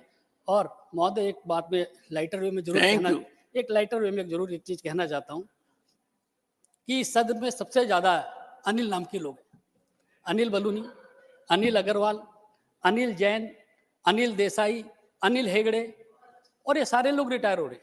तो हमको आपको प्रोटेक्शन जरूर चाहिए कि इतने सारे लोग एक साथ रिटायर हो रहे हैं, तो कुछ अनिलों पे आपकी कृपा दृष्टि रहे, इसके लिए जरूर आपसे आग्रह है। बहुत बहुत धन्यवाद। Mr. Anil Baluni, will you please indicate the rule under which you are seeking this protection from me? Honorable members, our house sitting today will be up to 6 p.m. and we have to transact business in respect of bills also. I would urge the members, having full respect to their sentiments, to be brief. Shri Sakaldeep Rajbhar.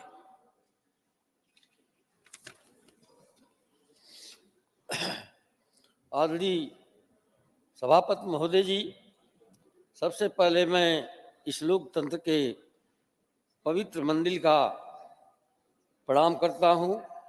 आज आपकी आज्ञा से उस सदन में अपने विदाई भाषण के लिए खड़ा हूं। मेरे जैसे पार्टी और संघ के साधारण कार्यकर्ता को उस सदन में 6 वर्ष तक अपनी जिम्मेदारियों का निर्वहन करने का अवसर मिला। इसके लिए मैं देश के यशस्वी प्रधानमंत्री श्री नरेंद्र मोदी जी, श्री अमित शाह जी, श्री राजनाथ सिंह जी, श्री राष्ट्रीय अध्यक्ष जी और पार्टी के आला कमान एवं संघ के लोग को हृदय से प्रणाम करता हूँ। इसके अलावा मैं माननीय सभापति जी, माननीय उपसभापति जी एवं लोकतंत्र के पवित्र मंदिर के सभी सदस्यगण का मैं हृदय से नमन करता हूं, प्रणाम करता हूं। इन 6 वर्षों में मैंने अपने संसदीय जिम्मेदारियों का ईमानदारी से निर्वहन करने का भरपूर प्रयास किया। विभिन्न उतार चढ़ाव देखा, बहुत कुछ सीखने को अवसर मिला। देश के यशस्वी प्रधानमंत्री जी के कुशल नेतृत्व में देश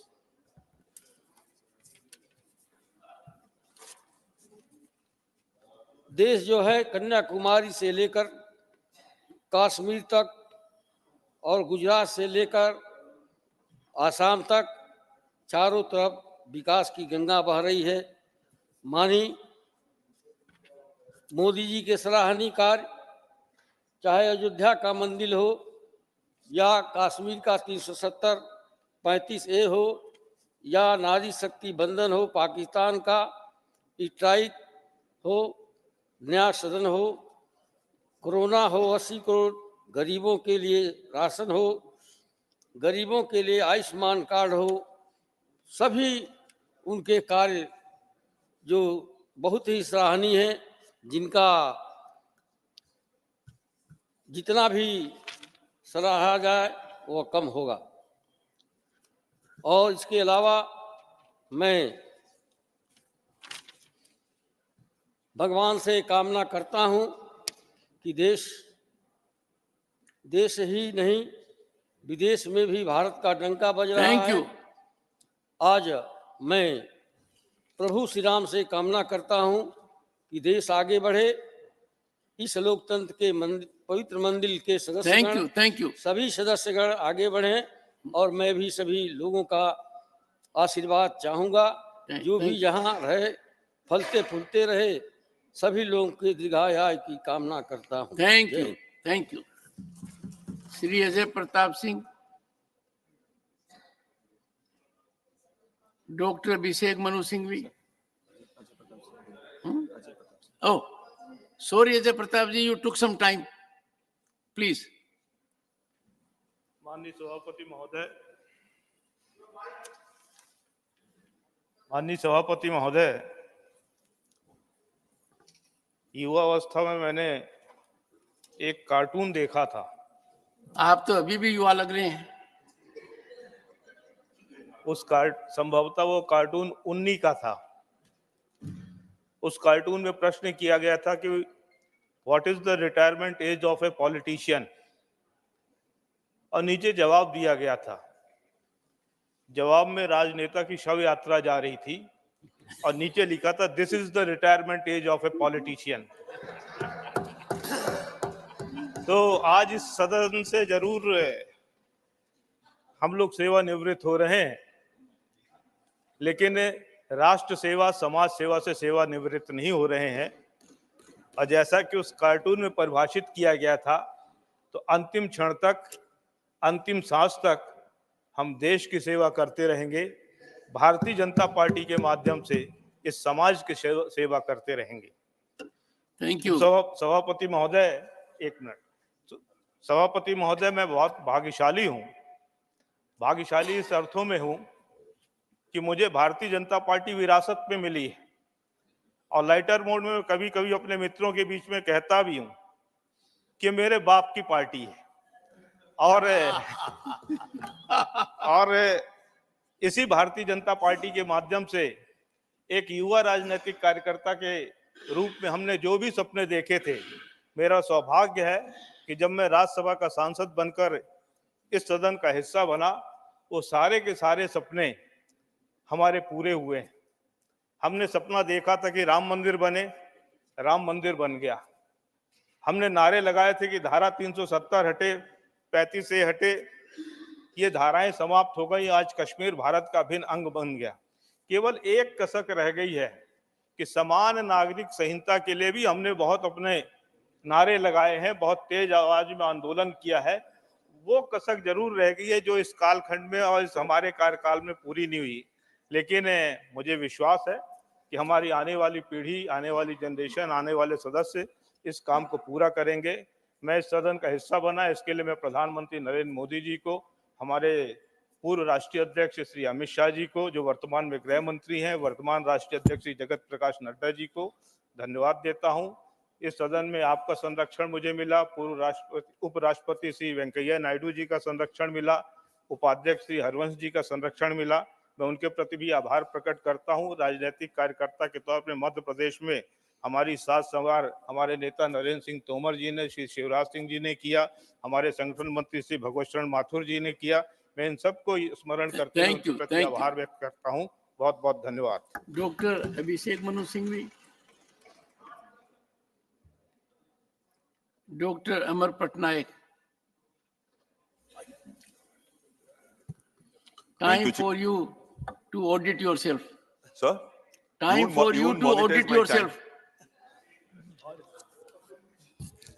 Thank you, sir. So as I stand before you today to bid farewell to this esteemed house, it is with a profound sense of gratitude and humility to the people of the state, to you, sir, to my leader, the President of Biju Janata Dal, the Chief Minister of Orissa, Sri Naveen Patnaik ji, whom and particularly the people of my state, whom I have had the honor to represent for the past 4.5 years. Chairman, sir, when I was deliberating upon the decision to join politics, or public life as they say, in the midst of a career in civil services in which I had already spent 28 years, and which was extremely enriching and satisfying for me, I was confused since I had 10 years to go before retirement. When this confusion continued to prevail, I found solace in Mahatma Gandhi's talisman. If you are in doubt, think of the poorest man, and if your decision is going to help him, then take that decision. And thus I opted to join politics, later to find that this was the guiding principle of my leader, Honorable CM of Orissa, Sri Naveen Patnaik ji, who has always advised us to follow and espouse similar values, not just in politics, but even in our daily lives. It isn't that I was not serving the poor and the downtrodden in my earlier career as a bureaucrat.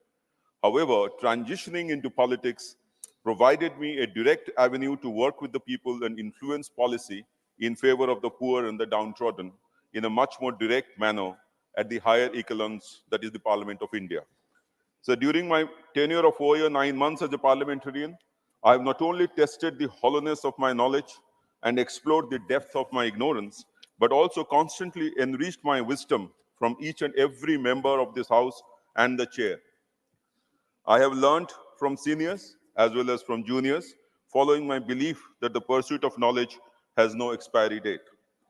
Not only have I spoken on several bills and topics, but also I have raised the issue of Orissa on various issues, starting from farmers, starting from the issue of special category state, the issue of giving special protection to the tribals, to the various downtrodden people of Orissa, and to increase various kinds of connectivity in Orissa.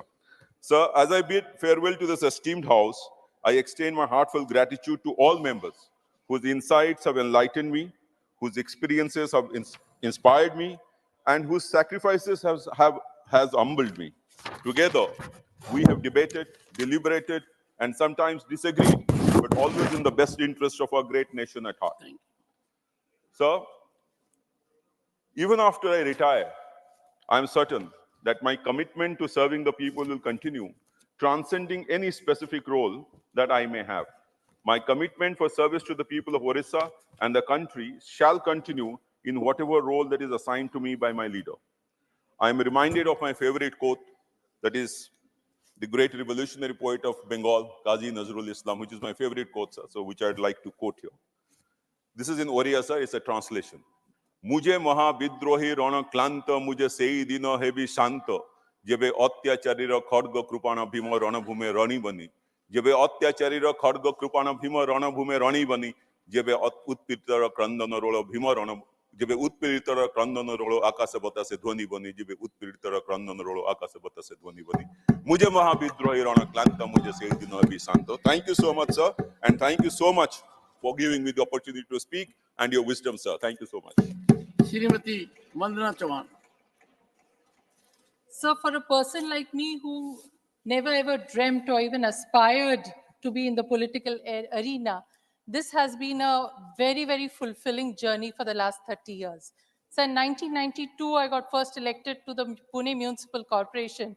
3 terms there, 15 years as a corporator, mayor of the city of Pune, for a short period MLC in Maharashtra, and 2 terms here in the Rajya Sabha.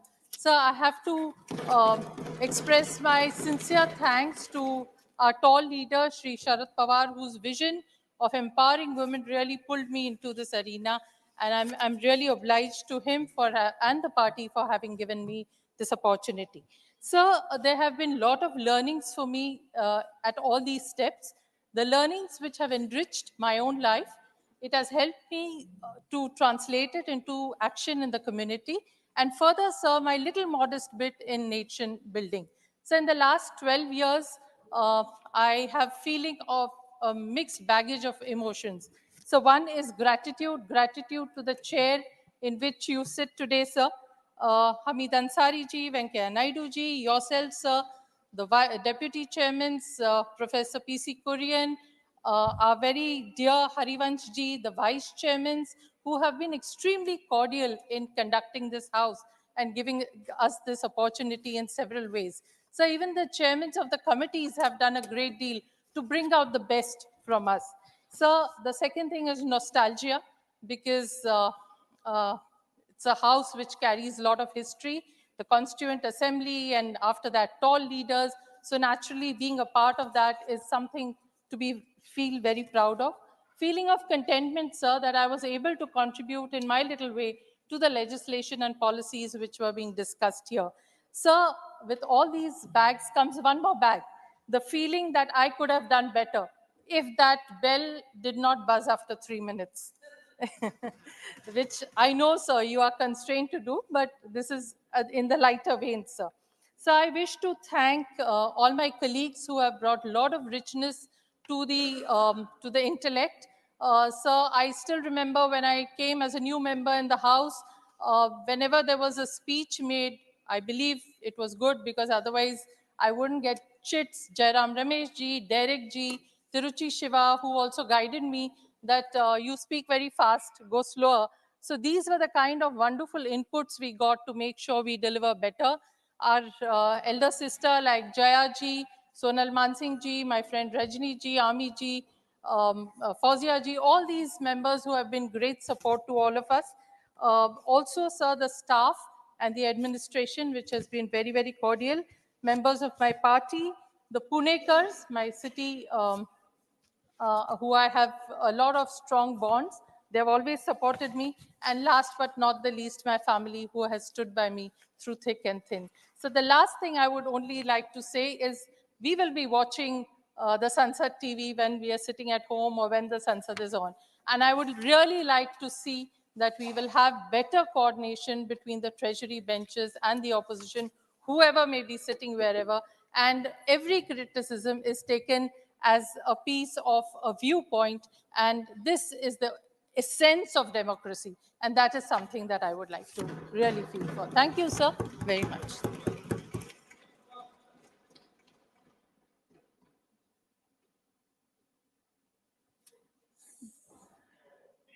Shri Javed Ali Khan.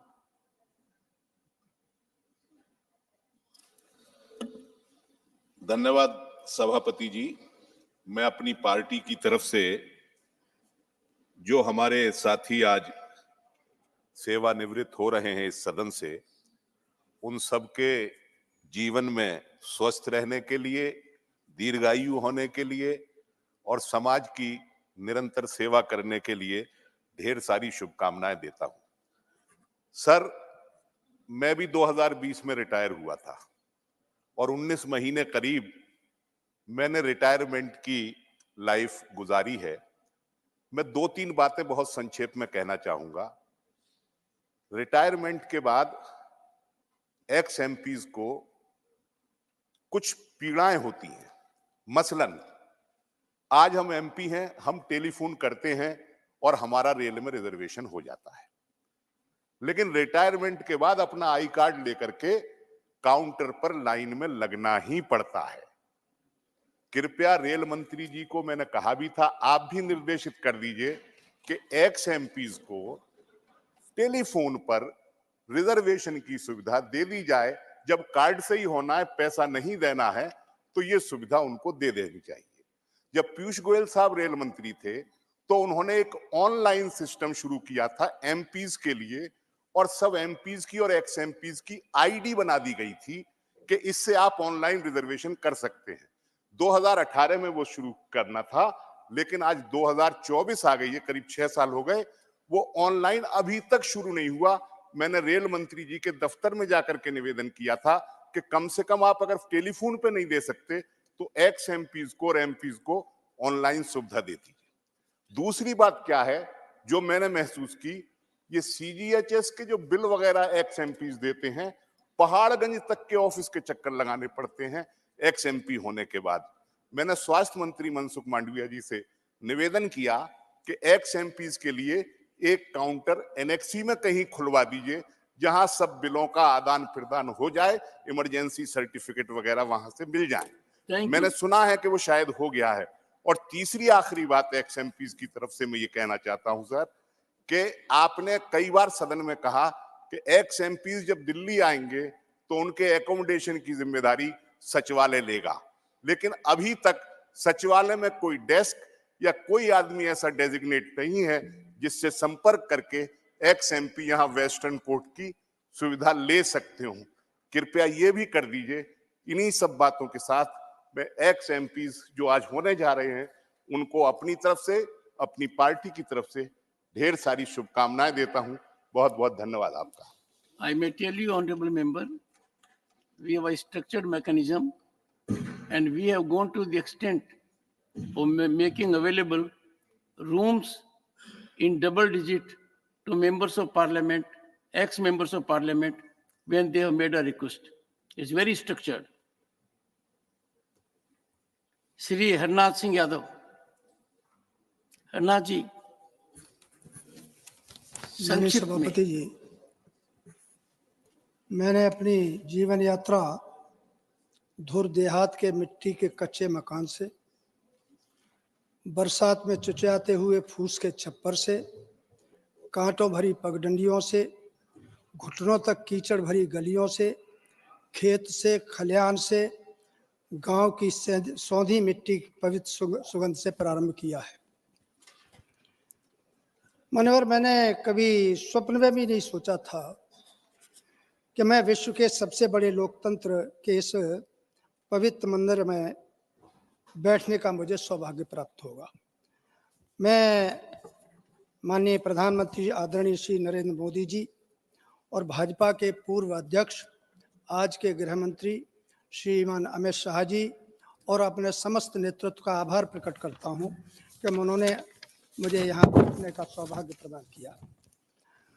महोदय, आज विदाई का अवसर है, माहौल कुछ अलग है, परंतु मैं अपने मन के कुछ भावों को अवश्य प्रकट करना चाहता हूँ।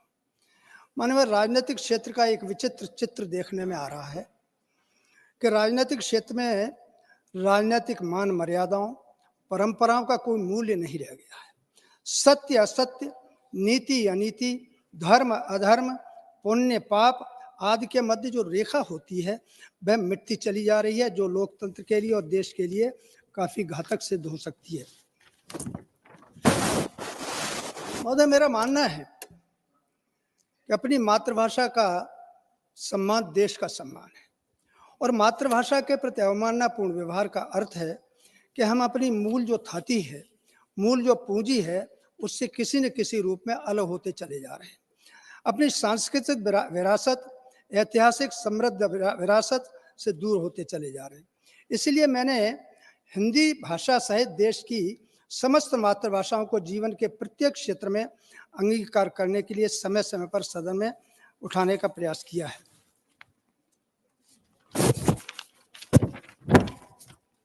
महोदय,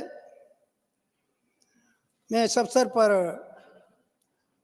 आपका और पूर्व सभापति और पूर्व उपराष्ट्रपति आदरणीय वेंकैया नायडू साहब का भी अभिनंदन करना चाहता हूं कि आपने इस सदन को अनेक झंझावातों के बावजूद, अनेक प्रकार की समस्याओं के बावजूद बहुत ही कुशल रीति से सदन को चलाने का प्रयास किया है और सभी सांसदों का जो है विश्वास अर्जित करने का प्रयास किया है। माननीय, मैं इस अवसर पर आपके माध्यम से माननीय प्रधानमंत्री श्री नरेंद्र मोदी जी के सामने दोनों सदनों के वर्तमान और पूर्व सांसदों की एक भावना प्रकट करना चाहता हूं। महोदय, पुराने संसद भवन में के केंद्रीय सभागार में पूर्व सांसदों को बैठने के लिए, मिलने के लिए, मिलने जुलने की सुविधा प्राप्त थी, परंतु नए संसद भवन में यह सुविधा नहीं दिखाई दे रही है। आज पूर्व सांसदों को नए संसद भवन में प्रवेश करने की अनुमति नहीं है। यह स्थिति अत्यंत वेदनापूर्ण है, कष्टकारक है और मान सम्मान के विपरीत भी प्रतीत होती है। अतः मैं आपके माध्यम से निवेदन करना चाहता हूं कि माननीय प्रधानमंत्री जी निश्चित ही इस समस्या पर कोई सकारात्मक कार्रवाई स्पष्ट करें। और अंत में माननीय, मैं 4 पंक्ति बोलते हुए अपनी बात समाप्त करता हूं। दस्तूर है जमाने का पुराना, दस्तूर है जमाने का पुराना, लगा रहता है यहाँ आना और जाना। रहो जहाँ अपनी छाप ऐसे छोड़ जाना कि हर कोई गुनगुनाता रहे आपका तराना। और जियो तो ऐसे जियो कि जाने के बाद सारा जहां कहे कि जियो तो ऐसे जियो। हर हर महादेव, जय श्री राम, जय श्री कृष्ण। श्री MP रंजन विश्वास। Sir, at the very outset, I thank my party and my leader, Srimati Mamata Banerjee, from the core of my heart for this greatest of opportunities to be a part of this grandest temple of world's largest democracy, this parliament.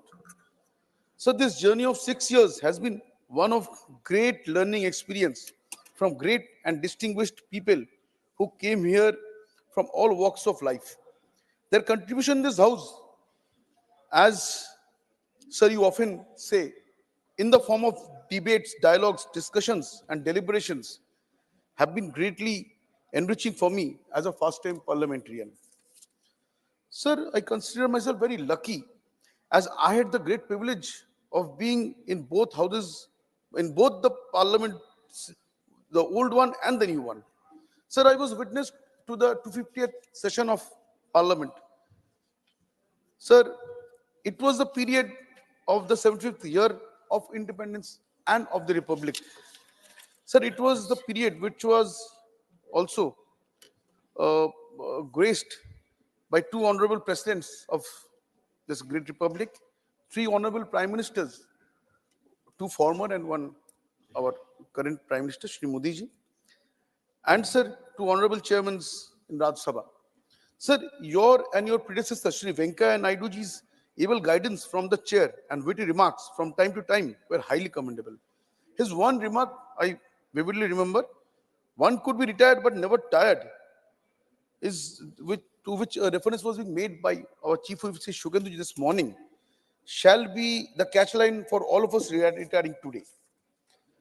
Sir, in this point, I find it very pertinent to mention Sir Lord Alfred Tennyson in his poem From the Passing of Arthur, in which he said, "The old order changeth, yielding place to new, and God fulfilled himself in many ways, lest one good custom should corrupt the world."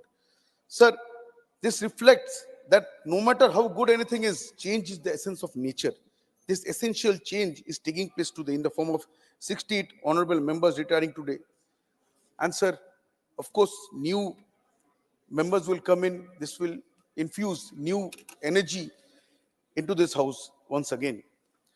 Sir, Swami Vivekananda, in his famous quotation, "Hey Bharat Bhuliyo na," which translates as, "O India, never be oblivious," had referred to this Indian society as Shai Virat Mahamayar Chhaya Matro, meaning this society is only the shadow of this greatest form of Shakti, Mahamaya. I'm sure those returning today, whether coming back or not, shall definitely be engaging themselves for the cause of this great nation in capacity as a member of parliament or in any other capacity, but chiefly in the capacity of a patriot out of zeal to keep serving this nation, which Swami Vivekananda had referred to as my India, the India eternal. Sir, I'm greatly thankful to all the MPs of this house, all officers and staffs of this parliament, as all have been always ever helpful, cooperative and courteous.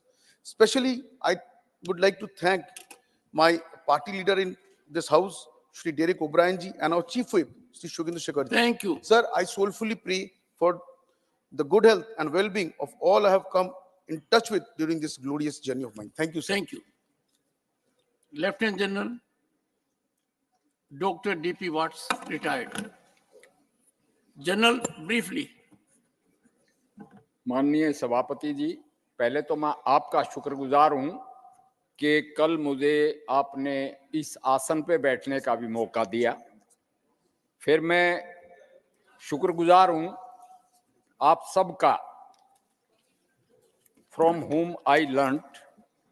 जब मैं young अफसर posted था कश्मीर में, हसीन वादी में, तो मैंने ये सोचा था कि यहाँ सेटल हों, क्योंकि लक्ष्मी चंद ने कहा है कि जड़े आदमी रहने लाग जा, उड़े उसका घर हो जा। तो फौजी तो रहते हैं हर जगह। मुझे ये नहीं पता था कि माननीय मोदी जी 45 साल के बाद मेरा भी बटन दबाएंगे 370 धारा और 35A को निरस्त कराने में। मैं मेडिकल एजुकेशनिस्ट हूँ, आर्म्ड फोर्सेस मेडिकल कॉलेज का कमांडेंट रहा, the best medical college of the country. अभी भी एडवाइजर हूँ महाराजा अग्रसेन मेडिकल कॉलेज का, वो भी बहुत अच्छा कॉलेज है। मगर medical council of India medical education के प्रसार में बाधा बनी हुई थी। मैंने भी 100 इंस्पेक्शन कराने का टॉर्चर बर्दाश्त किया। मुझे ये नहीं पता था कि मोदी जी मेरे हाथ से उसको भी निरस्त कराने का बटन दबाएंगे और पार्लियामेंट में मैं बोलूंगा। सभापति जी, आपके पास भी मैं खाप पंचायतों का केस लेके आया था। मुझे यूं नहीं पता था कि आप मेरे इमीडिएट बॉस होंगे।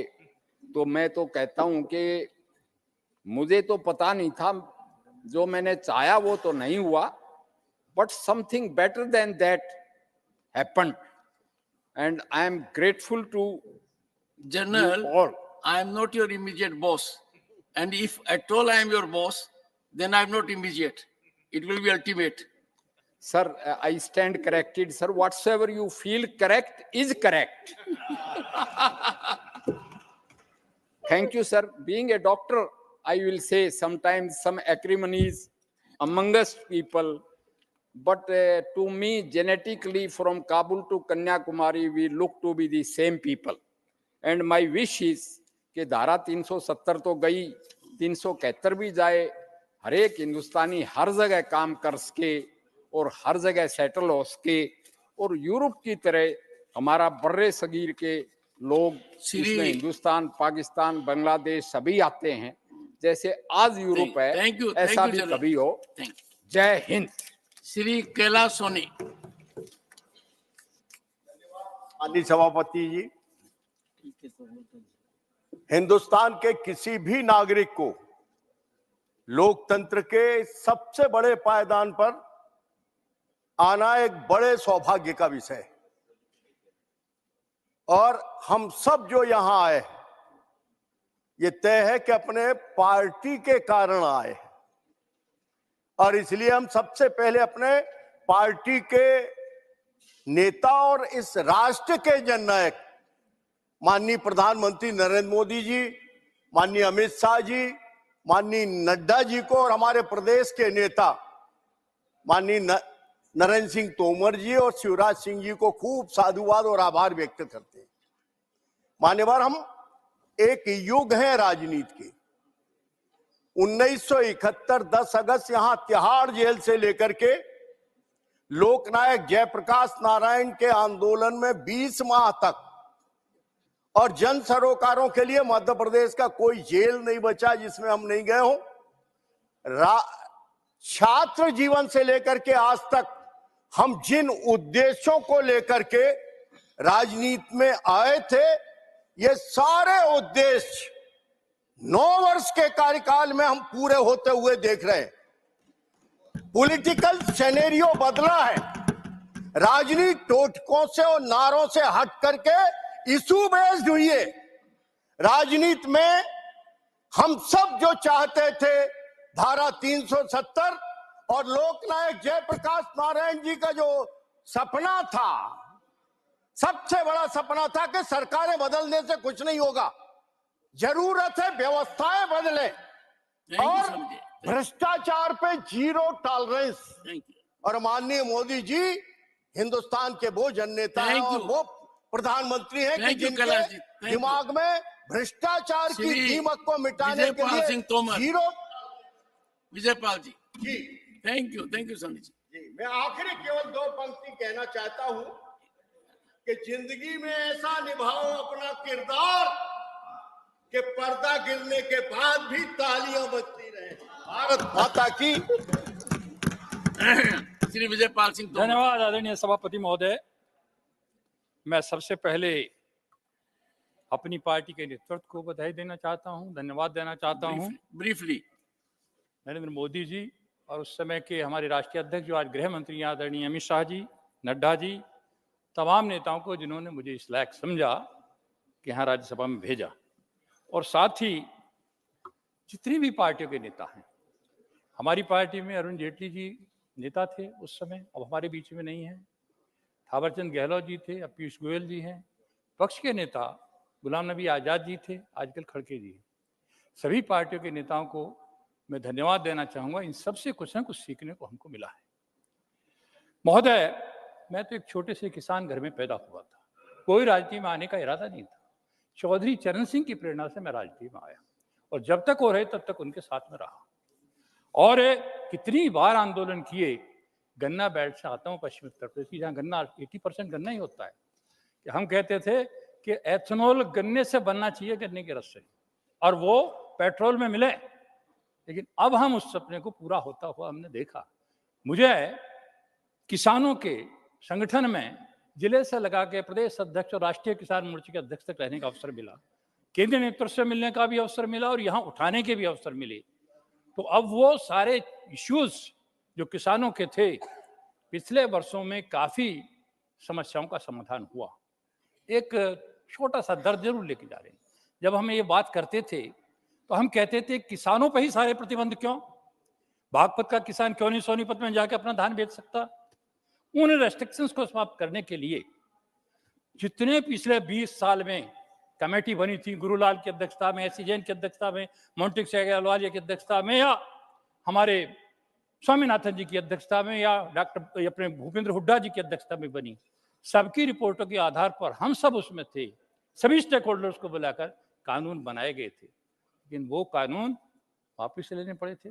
और उस समय जब ये आंदोलन चल रहा था साहब, पूरे देश में उस समय सबसे ज्यादा पैदावार हुई थी, उत्पादन सबसे ज्यादा हुआ था। ज्यादातर किसान ये चाहते थे नहीं होने चाहिए, लेकिन प्रधानमंत्री जी ने एक सेंटेंस कहा, मुझे लगता था यदि वापस होंगे तो किसान बड़े पैमाने पर विद्रोह करेंगे, क्योंकि 80% किसान सब चाहते थे। लेकिन प्रधानमंत्री जी ने कहा देश हित में हम ये कानून वापस ले रहे हैं, किसान हित में हमने बनाए थे। तो इसके दर्द को हम जरूर लेके जा रहे हैं। लेकिन मैं सब साथियों को, जितने हमारे रिटायर हो रहे हैं, सबका बहुत अभिनंदन करता हूं, धन्यवाद करता हूं, सबका सहयोग। सुशील कुमार मोदी। सभापति महोदय, मोदी जी ब्रीफली। मैं देश के प्रधानमंत्री श्री नरेंद्र मोदी जी, श्री अमित शाह जी और श्री नड्डा जी को धन्यवाद देना चाहूंगा कि मुझे बाई इलेक्शन में 3.25 साल के लिए राज्यसभा के अंदर भेजने का काम किया है।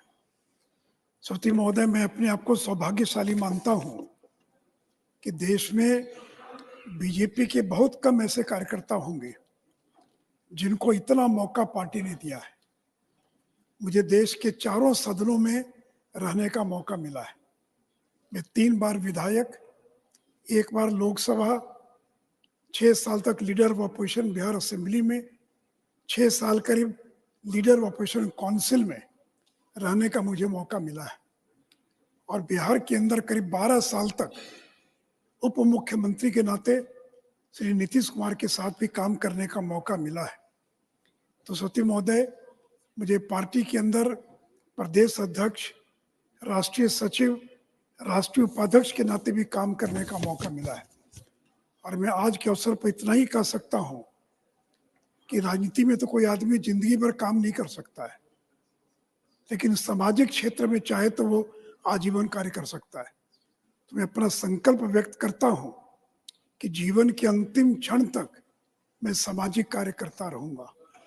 और अंत में एक छोटा सुझाव है मेरा कि जिस तरह से राष्ट्रपति का अभिभाषण दोनों सदनों के सदस्यों की उपस्थिति में होता है, क्या बजट भाषण ये राज्यसभा के लोगों को टीवी पर देखना पड़ता है, तो क्या बजट भाषण भी वित्त मंत्री का ये दोनों सदनों के संयुक्त अधिवेशन में नहीं हो सकता है क्या?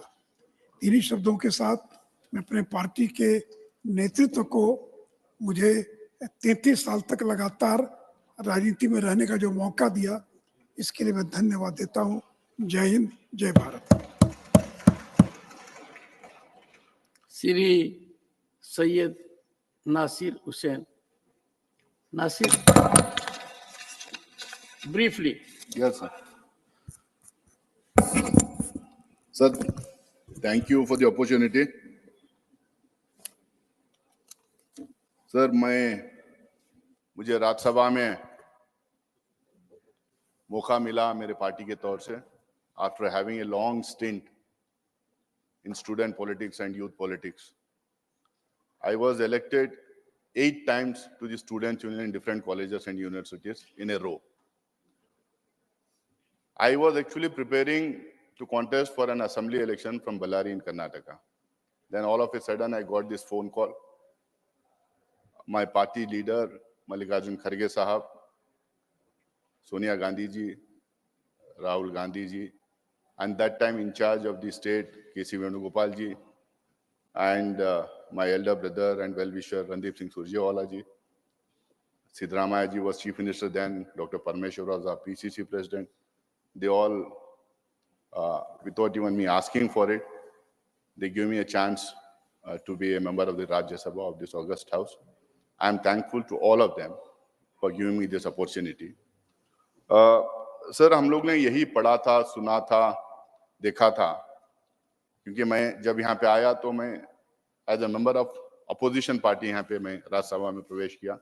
हम लोगों ने यही देखा था कि पार्लियामेंट में गवर्नमेंट की तरफ से गवर्नमेंट का एजेंडा आता है उनके बिल्स के रूप में, और अपोजिशन उन तमाम मुद्दों को उठाना चाहिए जो बिल्स के रूप में नहीं आते हैं और देश के लोगों के हित में होते हैं, और स्पेशली उन मुद्दे जो सरकार के लिए अनकंफर्टेबल होते हैं, इसलिए वो क्योंकि उनके लिए अनकंफर्टेबल होते हैं तो वो बिल्स के रूप में लाते नहीं, तो हम लोगों को उठाना पड़ेगा. तो मुझे लगता है कि मैं और मेरे पार्टी के दूसरे एमपीज और दूसरे अपोजिशन पार्टीज के एमपीज हम लोग सब मिलके अलग अलग जो रेलेवेंट रूल्स थे उस रूल्स के तहत उन तमाम मुद्दे जो गवर्नमेंट एड्रेस नहीं कर रही थी, चाहे वो अनएम्प्लॉयमेंट हो, चाहे इन्फ्लेशन हो, चाहे पॉवर्टी हो, चाहे जीएसटी हो, चाहे मणिपुर वाला मुद्दा हो, चाहे चाइनीज एग्रेशन वाला मुद्दा हो, इन तमाम मुद्दों को हम लोगों ने अलग अलग रेलेवेंट रूल से उठाने की पूरी कोशिश की. मुझे लगता है कि हम तमाम लोगों ने जस्टिस करने की कोशिश की उन तमाम मुद्दों के साथ, लोगों के इस देश के लोगों के साथ, और कई टाइम उन मुद्दों को के ऊपर बहस करने की भी का अवसर भी अपोजिशन मेंबर्स को मिला, हम लोग को भी मिला. लेकिन बहुत ज्यादा टाइम जो है वो मुद्दे अकोमोडेट नहीं हुए, इसीलिए हम लोगों को कई टाइम थोड़ा अग्रेसिव भी होना पड़ा. उससे काफी हम लोगों ने सीखा. लेकिन ताज्जुब की ये बात है कि जो है डेमोक्रेसी जिसके बारे में एक टाइम कहा जाता था कि इस सदन में और इस हाउस में और उस हाउस में प्राइम मिनिस्टर खुद आके बैठ के उनके खिलाफ जो बात होती थी, गवर्नमेंट के खिलाफ जो बात होती थी उसको खुद आके बैठ के सुना करते थे. लेकिन यहाँ पे ये देखने को मिला कि एक गवर्नमेंट के एमपी के बारे में जब बात हो रही थी उसको बचाने के लिए 146 एमपी को सस्पेंड किया गया था. ये मुझे लगता है कि इस लेवल पे जाना नहीं चाहिए था, लेकिन ये भी चीज देखने को यहाँ पे मिला है. मुझे मैं बस इतना ही कहना चाहता हूँ कि 6 साल में जो टाइम मिला आपसे भी काफी सीखने को मिला, आपके पहले जो चेयरमैन साहब थे उनसे भी सीखने को मिला. बहुत सारे हमारे मित्र, नए मित्र हुए अपोजिशन पार्टीज में, गवर्नमेंट की तरफ से भी. मैं तमाम लोगों का धन्यवाद करना चाहता हूं, और साथ में अगर मेरी पार्टी में जो मौका मिली तो फिर वापस आऊंगा. अगर मौका नहीं मिला, जहां पे भी जिस रोल में भी होगा, उन तमाम मुद्दों के लिए जो मैं खड़ा हुआ था, उन मुद्दों के लिए उस रोल में, उस रिस्पॉन्सिबिलिटी में, उस असाइनमेंट के साथ में मैं हर जगह खड़ा रहूंगा. बहुत आपका धन्यवाद. Thank you so much. मैं कोई भविष्य वक्ता नहीं हूं, पर आपके चेहरे की चमक दमक बता रही है कि शायद आप आ रहे हैं. Shri Kumar Ketkar.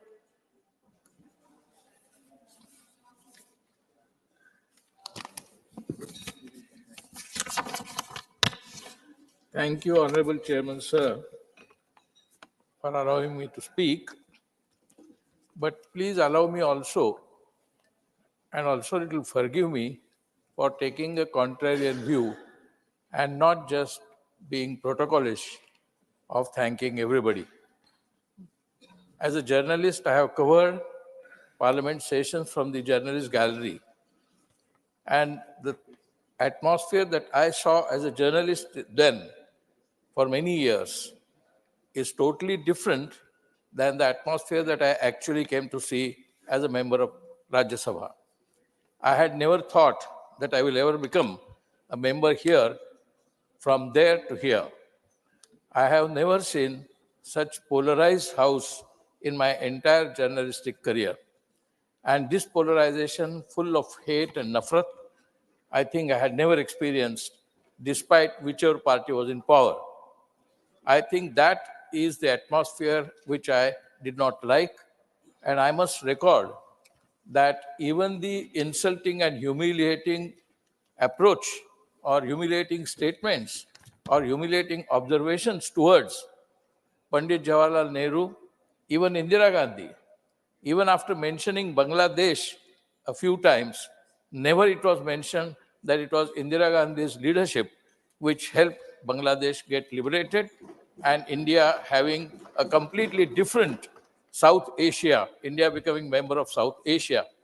I think that kind of ungrateful approach towards the Nehrus and Gandhi and even Rajiv Gandhi, who introduced the idea of 21st century and technology missions, I think was completely ignored while mentioning about the new century. On 15th August 1947, we did not get freedom only for the body of the country. We also had the full freedom and the soul was liberated in 1947, not on 22nd January 2024. I think that kind of gratefulness, that kind of gratitude should have been there. That I find extremely missing. And as a journalist, I had covered, and therefore I regret to say that next time, whether I come or not is immaterial. I'm mostly not coming. But the point is, next time when the new Rajya Sabha comes or new Lok Sabha comes, some kind of gratitude towards our leaders, towards our 75 years contribution, towards Nehru's, Gandhi's. After all, Nehru was selected not by his own. Nehru was chosen by Mahatma Gandhi himself to lead the country. And that kind of approach, that kind of concern should have been shown by the House. This House, unfortunately, did not show that. I am thankful to you for giving me this opportunity and thankful particularly to Sonia and Rahulji for choosing me to come to Rajya Sabha. So while thanking all others here, colleagues here, and the colleagues in the ruling party, I think with those words, I will close, but I will hope that next time the Parliament, Rajya Sabha as well as Lok Sabha is not as hateful, as full of vengeance and revenge, but also full of genuine bonhomie, which I have seen in Central Hall. Now Central Hall has disappeared and bonhomie has also disappeared. That bonhomie must be introduced again. That is what I expect and I hope. Thank you very much. I don't want to say on this occasion, but Mr. Ketkar is a distinguished journalist. He must have seen in the House.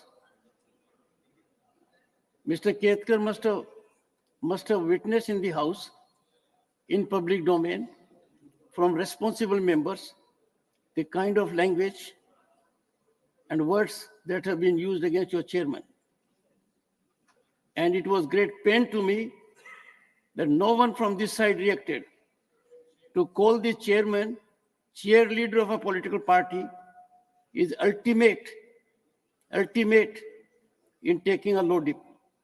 I would have expected that you would take equitable view of things. You ignored what you saw before your eyes. We have interacted also. And that we have to digest so many things. If you would go as a journalist, sit on your table and find out what has emanated on a public platform and what I have suffered, I am sure people would introspect on that also. Sri Rajmani Patel.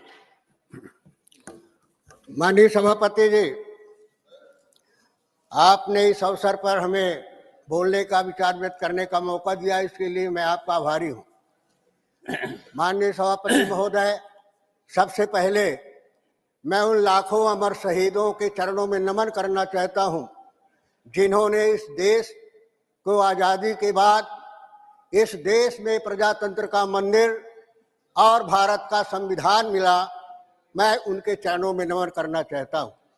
माननीय सभापति महोदय, हम एक छोटे किसान के परिवार के सदस्य के रूप में राजनीति में आया था और सेवा भावना के आधार पर सेवा को ही अपना भेंट मान करके सेवा किया।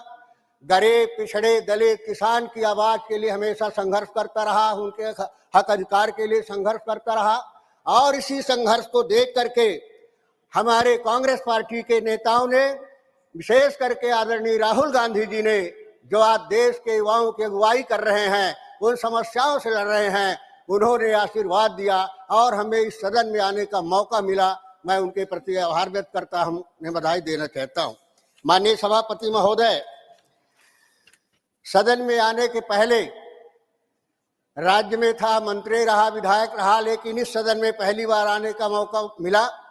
उसके पहले कुछ सपने देखे थे और कुछ कल्पनाएं किया था।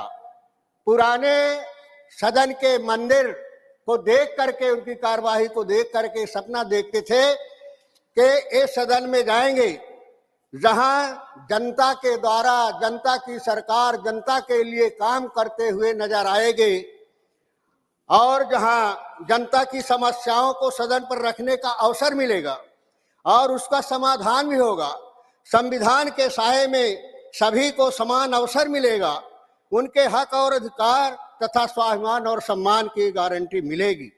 लेकिन मंदिर देख करके ऐसा लगा, माननीय सभापति महोदय, ने कहा था कि महलों की नाग फनी हंसते है, महलों की नाग फनी हंसती है, घर की तुलसी रोती है, कोई तरस रहा उजियारे को, कोई सूरज बांधे सोता है, कोई सूरज बांधे सोता है।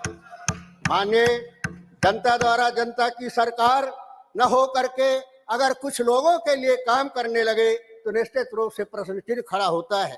माननीय सभापति महोदय, यहाँ तो सपनों को भी तोड़ा जाता है, मान अधिकारों को छीना जाता है, स्वाभिमान और सम्मान को भी दबाने का प्रयास होता है। माननीय सभापति महोदय, माननीय सभापति महोदय, जब किसानों का कर्ज और बिजली का बिल बकाया रहने पर उनको जेल भेजा जाता हो और पूंजीपतियों का कर्ज माफ करता हो, जहां ऐसी व्यवस्था दिखे कि फिल्मों को टैक्स फ्री और कफन पर जीएसटी लगाया जाता हो, माननीय सभापति महोदय, कर्जा लेकर के व्यक्तिगत छवि बनाने में खर्च को देश के सम्मान करार दिया जाता हो, प्रश्नों का समाधान करने के बजाय प्रश्नों पैदा करने वाली पार्टी तथा संस्थाओं के खिलाफ कार्रवाई जब नजर आई, माननीय सभापति महोदय, तो निश्चित रूप से वो सपने टूटते हैं। थैंक यू राजमणि जी। जिधर ये साहब ने कहा था, अभी हमारे इमरान साहब बैठे, उन्होंने बात कही शायर कि जिधर से गुजरो,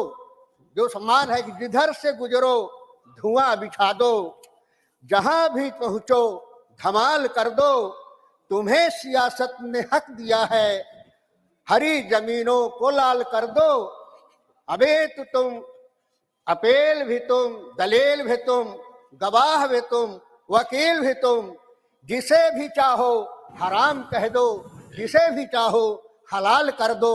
माननीय सभापति महोदय, ये प्रजातंत्र के मंदिर से जो आमदन की कल्पनाएं जुड़ी हुई है, उसके बाद एक सेकंड माननीय, आज तो माननीय सभापति महोदय 2 मिनट का समय दे दो, ऐसे नहीं मिलता है, सदन में कभी अपनी बात नहीं कह पाते। आज कह रहा हूँ विदाई के अवसर पर तो राजमणि जी, समस्या क्या है? माननीय सभापति महोदय, मैं सदन में रहूं या न रहूं, लेकिन सभे बुजुर्ग बुद्धिजीवी अनुभवी सांसदों से जो प्रेरणा मिली है, मैं उसे हमेशा याद रखूंगा। जहां भी रहूंगा न्याय की लड़ाई लड़ता रहूंगा। देश की सबसे बड़ी ताकत किसान, गरीब, मजदूर, एसटी, ओबीसी, युवा के अधिकार की आवाज को बुलंद करता रहूंगा। माननीय सभापति महोदय, मैं माननीय आपका सदन के सभी साथियों का आभार व्यक्त करना चाहता हूं। माननीय सभापति महोदय, अंत में इतना ही आपसे कहना चाहते हैं इस सदन में कि अपना क्या है गैर क्या, इसका जुनून छोड़िए, दर्द सभी का दर्द है, अब दर्द से रिश्ता जोड़िए, दर्द से रिश्ता जोड़िए। उसी के साथ माननीय सभापति महोदय कहना चाहता हूँ, थैंक यू उमंगों की नदी बढ़ती किसी दिन सूख जाती है, कभी होता जो अपना है वही अनजान होता है, कहो इन हुक्मरानों से कि भूले नहीं सच को, तिलक के अक्षतों में भी लिखा वनवास होता है, लिखा वनवास होता है। माननीय सभापति महोदय, आपने समय दिया, बहुत बहुत Thank you, आपका thank you. धन्यवाद। मेरा एक सुझाव है, इमरान प्रतापगढ़ी के शेरों को बोलने से पहले 3 बार पढ़ लें। इन्होंने शुरुआत मेरे आने से पहले खड़गे जी के माध्यम से करा दी कि मौसम कैसा आएगा, कितना सताएगा, टेक केयर। इमरान प्रतापगढ़ी तो नहीं रुकेंगे, पर उनके शेर को पढ़ते टाइम 2 बार देखें। एल हनुमंथिया जी, इस बात को ध्यान में रखते हुए आपको भी जरूर कोई शेर दिया होगा उन्होंने। Sir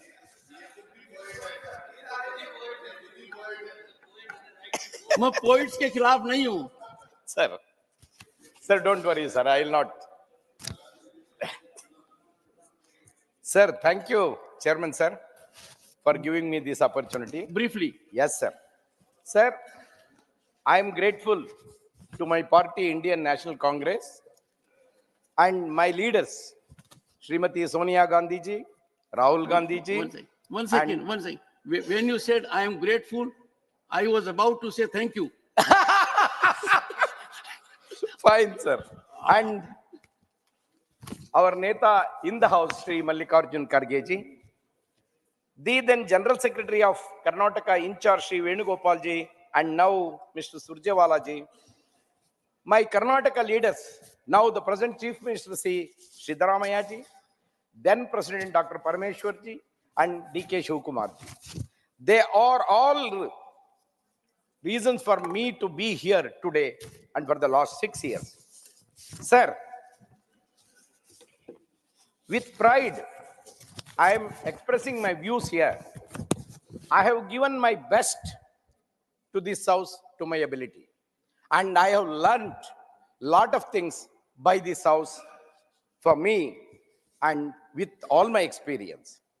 Sir, in spite of ideological differences here, we have very good human beings across the party line. They have always appreciated the good work done by any member. And I am one who enjoys that love by many members of this house. Sir, I must remember Sri Venkaiah Naidu ji, who was our earlier chairman of this house, who used to comment whenever you speak on any subject. And he used to appreciate or used to correct, as you are doing now. I must compliment Sri Venkaiah Naidu ji for his encouragement on many issues which I have expressed in this house. Sir, many issues raised in this house. I was thinking this house will definitely be the voice of the unreached in this house. It will solve the problem, or it will take care of the issues, because that is the apex body of the country. Sir, I am seriously disappointed on many issues which was raised in this house, which were very serious, which includes crores of people have not been touched upon by the ruling governments. That is what I am seriously worried, that I still request the house, whatever issues raised in this house has to be addressed with utmost priority and sincerity. That is my request, sir. Thank you. So thank you very much, sir, for this opportunity. And I am thankful to you and all the people here. Thank you so much, sir. Hanumanthaiah ji, आपने मल्लिकार्जुन खड़गे जी को कहा, my leader in the house. Yes. I think he is your leader everywhere. Yes, exactly, right? sir. Thank you. I stand corrected, sir. Thank you. Dr. Anil Jain. Anil ji, धन्यवाद सभापति महोदय। सुनिए, surgical operation कीजिए quickly. Right sir. मैं सर्वप्रथम अपनी party के अध्यक्ष माननीय नड्डा जी, निवर्तमान अध्यक्ष और देश के गृह मंत्री माननीय अमित शाह जी और देश के यशस्वी प्रधानमंत्री, दुनिया के सबसे लोकप्रिय राजनेता माननीय नरेंद्र मोदी जी का धन्यवाद करता हूं कि मुझे इस महान सदन में पहुंचाने का काम किया। माननीय सभापति जी, मैं लखनऊ मेडिकल कॉलेज का छात्र रहा हूँ और जब मैं पढ़ता था तब मेरा मेडिकल कॉलेज दुनिया के सर्वश्रेष्ठ मेडिकल कॉलेजेस में से एक होता था और मैंने बड़ा गोल्डन पीरियड वहां बिताया है। और उत्तर प्रदेश की पोस्ट ग्रेजुएट मेडिकल एजुकेशन को संघर्ष के माध्यम से पूरा परिवर्तित कराने का काम किया। मैं उसको अब तक की सबसे बड़ी उपलब्धि मानता था सदन में आने से पहले तक। और बाकी समय जो 6 वर्ष सदन का है, इस सदन में आने पर हमारे बहुत सारे सपनों को सही माने में हकीकत में बदला गया है। हम लोग धारा 370 की बात करें, हमने धारा 370 हटते देखा है, कश्मीर का पूर्ण विलय होते देखा है, 35A को हटते देखा है, हमने ट्रिपल तलाक को जाते देखा है, ट्रिपल तलाक के खिलाफ कानून बनते देखा है और जो बहनों को अधिकार मिले उसका आगाज देखा है।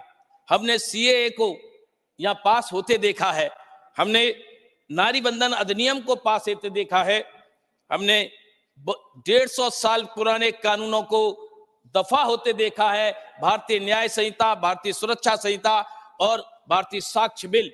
मुझे सौभाग्य है कि मैं होम अफेयर कमेटी का भी मेंबर रहा और इन बिलों पर हमने भी कुछ ना कुछ गिलहरी के माफी की सही कुछ ना कुछ योगदान देने का काम किया है और इस सदन में इसको पास किया है। ये हमारा बहुत बड़ा सौभाग्य है, गर्व है कि हम गुलामी के जो भी अवशेष बचे हैं उनको धीरे धीरे मिटाते जा रहे हैं। हमने इस कार्यकाल में भव्य राम मंदिर देखा है। लोग कहते थे तारीख नहीं बताएंगे, मंदिर वहीं बनाएंगे। मुझे सौभाग्य है कि मैं राम मंदिर से 14 अक्टूबर 1984 से जुड़ा हूं। मैं तब जब लखनऊ में राम जानकी यात्रा आ रही थी उसका मुझे संयोजक बनाया था 1984 में। तब से मैं राम मंदिर आंदोलन से जुड़ा हूं। 90 में भी वहां था और 92 में भी जब ढांचा गिरा तो मैं वहीं था और मुझे ऐसा सौभाग्य मिला और उस सौभाग्य को पूरा होते देखा है, सब स्वप्न को पूरा होते देखा है। मान्यवर, मैंने यहाँ राजपथ को कर्तव्य पथ में बदलते देखा है। मैंने यहाँ भारत मंडपम बनते देखा है। भारत मंडपम लोग सोचते थे ऐसे मंडप बनेंगे तो किसके नाम पर रखे जाएंगे, लेकिन ये भारत की संस्कृति, सभ्यता और भारत के गुरुत्तर दायित्व के लिए को ध्यान में रखते हुए भारत मंडपम रखा, यशोभूमि बनते देखा है। मान्यवर, इस देश में माननीय प्रधानमंत्री जी के नेतृत्व में लोगों के, गरीबों के सपनों को पूरा होते देखा है। इस देश में इंक्रीमेंटल चेंज नहीं, 2014 के बाद ट्रांसफॉर्मेशनल चेंज आए हैं। 1-2 लाख लोगों के जीवन में परिवर्तन नहीं आए, बल्कि करोड़ों करोड़ों जीवन के लोगों के जीवन में परिवर्तन आए हैं। चाहे जनधन की बात करें, चाहे शौचालय की बात करें, चाहे LPG की बात करें, चाहे आयुष्मान भारत की बात करें, फसल बीमा की बात करें, चाहे स्वनिधि की बात करें, चाहे किसान सम्मान निधि की बात करें, करोड़ों करोड़ों लोगों के जीवन में परिवर्तन आए। ऐसे कार्यकाल को थैंक यू। Thank you.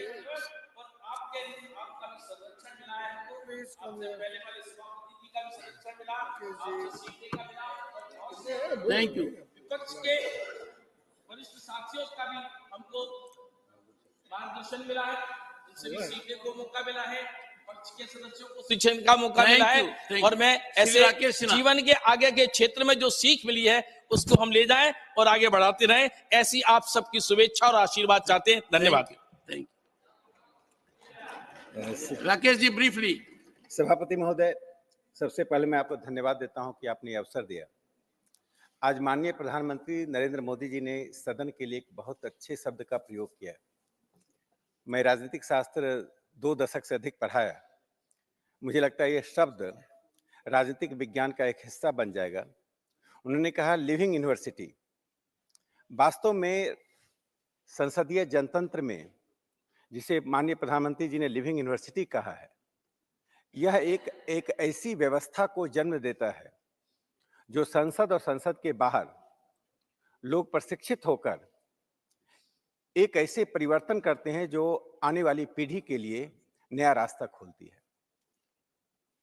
इस सदन में जब मैं आया 2018 में, मैं इसको एक भारत के लिए परिवर्तन का युग मानता हूं, क्योंकि एक नेहरू युग के बाद जिस युग को हमने देखा, हमने पढ़ा, हमने अनुभव किया, जो मोदी युग शुरू हुआ है, यह सिर्फ 2 व्यक्ति का नाम नहीं है।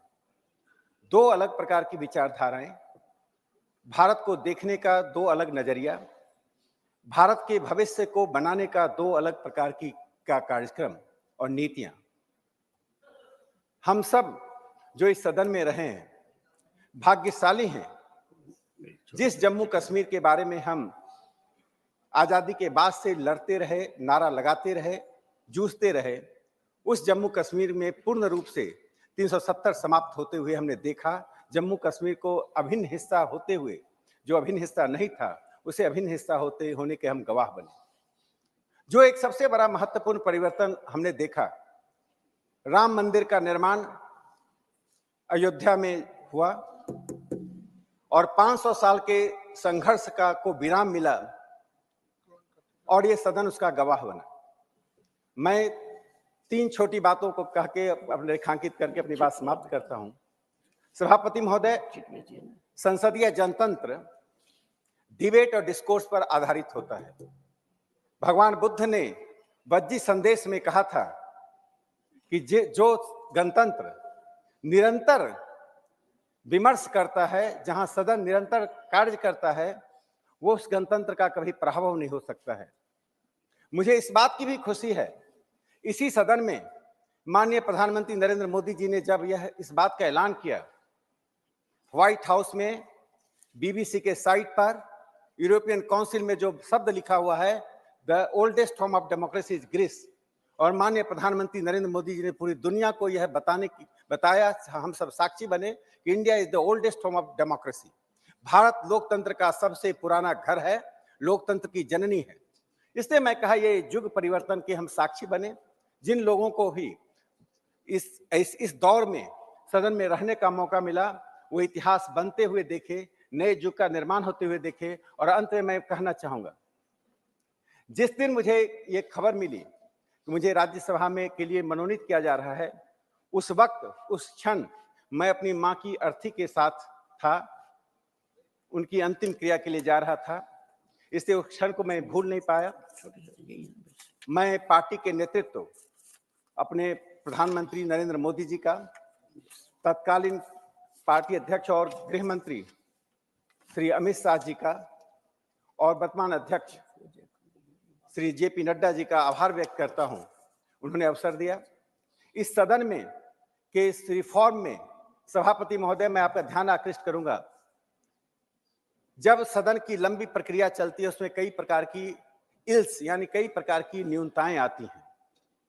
पिछले 2-3 सालों से और खास करके इस अवसर पर जो आपने सदन के को रिचुअल से हटाकर वास्तविकता, हकीकत पर, यथार्थ पर लाने की कोशिश की, मैं मानता हूं कि दुनिया के संसदीय जनतंत्र में जो अभी सुधार की प्रक्रिया चल रही है वह एक आईने की तरह होगा कि सदन, थैंक यू, और भगवान बुद्ध का वो संदेश जो है, सदन डिबेट डिस्कस होता है, तर्क की ताकत की जगह होती है, ताकत के तर्क की जगह नहीं होती है। इसी के साथ मैं अपने नेतृत्व का आभार व्यक्त करते हुए अपनी वाणी को विराम देता हूं। GVL Narasimha Rao. Thank you, Chairman sir. First of all, I'd like to express my gratitude and heartfelt thanks to Honorable Prime Minister Shri Narendra Modi ji, the then National President and Home Minister Amit Shah ji, present President Nadda ji, for having given me the opportunity to serve as a member of this very august house. So, sir, though I hail from the state of Andhra Pradesh, I was elected from Uttar Pradesh by the party leadership to give representation to the state of Andhra Pradesh and to give voice to the people of Andhra Pradesh in the 2 houses of parliament. Sir, inspirational leadership and life of Prime Minister Modi ji has inspired my transformation from being a cephalogist, columnist, author, and a researcher into a person committed to public welfare and public good rather than individual growth. Sir, in this house, I have used every instrument available, be it 0 hour, special mention, and every other opportunity to highlight public concerns and problems of Visakhapatnam and the state of Andhra Pradesh. And my efforts have helped me to really provide some kind of service to millions of people. During COVID, sir, I was able to help thousands of people who were stranded in different parts of the world. In Varanasi, I was instrumental in getting a train sanctioned from Varanasi to Visakhapatnam, which was pending for 30 years. I have helped for the recognition and empowerment of backward classes in Uttarandhra region, to give them reservation in the central OBC list. So like this, I think this opportunity was, I think, had greatly availed for public welfare. And I would like to also place on record my sincere appreciation, my sincere gratitude to you, sir, as the chairman, the former chairman, Venkaiah ji, to the vice chairman, Harvansh ji, and many others. And I will use this experience and knowledge gained as a member of Rajya Sabha, and I'm sure this will continue to inspire me to work for public good and public welfare after retirement from this house. Thank you very much, sir. Shri Samir Urao. बहुत बहुत धन्यवाद सभापति महोदय, आपने ऐसे क्षण पर मुझे बोलने का अवसर दिया है। सभापति महोदय, मैं झारखंड के एक आदिवासी गांव में जन्म लेने के पश्चात मैंने कभी नहीं सोचा था कि किसी दिन इस देश के उच्च सदन का हिस्सा बनूंगा, और मैं राज्यसभा का हिस्सा बनने का कल्पना भी कभी नहीं कर सकता था। परंतु मैं धन्यवाद देना चाहता हूं देश के यशस्वी प्रधानमंत्री, विश्व नेता आदरणीय प्रधानमंत्री जी को, और माननीय अमित शाह जी को, माननीय जेपी नड्डा जी को, और भारतीय जनता पार्टी के शीर्षस्थ नेताओं का, जिन्होंने मुझ जैसे पार्टी के कार्यकर्ताओं को गांव से उठाकर उच्च सदन का हिस्सा बनने का अवसर दिया है।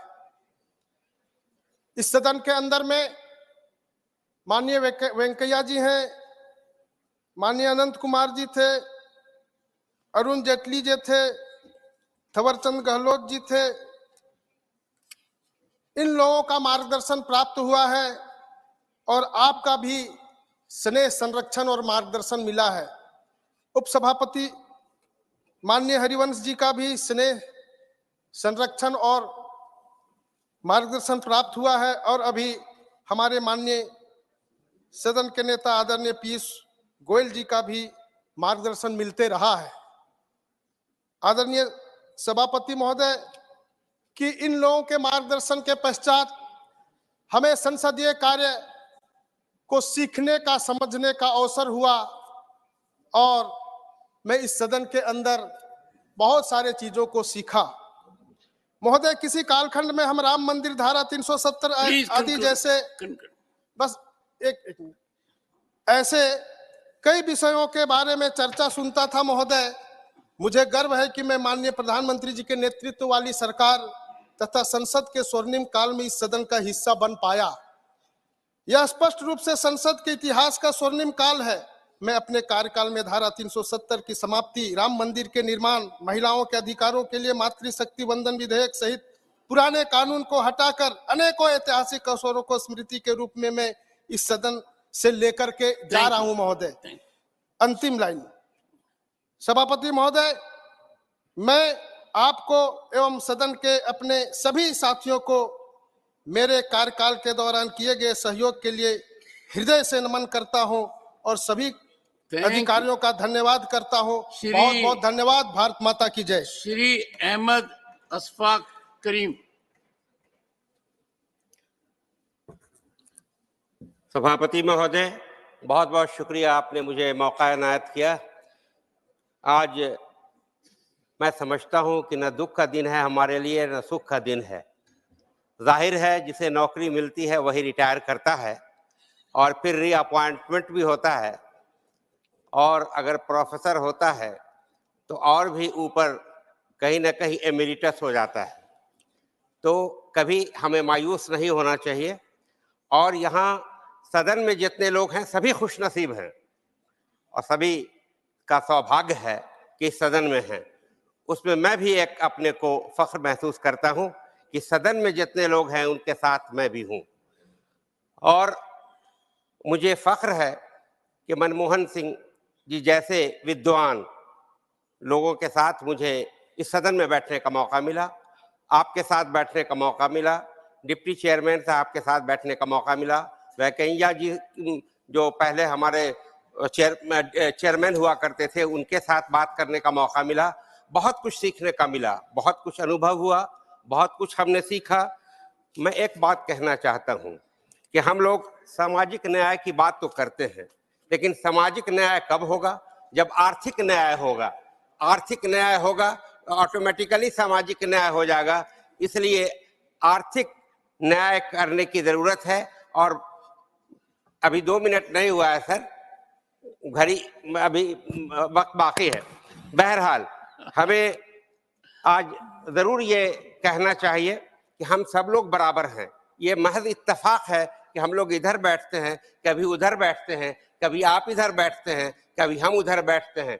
इसलिए हम बिल्कुल कहीं पर भी मुझे इसका दुख, इसका गम नहीं है कि अपोजिशन में है, बल्कि सुख है। उस दिन को याद करते हैं जब पंडित नेहरू जी जानबूझकर कहते थे कि जब तक अपोजिशन मजबूत नहीं होगा हम सही सरकार नहीं चला पाएंगे।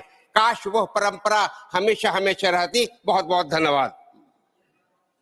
श्री बिनोय विश्वम, 2 minutes. Sir, thank you. Sir, this House of the Elders is an integral part of the Parliament. We all looked at it with great respect, great trust and hope, because this is the temple of democracy. With this hope I came, and with this trust I am going back, sir, in July. Sir, I was representing a party. Sometimes I was only one of the two in the party, the house. Many a time I was alone here, but I could say I raised to issue the voice of the common people, the workers, the peasants, the downtrodden, and the voiceless. And my understanding is that even though they opposed me politically, many of them took this in light spirit. They fed with me. Sometimes they have laughed at me. Many a time they raised their voice against me, but I remember they're all friendly to me. To me, that is the beauty of democracy. And the chair was always maybe you or Venkayaji. Sometimes I felt that the chair was always cruel to us, the small parties. I believe that the small parties, they represent an ideology, a politics, a cause. So they should be given ample time to express their views. Thank you. The moment we begin to start. Thank you, sir. You will get another opportunity before you retire. You will get another opportunity before you retire. Thank you. Thank you. Okay. Priyanka Chaturvedi. Okay. Just 2 minutes. No, you'll get the opportunity. Less than 2 minutes because I do understand that Only there's 2 other minutes. business waiting. So on behalf of my party, I'd like to extend my best wishes to all the retiring MPs as they leave from this house, and maybe some of them would be returning back. My own colleague who sits next to me would also be retiring. So it's yes, sir, 30 seconds. So just two things I'd like to say. One thing, because we are short of time. So there is a quote which I read and I live by: when you think you are at the end of something, it is the beginning of something else. In that something else, I would just request all the retiring MPs that as they leave with a lot of knowledge, with a lot of learnings, they impart some time to train, groom young leadership so that they, when they come here, they understand how legislative processes work and will bring immense talent and immense knowledge to all the legislative work they participate in. Thank you so much and extend my best wishes once again. So you are seeking grooming for yourself also. So I will also be grooming, sir. I'm already grooming. Fozia Khan. Sir, on behalf of my party, I am wishing all the 68 retiring members from the depth of my heart for another beginning in life, sir. Along with them, sir, Dr. Manmohan Singh ji, Honorable former Prime Minister, who is known for abolishing the license Raj to speed up the slow economic growth and corruption in the Indian economy for decades. So yesterday, our Honorable Prime Minister quoted him in his reply to the President's motion of thanks. Although he gave a negative connotation to this quote, I feel it actually speaks more about his virtues of honesty and integrity, sir. He did not lie, he did not mislead or resort to propaganda. It was only honest introspection. Honest introspection, sir, is virtue, while self-praise and arrogance is not. Along with them, Jaya Bachchan ji, friendly, encouraging, committed, highly experienced, and forever ready to stand against injustice, sir. Sir, Vandana ji, she has been a mayor, MLC, she has been twice a Rajya Sabha member, and she has performed in an outstanding way in all her roles, sir. Sir, the other women members who are retiring are Dr. Ami Yagnik, Sonal Mansingh ji, Saroj Pandey ji, Kanta Kardam ji. All these women have proved what is women power, sir. Sir, I will only say one thing, that in the words of William Wordsworth, he spoke about daffodils, that for oft when on my couch I lie, in vacant or in pensive mood, they flash upon that inward eye, which is the bliss of solitude. So, sir, these retiring members will be the bliss of solitude when we are in solitude, sir. Thank you. Honorable Leader of the House. Honorable Leader of the House. बहुत बहुत धन्यवाद माननीय अध्यक्ष जी। बड़ा ही मिला जुला भाव होता है आज के दिन। एक तरफ बहुत अच्छी यादें रहती हैं, कई माननीय सदस्य सांसदों ने अपनी अपनी यादें उजागर की। थोड़ा बहुत दुख भी होता है जब टर्म खत्म हो रहा होता है, पता नहीं वापस आएंगे कि नहीं आएंगे। बाकी मित्रों की भी भावनाएं सुन के आनंद आता है कि अच्छे पल जो हम सबने मिलके मिलाए हैं उनकी यादें उजागर होती हैं। तो एक प्रकार से एक भावुक क्षण है और इस नॉस्टैल्जिया के बीच में कुछ अच्छी बातें भी होती है, कुछ तीखी बातें भी होती हैं।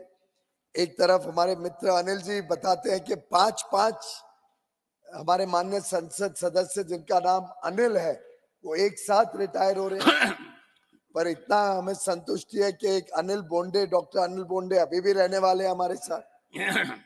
एक तरफ हम देखते हैं कि माननीय प्रधानमंत्री जी जिस प्रकार से वो हर बार बड़प्पन से हमारे वरिष्ठ नेताओं की गुणगान गाते हैं, उनकी योगदान की तारीफ करते हैं। आज डॉक्टर मनमोहन सिंह जी के बारे में उन्होंने जो कहा और दिल से कहा, कोई उसमें पढ़ा लिखा भाषण या ऐसा कुछ नहीं पढ़ा। वैसे माननीय leader of the opposition Mallikarjun खड़गे जी ने भी मनमोहन सिंह जी के लिए कुछ पढ़ा अपने वक्तव्य में। मैं समझता था कि इतने वर्ष साथ में काम किया है तो वो भी अपनी दिल की भावना बताते डॉक्टर सिंह के लिए। परंतु एक तरफ हम सबकी जो भावनाएं हैं, बड़े बड़े वरिष्ठ साथी हम मिस करेंगे, उनका योगदान, जिस प्रकार से उन्होंने इस उच्च सदन की गरिमा बढ़ाई, बड़े बड़े कानून पारित हुए, इस भव्य नए पार्लियामेंट के बिल्डिंग में जिस प्रकार से शुरुआती नारी शक्ति वंदन अधिनियम से हुई, एक प्रकार से एक ट्रेंड सेट हुआ कि आगे आने वाले दिनों में ये नया भवन आगे आने वाली पीढ़ी को, अमृत पीढ़ी को, आगे आने वाले अमृत काल में जब भारत विकसित भारत की तरफ तेज गति से प्रगति कर रहा है, कैसे इस सदन का व्यवहार रहेगा, चाल चलन रहेगा, योगदान रहेगा और कैसे हम सबको कर्तव्य भावना से भारत के भविष्य के लिए अपनी अपनी कर्तव्य को निभाना है और अपना अपना योगदान देना है। वैसे अभी अभी हमारे मित्र कह रहे थे कि विपक्ष मजबूत रहना चाहिए और इस परंपरा को कायम रखनी चाहिए।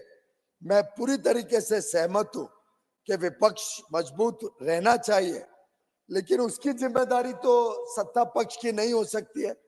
उसकी जिम्मेदारी तो विपक्ष की रहेगी कि उनको मजबूती से अपने नंबर भी, संख्या भी बढ़ानी है, उस प्रकार का काम करके जनता का दिल जीतना है। और मैं समझता हूं भारत की विकास यात्रा में व्यवधान डाल के या भारत के विकास पर ईर्ष्या करके विपक्ष मजबूत नहीं हो पाएगा। विपक्ष को अपने कर्तृत्व से, अपने काम से लोगों के बीच जाके उनका दिल जीतना पड़ेगा। हमारी तरफ से, सत्ता पक्ष की तरफ से अवश्य हम चाहेंगे कि इस सदन में अच्छा डिबेट हो, डिस्कशन हो, डिबेट, और हर एक विषय, हर एक व्यक्ति अपने अपने उसमें जोड़ सके, योगदान दे सके, उसमें अपना अपना विचार विमर्श करके अच्छी निर्णय लेने का अगर हम सब सामूहिक रूप से फैसला कर लें कि सदन अच्छी तरीके से चले, कोई किसी प्रकार का डिस्टरबेंस ना हो, तो मुझे लगता है कि सदन की कार्रवाई से देश को भी लाभ होगा, देश की विकास यात्रा को भी लाभ होगा। माननीय अरुण जेटली जी, जो पूर्व में नेता सदन रहे हैं, उन्होंने एक बार कहा था, one of the great strengths of this house is that we have learned to respect each other's opinion. मैं समझता हूं इस भावना से अगर हम सब आगे भी चलते हैं तो आगे चल के इस देश को आगे बढ़ाने में सभी व्यक्तियों का एक अहम भूमिका रहेगी। कई मान्य सांसद वापस आएंगे, कई नए सांसद आएंगे, नए विचार लेके आएंगे, नए अनुभव लेके आएंगे। हर एक का अनुभव हो, उनकी आवाज हो, वो इस सदन को शोभा देगी। आगे चल के जिस प्रकार से हमारी टीम ने, इसी ग्रुप ने जो आज रिटायर हो रहा है, इसी ने आर्टिकल 370 और 35A को रद्द करने का निर्णय लिया। इसी टीम ने जो भारतीय न्याय संहिता का निर्णय लिया, बड़े बड़े फैसले लिए गए और हम सबके कार्यकाल में ही राम मंदिर का, भव्य राम मंदिर का प्राण प्रतिष्ठा का कार्यक्रम हुआ। तो हम सब तो सौभाग्यशाली, हम सब इस टर्म के जो माननीय सांसद हैं, हम अपने आप को सौभाग्यशाली मानते हैं और मुझे पूरा विश्वास है कि आगे भी चल के, जैसा माननीय प्रधानमंत्री जी ने राष्ट्रपति जी के मोशन ऑफ थैंक्स में कहा कि उनकी तीसरी टर्म में वो देश और तेजी से प्रगति करेगा, देश विश्व की तीसरी सबसे बड़ी अर्थव्यवस्था बनेगा, देश कठोर फैसले लेके आगे बढ़ेगा। और मैं समझता हूं कि house of elders, council of states, ये उच्च सदन, उसमें अपने तरीके से बड़ा योगदान देने के लिए पूरी तरीके से तैयार है। हमारे पास कई सारी अच्छी यादें हैं, विजडम की, विट की, ह्यूमर की, अलग अलग नजरिया सामने आया हमारे माननीय सांसदों का डिबेट चर्चा के माध्यम से। दोस्तियां भी बहुत सारी बनी, मित्रता ये मैं समझता हूं वर्षों वर्षों तक सदैव रहेगी। अलग अलग मान्य सदस्य ने अपनी संवेदनशीलता भी दिखाई, अलग अलग मान्य सदस्य ने अपने कुशलता और अपने बड़े सोच भी इस सदन की अलग अलग डिबेट्स में रखी है।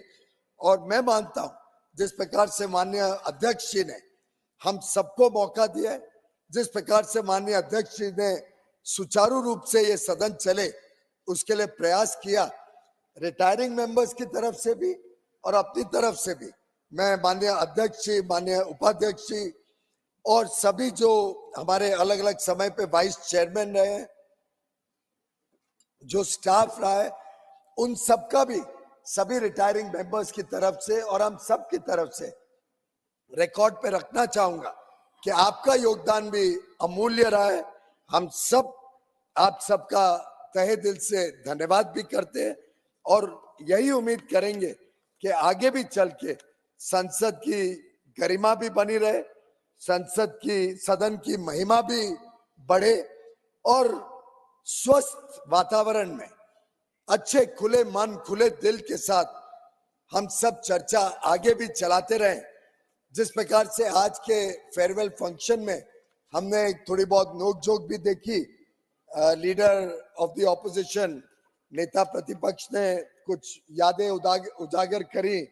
माननीय देवेगौड़ा जी के लिए थोड़ी ईर्ष्या जरूर थी, थोड़ा दुख भी था कि उनका इंडिया अलायंस कमजोर होते जा रहा है। उसकी जिम्मेदारी तो हमारी नहीं हो सकती है, इतनी बात तो स्पष्ट है। और अगर देवेगौड़ा जी को ध्यान में आया कि माननीय प्रधानमंत्री जी देश हित में और देश को एक विकसित भारत बनाने के लिए अहम फैसले और बड़ी भूमिका, बड़े दृष्टिकोण के साथ काम कर रहे हैं और माननीय देवेगौड़ा जी और उनकी पार्टी उसके साथ जुड़ रही है, तो मैं समझता हूं कि नेता प्रतिपक्ष ने वास्तव में उसमें कोई ईर्ष्या दिखाने का कारण नहीं। और पर्सनल बातें होती रहती है, पर्सनल बातें हम कभी सदन में उजागर नहीं करते हैं, कमरे के बाहर, सदन के बाहर जो बातें होती हैं, और जिस दिन उसका पर्दाफाश सभी करने लग जाएं, तो मैं समझता हूं कि किस हालत में बड़े बड़े नेता रहेंगे, वो बहुत तकलीफ हो जाएगी। ईर्ष्या word will not go on record. हाँ ठीक, ये दुख हुआ उनको। मैं ईर्ष्या के बदले मैं कहूंगा कि नेता प्रतिपक्ष को जो दुख हुआ और परेशानी हुई कि देवेगौड़ा जी अब उनके साथ नहीं है। वैसे तो कई उनके साथी छोड़ के जा रहे हैं, कई राज्यों में हम देख रहे हैं कि एक के बाद एक तेज गति से साथी उनके छोड़ के जा रहे हैं, लेकिन देवेगौड़ा जी ने भी कोई कसर नहीं छोड़ी। उन्होंने भी पूरी तरीके से अपने जवाब में बता दिया कि कैसे अलग अलग समय पे उनके भी बड़े अनुभव रहे हैं माननीय खड़गे जी के साथ। तो ये नोक-झोंक भी इस सदन की एक प्रकार से विशेषता है। ये नोक-झोंक चलती रहे, लेकिन कभी हम डिसिप्लिन ना तोड़े, कभी हम सदन की कार्रवाई में तकलीफ ना डालें, अच्छी तरीके से सदन चले, ऐसा मैं समझता हूं। सभी रिटायरिंग मेंबर्स की भी इच्छा रहेगी कि आगे भी इसी प्रकार से सदन चले, और मैं भी अपनी तरफ से सभी रिटायरिंग मेंबर्स को, सभी आज जो सेवानिवृत्त हो रहे हैं, कुछ तो वापस आ जाएंगे, कुछ अलग अलग तरीके से देश की सेवा में लगेंगे, अपनी पार्टी की सेवा में लगेंगे, अलग अलग अपने पैशन को, अपने हॉबीज को परस्यू करेंगे। उन सभी को शुभेच्छा देता हूं, शुभकामनाएं देता हूं, और आगे उनके सफलता के लिए भगवान से प्रार्थना करता हूं, उनको दीर्घायु दे और सफलता सदैव उन सबको मिलती रहे। बहुत बहुत धन्यवाद अध्यक्ष। Papers to be laid on the table, Srimati Meenakshi Lekhi. Very much, sir. Ever grateful. Honorable Chairperson, sir, with your permission, I rise to lay on the table of the House the papers listed against my name at serial number 6 in today's revised list of business from both departments, Ministry of External Affairs as well as Ministry of Culture. Thank you very much. Well, in the Constitution, I'm the chairman, and when Constitution was amended, Chidambaram ji will recollect, in part 9 and 9 capital A, chairperson word has been used, but corresponding amendment could not be effected. So, chairman at the moment, till the House takes a view, making amendment in that provision also to make it general neutral. Further discussion on the interim union budget 2024-25 and the interim budget of Union Territory of Jammu and Kashmir 2024-25. Yesterday, the honorable members had participated in the discussion. Today, the appropriation bills and the finance bills have been included in the agenda, for which a supplementary list of business has been issued. We will now take up the combined discussion on the bills after the minister has moved the motion for consideration. The honorable finance minister will reply at the end of the combined discussion. Bills for consideration and return. The appropriation vote on account bill 2024 as passed by Lok Sabha. The appropriation bill 2024 as passed by Lok Sabha. The Jammu and Kashmir appropriation number 2 bill 2024 as passed by Lok Sabha. The Jammu and Kashmir appropriation bill 2024 as passed by Lok Sabha, and the finance bill 2024 as passed by Lok Sabha to be discussed together. Srimati Nirmala Sitharaman to move motion for consideration of the following bills.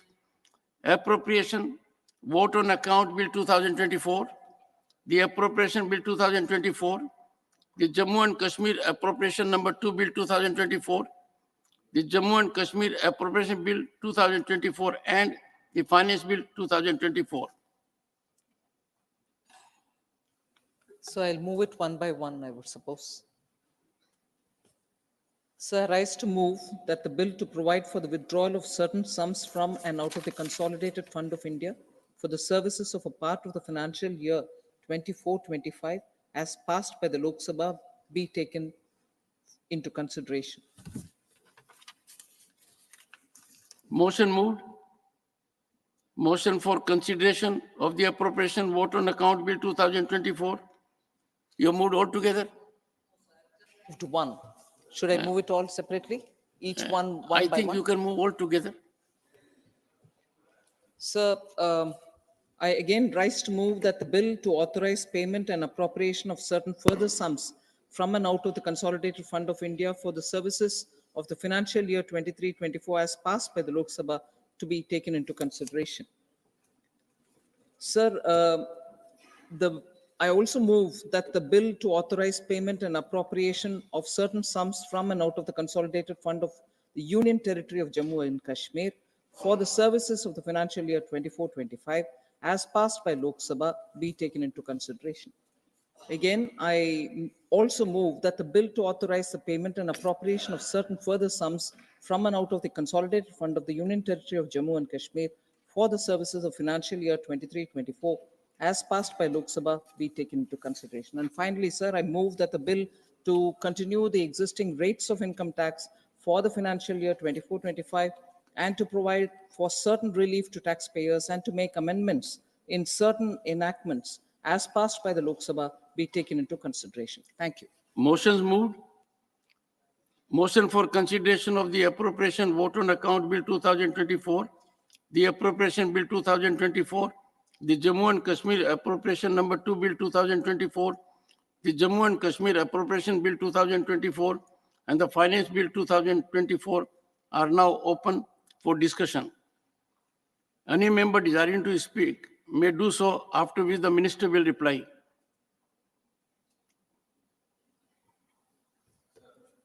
Sri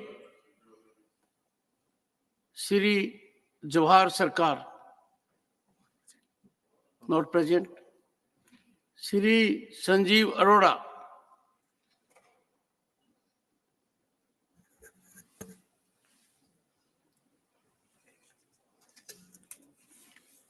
Five minutes. Yes, sir. Chairman, sir, thank you for giving me opportunity to speak on this bill. I am only going to talk on this topic only on one issue, that is health and only health. Every government, sir, since independence has done whatever they thought was best and required to give health care to the population of the country, especially the downtrodden.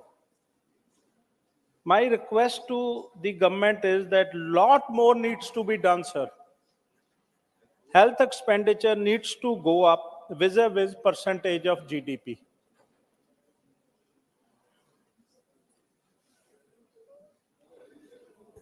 Sir, in spite of, I was just trying to get attention of Honorable Finance Minister, she was busy. Because there is no politics involved in it. I am just requesting her for some relief for health sector. In spite of CGHS, medical insurance, and Ayushman, out-of-pocket expenses is almost 50%, and these are official numbers in India. And if we take into account unreported expense, like you go to OPD, you go to pharmacy, and it would go up to around 60%. This is a private report which has come out. Madam, sorry, I need to address chair. Chairman, sir, through you, another information I would like to bring to the attention of Honorable Finance Minister. India is ranked 176 out of 196 countries world over for high out-of-pocket expense. By whom? Sir, Ranked I'll by give whom? you the report. No. I'll place on the table. No. It is a PRS report, No, sir. indicate to the honorable members right now who has ranked. Pardon? Who has ranked it? This ranking has been granted by whom? Sir, I don't remember what report it is, but I will place on the table the document. I am giving this information from a document, sir. Mr. Arora, we are in the upper house.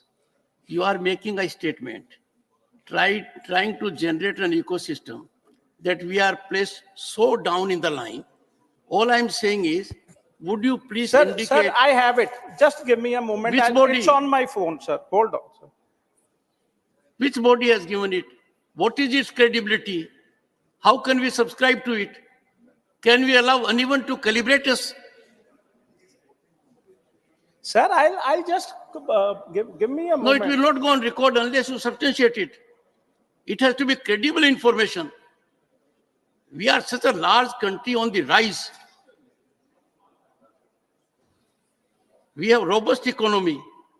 Sir, I told you, sir, I am not here to get politics. I am just bringing to the attention of... I cannot permit free fall of information. I've said number of occasions. If you say something by way of fact, I have this report. I'll give it. Come to the next point.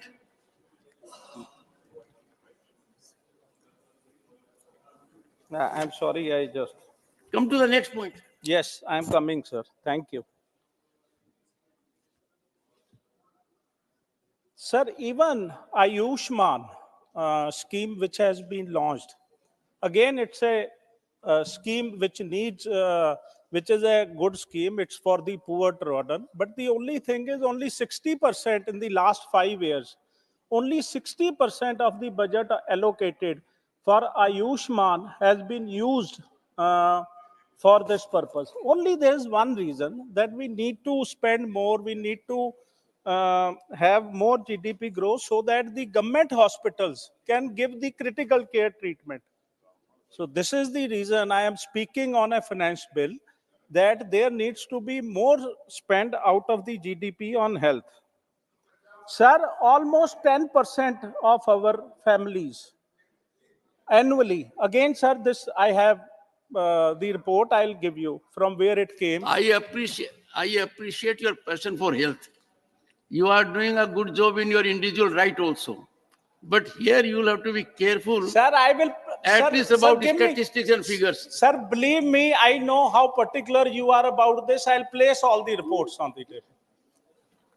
Sir, 9 to 10% of the families in India annually are pushed to poverty because of healthcare expense, which again is, sir, a report which I'll place before the honorable chairman in the house. My only request to honorable finance minister is to increase the percentage spent on health for 2 reasons. First of all, it will help the poor. Secondly, we need to spend a lot on research and development. What happens is, in critical care, when we have to import the medicines which are not available here, what happens is you end up spending so much that you can't afford. If we spend on R&D and we can come up with medicines which are produced here and are affordable, we can save many lives. Thank you.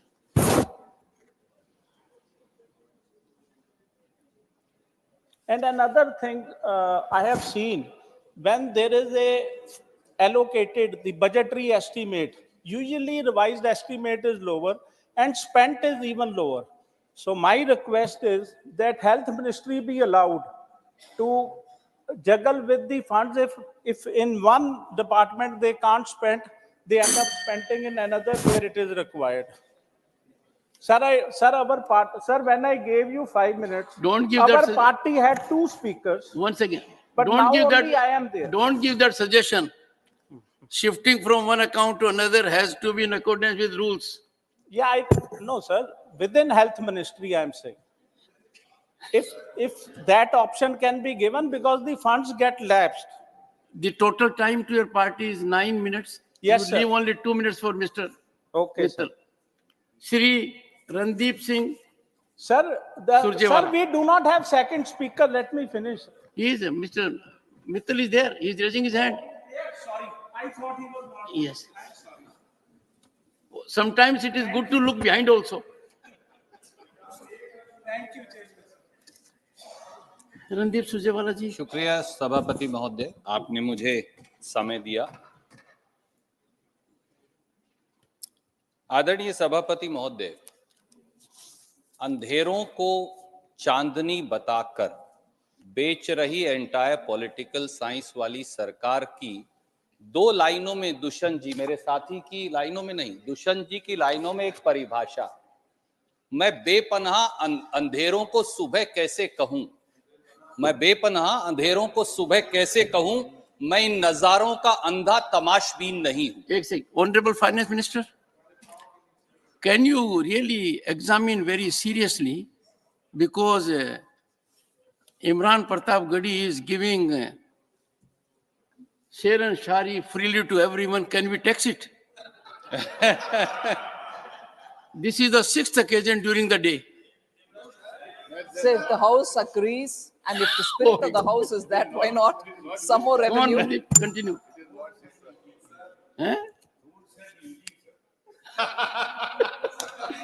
Sir, This will not go on record. सारे देश के अगर poets के पीछे अब ED और tax लग जाएगा तो थोड़ा मुश्किल You have diverted. Continue. Coming back sir. हाँ, continue. सर, एप्रोप्रिएशन बिल हो या बजट, अगर आप इन्हें ध्यान से देखें तो ये मेहनत कशों के लिए नहीं, पेट और पीठ एक करके इस देश के अन्नदाता और खेत मजदूर उनके लिए नहीं, और ऐसा लगता है कि यहाँ ईमानदारी की रोटी कमाने और देश संवारने वाले लोगों के लिए भी कुछ नहीं। कई बार जब इसे ध्यान से देखें आदरणीय सभापति महोदय, तो ऐसा लगता है कि सरकार ने महात्मा गांधी के भारत से मुंह मोड़ लिया है। मैं अपने रिमार्क्स कोशिश करूंगा कि खेती, किसान, खेत मजदूर, गरीब, जो आपका भी विषय है, आपका फेवरेट विषय है क्योंकि आप भी उसी वर्ग से आते हैं, वहां तक सीमित रखूं। आदरणीय सभापति महोदय, तथ्य कभी झूठ नहीं बोलते और सत्य को आवरण की आवश्यकता नहीं होती। मैं याद दिलाना चाहूंगा, प्रधानमंत्री जी ने 2016 में बरेली की रैली में इस देश से यह वादा किया कि 2022 तक किसान की आमदनी दोगुनी करेंगे। आमदनी तो दुगनी हुई नहीं, दर्द 100 गुना जरूर हो गया। 15 अप्रैल, आदरणीय सभापति महोदय, 15 अप्रैल 2014 को आदरणीय प्रधानमंत्री जी ने हजारीबाग, झारखंड, भागलपुर, बिहार में जनसभाओं में फिर कहा कि किसान को भविष्य में लागत पर 50% मुनाफा देंगे, और उसकी परिभाषा भी उन्होंने परिभाषित की। उन्होंने कहा किसान की बीज की कीमत, डीजल की कीमत, बिजली की कीमत, मेहनत की कीमत, जमीन का किराया, और उस पर 50% मुनाफा देंगे। पर हुआ क्या? इसी सरकार ने 21 फरवरी 2015 को सुप्रीम कोर्ट में एक शपथ पत्र दिया, मैं उसकी प्रतिलिपि यहां रख दूंगा, लेकर आया हूं आप चाहेंगे तो, और वहां उन्होंने कहा कि एमएसपी, न्यूनतम समर्थन मूल्य, कॉस्ट प्लस 50% प्रॉफिट पर निर्धारित नहीं हो सकता, क्योंकि इससे मार्केट डिस्टॉर्ट हो जाएगी। द 2 वर्ड्स आई कोट, इससे मार्केट डिस्टॉर्ट हो जाएगी। तो लागत पर 50% मुनाफा देने का किसान को वादा भी 15-15 लाख की तरह जुमला निकल गया। आदरणीय सभापति महोदय, मैं माननीय वित्त मंत्री जी का और सरकार के संज्ञान में लाना चाहता हूं, जब अन्नदाता आत्महत्या को मजबूर हो जाए तो सत्ता का सिंहासन डोलता क्यों नहीं? जब एनसीआरबी की report, national crimes record bureau की रिपोर्ट ये बताती हो कि पिछले 9 साल में 2014 से 2021 तक इस देश में 1,04,74 किसान और खेत मजदूर आत्महत्या को मजबूर हो गए। मैं एनसीआरबी की रिपोर्ट भी लाया हूं सर, ऑथेंटिकेट कर दूंगा। तो सरकार अपने मन के दरवाजे खोल किसान की पीड़ा की बात क्यों नहीं सुनती? और सर जो 2022 की एनसीआरबी की रिपोर्ट आई है, जो 14 दिसंबर 2023 को रिलीज हुई थी, उसमें तो क्या लिखा कि 11,290 किसान और खेत मजदूरों ने 2022 में आत्महत्या की। यानी हर एक घंटे में एक किसान और खेत मजदूर हमारे देश में आत्महत्या को मजबूर है। तो ऐसे में सरकार का उस तरफ संज्ञान और ध्यान क्यों नहीं? जब आपकी एनएसएसओ की रिपोर्ट बताती हो, उसकी भी मैं रिपोर्ट लाया हूं सर, मैं कहेंगे तो ऑथेंटिकेट करूंगा कि देश के किसान की प्रतिदिन आय मात्र 27 रुपया है और देश के हर किसान पर 27,000 रुपया का कर्ज है।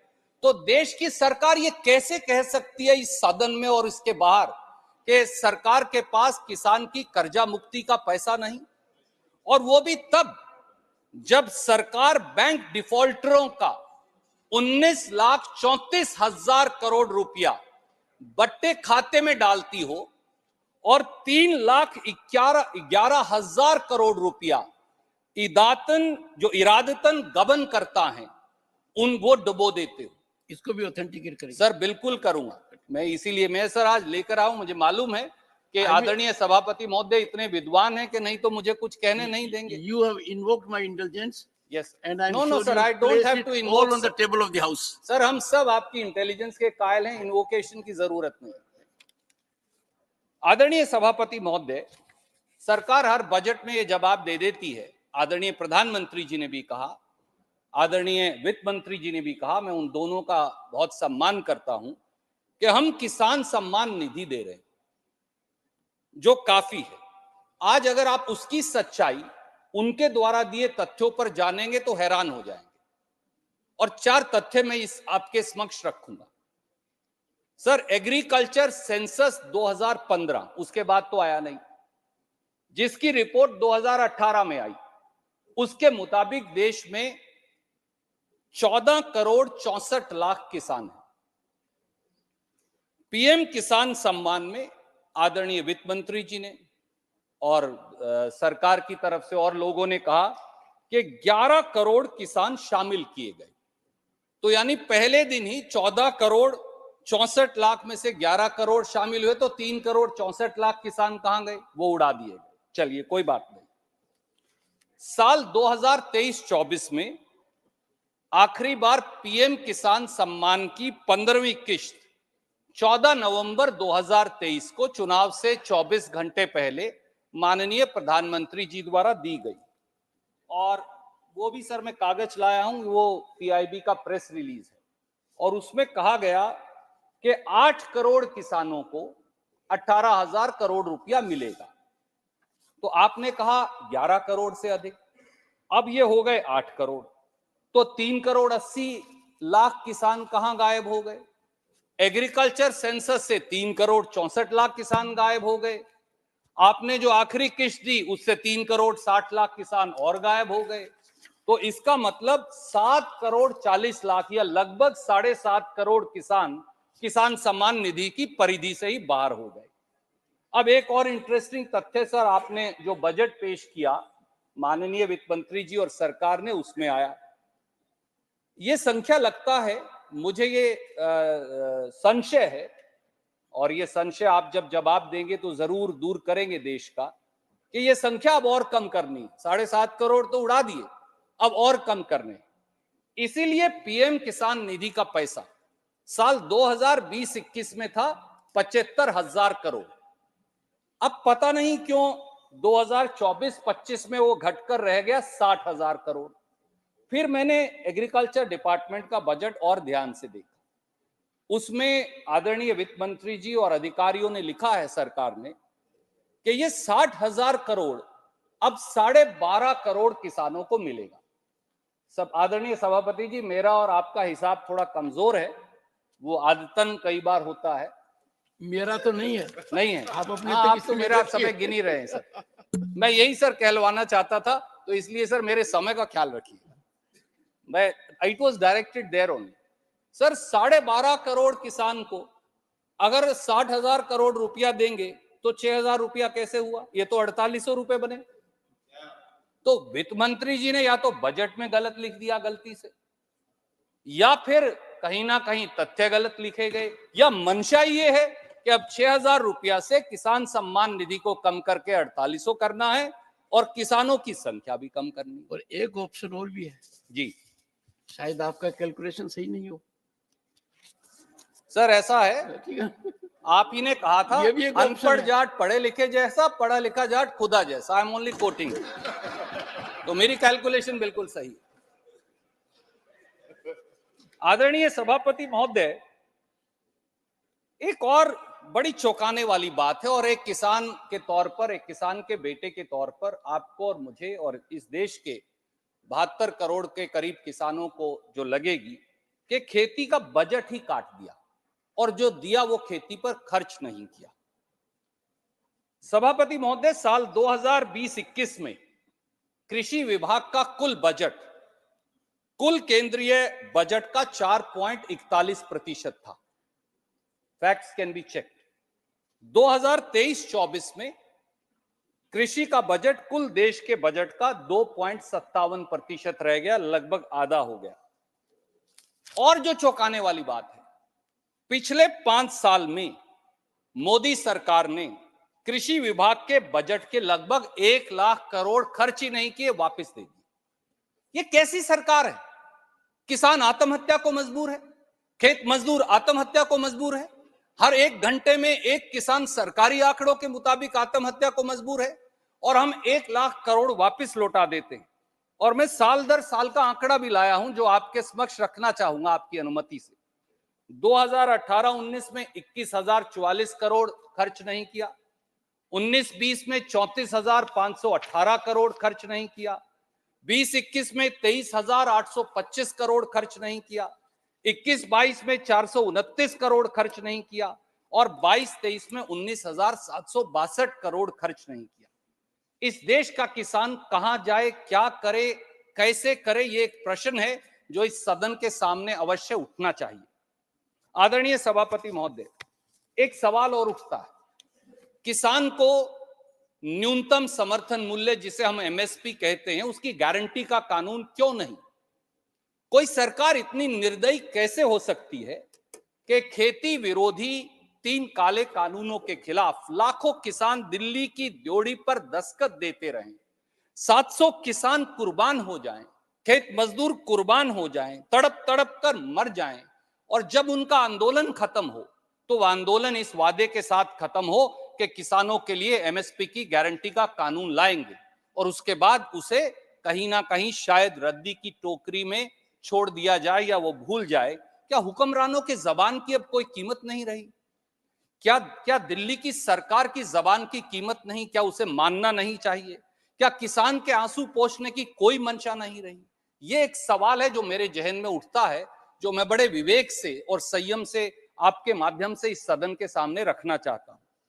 सर, भाजपा सरकार में अब MSP maximum suffering for producer बन गया है instead of minimum support price, क्योंकि एमएसपी के मायने ही नहीं बचे। क्या यह सच नहीं है कि सरकार एमएसपी पर किसान की फसल खरीदती ही नहीं?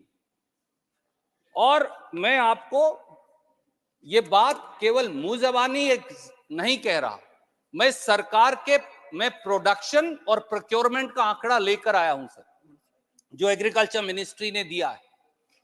2022-23 में अगर आप फसल उपज और फसल खरीद का आंकड़ा देखें तो सभापति महोदय, आप और ये सदन चौंक जाएगा। और मैं 4 फसलों का आंकड़ा पढ़कर बताना चाहूंगा। सर, 2022-23 में एग्रीकल्चर मिनिस्ट्री के मुताबिक गेहूं पैदा हुई 1,068 लाख टन, एमएसपी पर फसल खरीद हुई 187,92,000 टन, यानी 17.59%। तो बाकी कहां गई? बाकी सब गई बाजार भाव में बिकने के लिए। सर, तिलहन की जो फसलें एग्रीकल्चर मिनिस्ट्री के डेटा के मुताबिक सोयाबीन, सूरजमुखी, सरसों, मूंगफली, तिल ये इस देश में पैदा हुई 376,96,000 टन, पर सरकार द्वारा एमएसपी पर खरीदी गई, आप चौंक जाएंगे, केवल 48,000 टन। यानी 0.13%, 1% भी फसल किसान की एमएसपी पर सरकार द्वारा नहीं खरीदी गई। सर दालों का आंकड़ा देखिए, 2022-23 में 276,90,000 टन दाल पैदा हुई किसान के द्वारा, पर खरीदी गई कितनी? 1,20,000 टन एमएसपी पर सरकार द्वारा, यानी 0.43%। कहां जाए? क्या बाजारी ताकतों के सामने झोंक देंगे देश के किसान को? ज्वार, बाजरा, रागी और मक्का, ये चार जो बड़ी फसलें, ये पैदा हुई 2022-23 में 491,70,000 टन, पर आपके द्वारा खरीदी गई एमएसपी पर सरकार द्वारा 1,28,000 टन, यानी 0.26%। सर कहां जाएगा किसान? कैसे जिएगा किसान अगर आप उसे बाजारी ताकतों के भरोसे छोड़ देंगे? और दूसरी तरफ आपने कहा कि अगर बाजारी ताकतों के भरोसे भी छोड़ देंगे, रेट गिर जाएगा, तो हम मार्केट इंटरवेंशन प्राइस मैकेनिज्म लेकर आएंगे।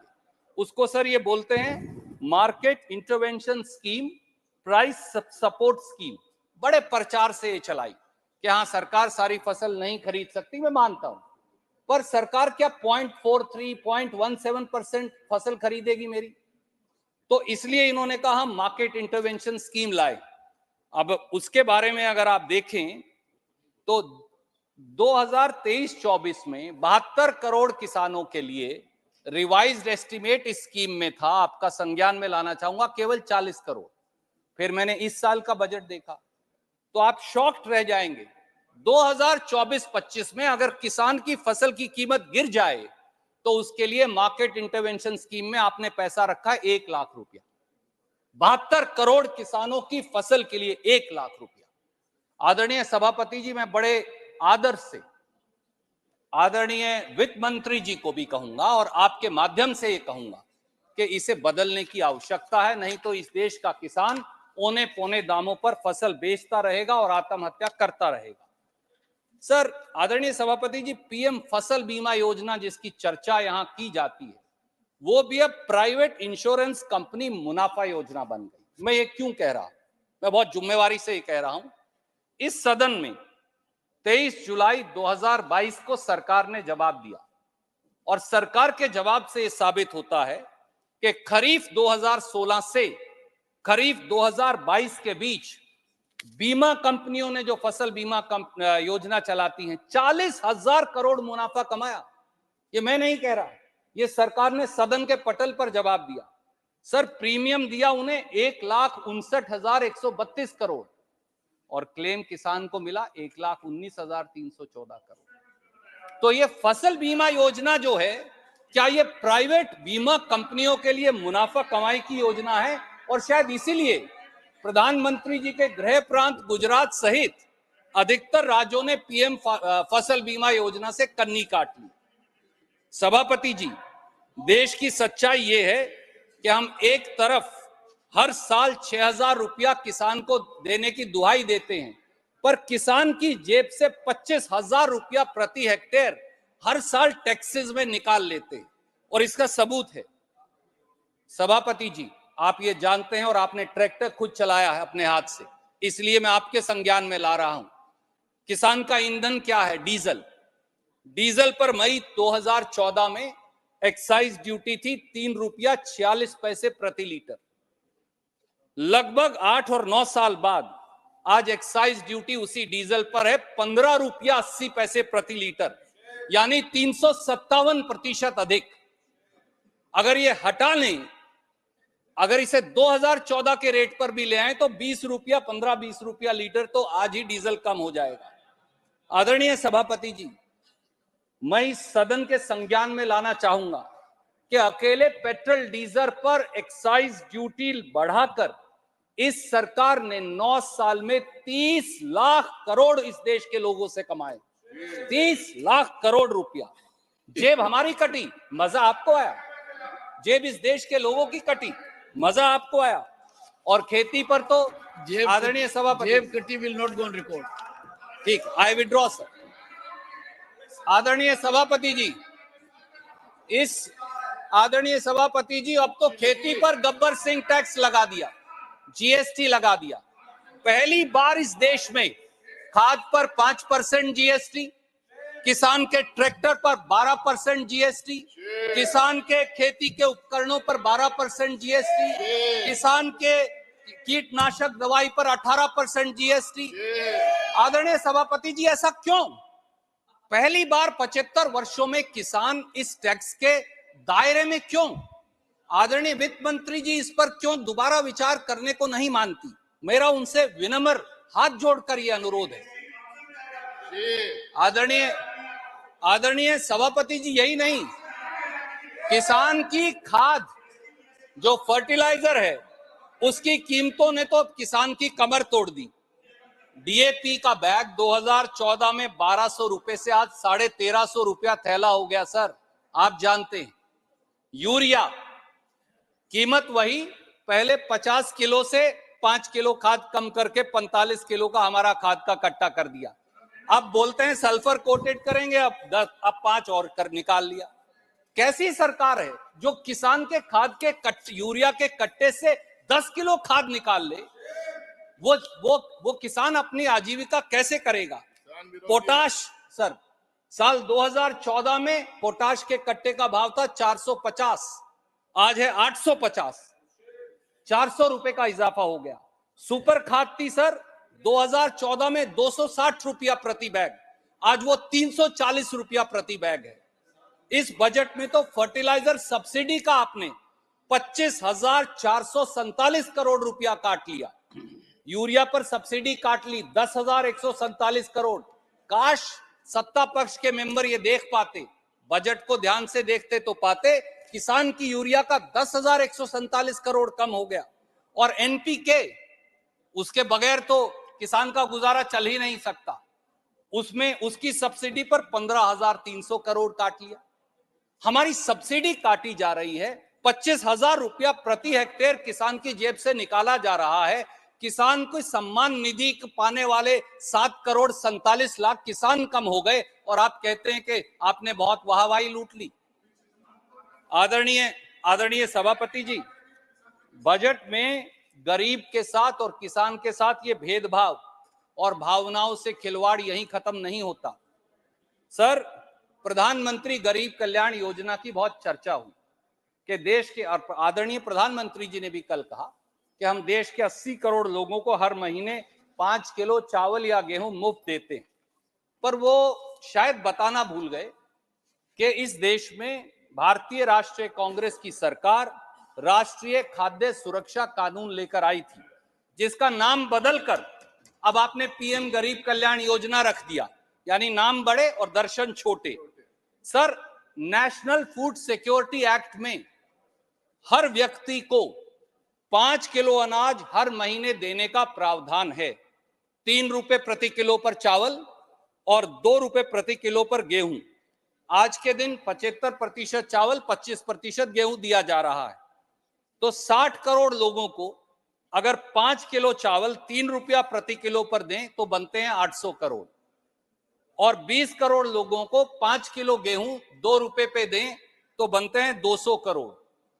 तो कुल छूट कितनी दी? 1100 करोड़। और बवंडर ऐसे उठा दिया जैसे देश बदल दिया हो। ये नेशनल फूड सिक्योरिटी एक्ट ही गरीब कल्याण योजना है।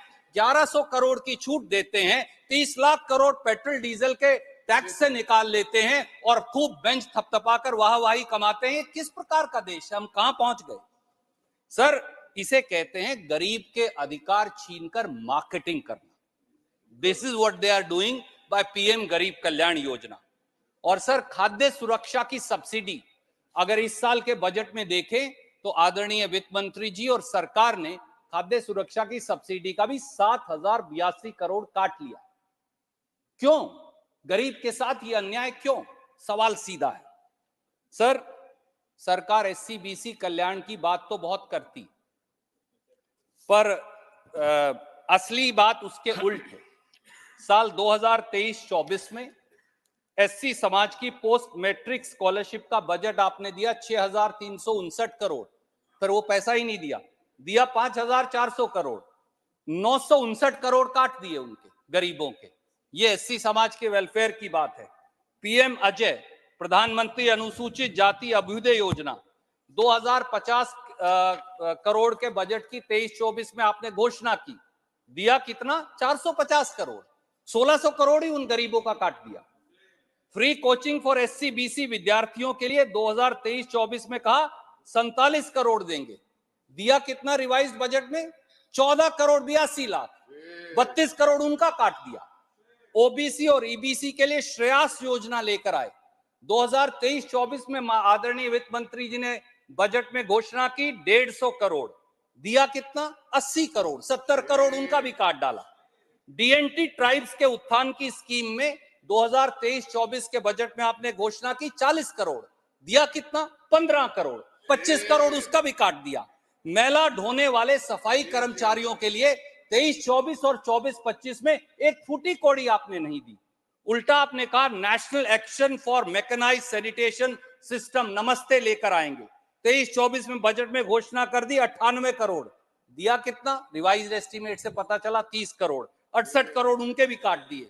और अब तो सर बाबा साहब डॉक्टर अंबेडकर फाउंडेशन का बजट भी पिछले साल के मुकाबले इस साल 10 करोड़ काट दिया। क्या ये आपका एससी और बीसी के साथ न्याय है? इस बात का फैसला भी करना पड़ेगा।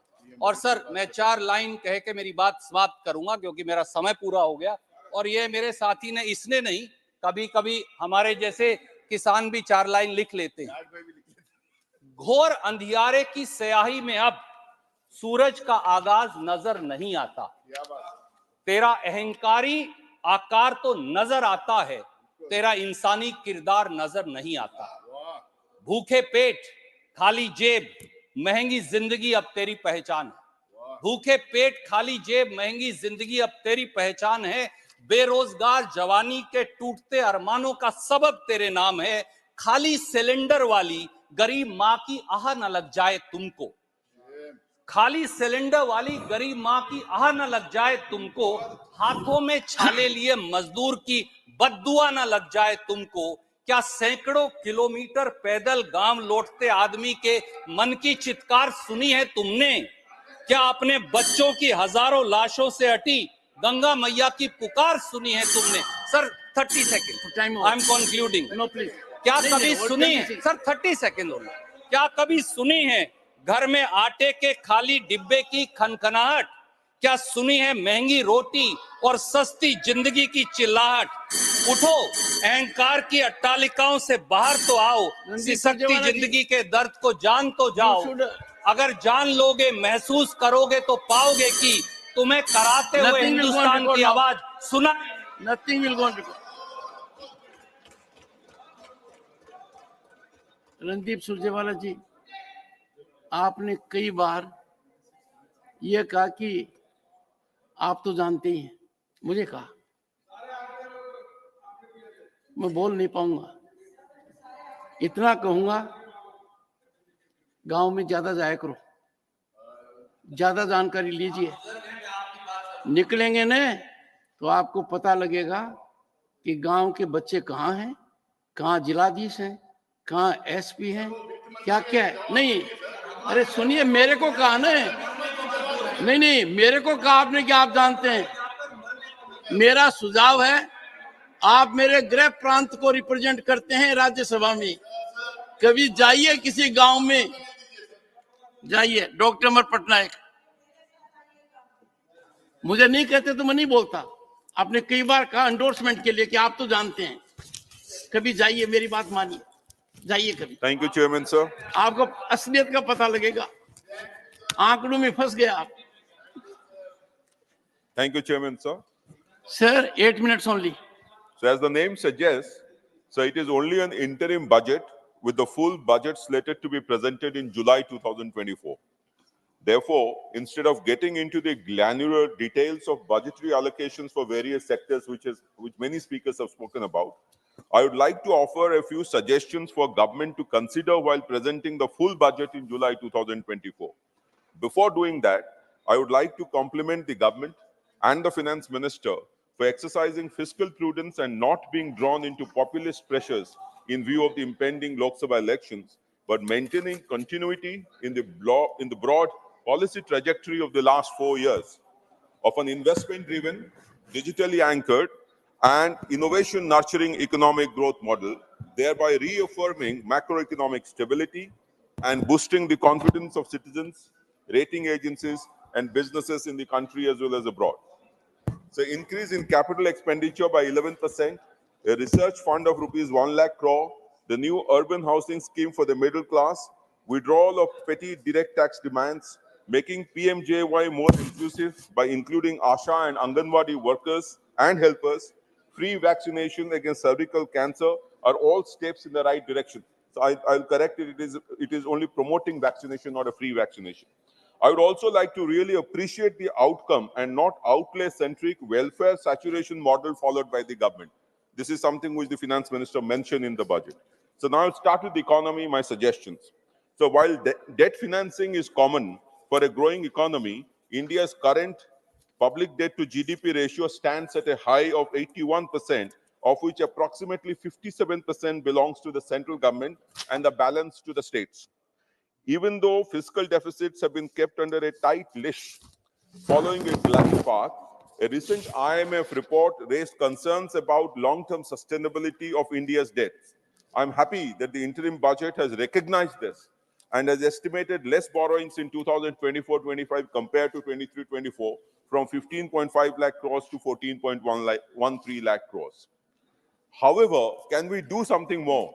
The government has met its disinvestment targets only twice during the last 10 years, in 2017-18 and in 2018-19. We have to review our strategy on this front and not completely abandon it if value can be added or unlocked in certain identified CPSEs by this route. This could reduce the deficit burden. So since 2021, Odisha has been presenting a status paper on public debt and a fiscal risk statement along with the budget every year. This practice could probably be followed here. I think a separate committee should be set up to engage with this issue in greater detail, and if structural changes are warranted in current practice of RBI as being responsible for debt management of the central government, then the same could be followed. So India's overall tax to GDP ratio is around 18%, center it is about 11.6%.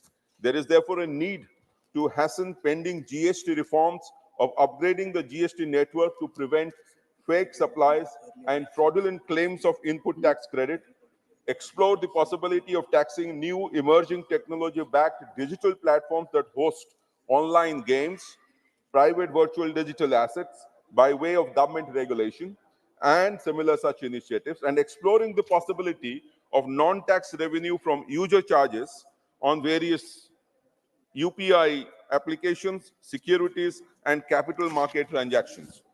So the second point is on subsidy administration. So there is an urgent need for a revision in the policy pertaining to two of the highest subsidy costs for the exchequer, which is the fertilizer subsidy and the food subsidy. So though India leads globally in average in several crops, our productivity is low compared to global average in these crops and has in fact been declining continuously despite increasing use of chemical fertilizers and a fatter subsidy bill as a consequence. Imbalanced use of nutrients, deficiency of micro and secondary nutrients, and depletion of soil organic carbon due to overuse of fertilizers are some of the prime reasons for reducing yield. A possible solution to this can be setting up a cap on a number of subsidized bags of fertilizer per farmer, as has been done for subsidized LPG cylinders, bringing urea under the NBS regime, and many other efforts. I also recommend that the Department of Fertilizer and not the Department of Agriculture be allocated separate funds for promotion of nano fertilizers and organic fertilizers so as to reorient their basic vision and objective towards natural farming and not work at cross purposes with the Ministry of Agriculture by promoting use of chemical fertilizers. There has to be a long-term plan to phase down use of chemical fertilizers over a fixed period of time.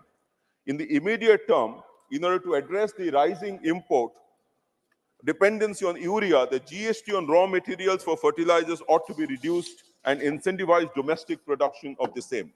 With respect to food subsidies, I highly recommend directing them from the mainstream crops like wheat and paddy to coarse grains like millet, which would reduce groundwater usage, improve the soil regime, and empower the tribals too, as millets are largely grown by tribals. This would lead to transfer of subsidies to tribals. A national plan should be prepared for gradual implementation of the above strategy. As far as inflation is concerned, approximately 40% of agricultural produce in India is wasted. So it is an apt time to implement post-harvest farm gate to market end-to-end integrated cold chain systems and processing facilities alongside increasing investment in climate resilient agricultural practices. I am happy that the finance minister has recognized this in her budget. As far as employment is concerned, so my suggestion is that given the gender disparity in the labor market, what could be done is to bring women into the labor force through SHGs and gradually building their capacity to upgrade themselves into micro and small enterprises, a model that Orissa government has started following under the direct leadership and direct guidance of Honorable Chief Minister Sri Naveen Patnaik. We could at least have 5 medium small enterprises in each district within the next 2 years through a concerted intervention which will be women-led. While several steps are being taken to boost manufacturing sector in the PLI scheme, I would strongly suggest that PLI scheme separately for handmade weaving and crafts, where 56% of the labor force are women, could be thought of different from the textile sector. So on financial regulators, my suggestion is that there is a need to develop institutional structures and protocols with a defined point of closure in place, which is publicly notified, so that people who are to inquire about the status of licenses, about removal of imposed restrictions and interpretations can get guidance. This grievance redressal mechanism is currently missing in the regulation sector, particularly in the financial space. This needs to be built. Thank you. Sir, last 1 minute. Sir, there is a need to promote use of regulatory sandboxes to ease the understanding of startups and MSMEs of the regulatory requirements under their compliance. This could also be thought of. So lastly, I would like to thank the Honorable Finance Minister who mentioned that Union government will focus on the states in Eastern India and ensure that they play a pivotal role in growth as engines. So 1 minute, sir, in realizing the vision of Viksit Bharat. So this is my last speech. We have to conclude at 6, sir. So I'll just finish half a second. I would therefore like to reiterate the demand of Honorable CM of Orissa to confer a special focus state on Orissa and transfer at least 60% of the clean energy cess collected on coal extracted from state to state, countering the scourge of natural disasters regularly encountered by Orissa. These are just a few suggestions for kind consideration. Thank you, sir. Thank the chairman for the opportunity to address the House on this interim budget for the fiscal year 2024-25. Sir, in her presentation, the Finance Minister, Srimati Nirmala Sitharaman, outlined a vision for the prosperous India, harmonizing with nature, modern infrastructure, and leveraging the trinity of demography, democracy, and diversity.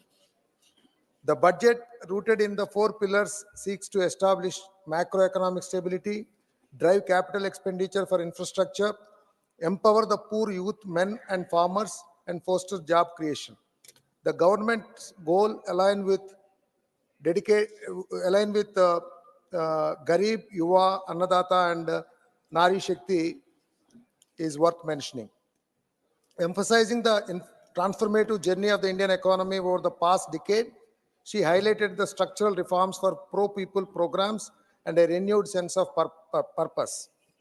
This Disha Nirdeshak budget aims at Viksit Bharat, an India where opportunities are created for all, supported by the principles of Sabka Prayas. The effort inspires us, but achieving it necessitates recognizing regional realities. I state today representing Andhra Pradesh's unique needs and aspirations. Sir, the railways, in their budget have allocated 9,000 138 crore for railway projects in Andhra Pradesh is commendable. This reflects a substantial increase compared to the earlier budgets. The commitment demonstrated through a total investment of 68,000 crores underscores the government's dedication to enhancing the rail infrastructure. Our state is experiencing a robust transformation in railway infrastructure marked by the commendable achievement of 97% electrification completion, a rapid pace of laying 246 kilometers of rail tracks annually, and also several ROBs and RUBs showcases a focused effort. The establishment of one station, one product stalls, under Amrit Bharat station scheme are commendable initiatives. It is concerning to note that the absence of any mention regarding the operationalization of South Central Railway Zone. Despite the submission of DPR by relevant authorities to establish the zone, the progress has not been made. We want the government of India to look into it and the finance minister to and the railway minister to look into this. I urge the government to expedite the operation of this zone at the earliest. Also, sir, under the PM Gati Shakti scheme, aim to transform India's infrastructure and logistics sector by streamlining the planning and execution of projects to reduce the logistic costs needs to be focused much. The scheme encountered significant challenges. India's high logistic costs amounting to 13% of GDP have diminished export competitiveness. So this is very important to bring this Gati Shakti project online very urgently. So the low grade takeoff and several other identified problems, have put only 2 out of the 16 identified Gati Shakti cargo terminals only operational in Andhra Pradesh, and data on the estimated employment post-operation of these terminals are also not encouraging. It is very crucial to address these structural issues and macroeconomic stability concerns. I would urge the commissioning of more Gati Shakti cargo terminals in Andhra Pradesh and also to give more focus in the current budget. Thank you. On the income tax, sir, the interim budget maintained existing tax slabs but introduced an income tax remission scheme under Section 87A, aiming to elevate the tax burden for those earning between 5 and 7.5 lakhs. However, rupees 12,500 rupees is inadequate amid rising living costs. There is a need for the government to consider providing more substantial income tax relief for middle class and salaried individuals, considering the rising cost of living. This would significantly impact disposable income and spending power of the citizens. Despite Andhra Pradesh government's appeals, a discrepancy in population coverage under NFSA is persisting, sir. It is excluding almost 1.47 crore rice card holders. We urge the central government to re-examine the methodology and include these deserving individuals in the scheme, ensuring food security for all citizens of our state. Thank you, sir. Sir, I think you have given 8 minutes, sir. Just only few other things. Final But things sir, you are sharp enough to conclude early. Sir, I'll just put, sir, we want a focus on Central Agriculture University for Andhra Pradesh. Also focus on Polavaram irrigation project. The further funding, certainly need to be looked at, and revised cost estimation should be looked at. Support for aqua industry, as you know, Andhra brings in some of the best potential for this. This investment need to be looked at. Also spending on health and education also need to be improved. Our state has brought in a lot of investment. We need to put in that. And with that, thank you very much. Thank you, sir. Shri A.D. Singh, 5 minutes. Thank you, Chairman, sir. I just wanted to bring to the notice of Honorable Finance Minister certain areas which needs her attention more. As we know that the neighborhood in which in the neighborhood around us is most of them are antagonistic to our country. And then I found that the defense budget is only 1.89% of the GDP. Most of the money of this goes to the payment of salaries, pensions, and very little is left for the modernization of the of the Army, Navy, or Air Force. So, and this percentage is far less than what is being spent in the neighborhood by China, Pakistan, etc. So I would like to request the Honorable Finance Minister that this, instead of, at least we should spend at least 4% of GDP on defense, so that we can quickly modernize our Army, Navy, and Air Force, and for Thank the you. security of the country. See, even the Border Roads Organization, the government is building 1, 2, 3, 5 kilometers of border roads in the Indo-China, and the money allotted to the BRO is only 6,500 crores, which I find is too little.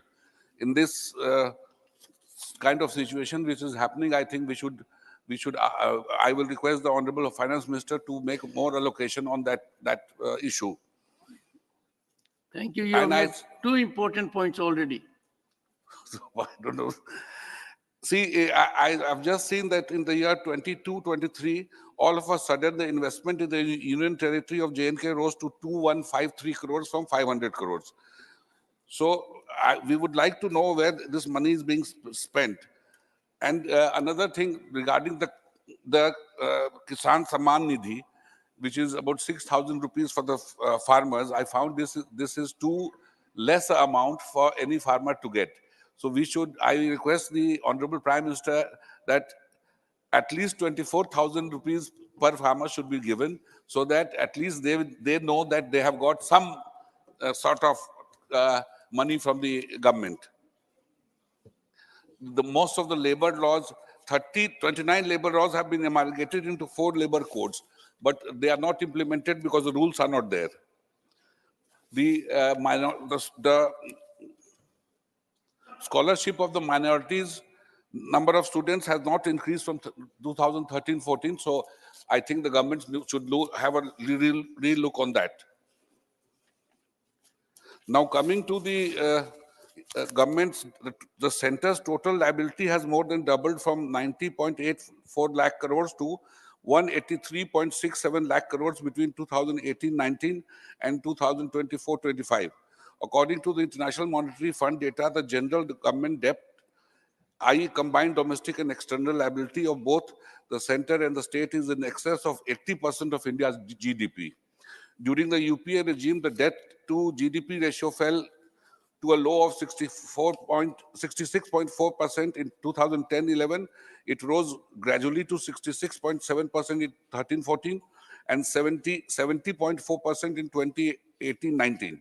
During the current NDA regime, the debt to GDP ratio rose to 88.5% in 2021 at its peak. So the country is under a heavy debt. Each and every citizen has a huge debt on his head. I think the government has to take a serious look into this. Thank you, Mr. Now, Singh. one last point. See, and so far there are 2 small things which I want, in particular areas which are short of suffering from water shortage, like South Bihar and other agriculture areas. Government is not spending any money in reviving the water bodies, which used to be there from time immemorial. Plus, in the case of health ministry, though our respected Prime Minister wants Atmanirbharta in the purchase of equipment, but high-tech equipment which is not made in India, so we should allow them to import. Ilamaram Karim. Thank you, sir. 2 minutes. 2 minutes. Only one person, sir. 2 minutes. Yes. Only one person. Actually, I thought 1 minute was good enough for you, knowing your intellect. Our party, sir. Your party has 4 minutes. No, only one person. Only one speaker. Oh, so 4 minutes. Only one speaker. So 4 minutes. 4 minutes. Sir. Earlier, we had already listed Mr. V. Sivdasan also. No, Shivdasan is not speaking. Okay, so 4 minutes. You Sir. get benefit of his absence. Give me some time, sir. Interim budget presented by Foreign Finance Minister is an attempt to conceal the harsh realities faced by the nation behind a veil of false claims. There is no concrete plan in the budget to overcome the challenges facing by our nation. People have realized that the tall claims made in the budget are simply false statements. Finance Minister claimed that BJP government, which has been ruling the country since past 10 years, has taken India forward. But the reality is just contrary, sir. In the budget, the minister's rhetorical exercise to hide the collapse of the economy, despite claims of a 50% increase in average income and moderate inflation, the ground truth reveals a different narrative characterized by soaring prices of essential goods and widespread unemployment. If the size of the economy is criterion, Pakistan and Bangladesh are better than Finland and New Zealand. But when we look at the Human Development Index, Finland ranks 11th and Pakistan at 161. But according to the parameters of BJP government, it has to be said that Pakistan is better than Finland. That is the difference between the claim. Finance ministers said in the speech they will bring the full budget in the next July. It will remain as a dream in the minds of finance minister. It's never going to be happen. After the Pran Pradishta in Ayodhya, they think that everything is favor for BJP for the next election. Nothing has to be done further, but it will not work out. Sir, in this budget, there is a single mentioning about the workers. 60 crore strong workforce of India never find a place in this budget. They are the real wealth makers, sir. This is pro-corporate budget, and all our public sector undertakings are to be handed over to the corporates. That is the recommendation. That is the proposals in this budget. Finance Minister claims that this is pro-farmers and pro-poor. Sir, in the budget allocation, the allocation for farming sector has drastically reduced.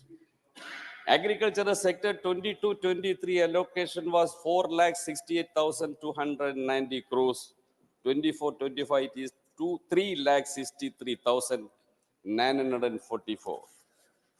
Sir, total subsidy 22-23 it was 5.7 lakh crores. 24-25 it is 4.09 crores.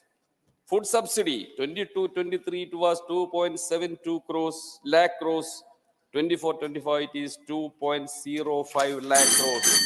That is the picture, sir. Thank you. 4 minutes So over, with sir. only with Ayodhya they cannot overcome the next election. You said so. Sir, I am You said so. concluding, sir. Dr. Please. M. Concluding, sir. Tambidrai. I am concluding, sir. Okay. Thank you. Thank you. 10 seconds. No, give me that time. Dr. M. Tambidrai. Honorable Chairman, sir. 3 minutes. Thank you very much for giving the opportunity to speak in the interim budget of Jammu and Kashmir and also the General Sir. Sir, each central government, state government, both are taxing nowadays because now budget session going on, state governments are conducting. In Tamil Nadu, sir, there today, some of the MPs and made dharna, they could not get the money from the central government. But at the same time, if you see the budget of the Tamil Nadu, what they are doing, they are all taxed heavily on the DMK government, house tax, property tax, electricity bill, transport fare, even liquor price. All they increased. The common man suffering in Tamil Nadu, whatever the DMK promised in the election manifesto, they could not fulfill and are sidelining people. For example, flood situation took place. Honorable Finance Minister visited, Home Minister visited. Then DMK MPs met the Home Minister. They are satisfied. They are going to get money.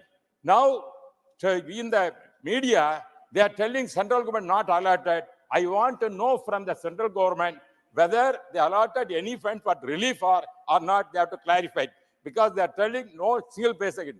But it is the bounden duty of the state government of Tamil Nadu. They cannot put the blame on the central government. They have to spend the money. Recently, the Chief Minister of Tamil Nadu visited Spain. He said 3,000 crores of coming the investment. I don't know. Is it a fact? It is government has to clarify that money is to come to Tamil Nadu. And also, sir, you know, whenever Edappadi Palaniswamy was ruling, at that time he gave lot of relief to the farmers. Farmer is a farmer, he is coming as a farmer family, he is a worker, and he knows the problems of the farmers.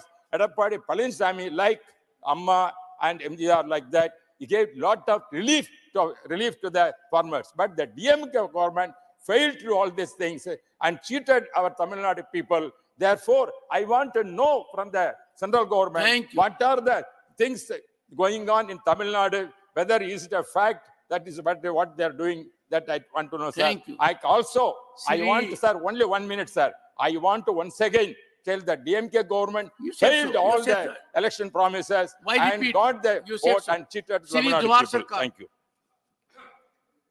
Sir, 10 minutes. Sir, please, sir. This is one opportunity we get in a whole year. Sir, thank you very much.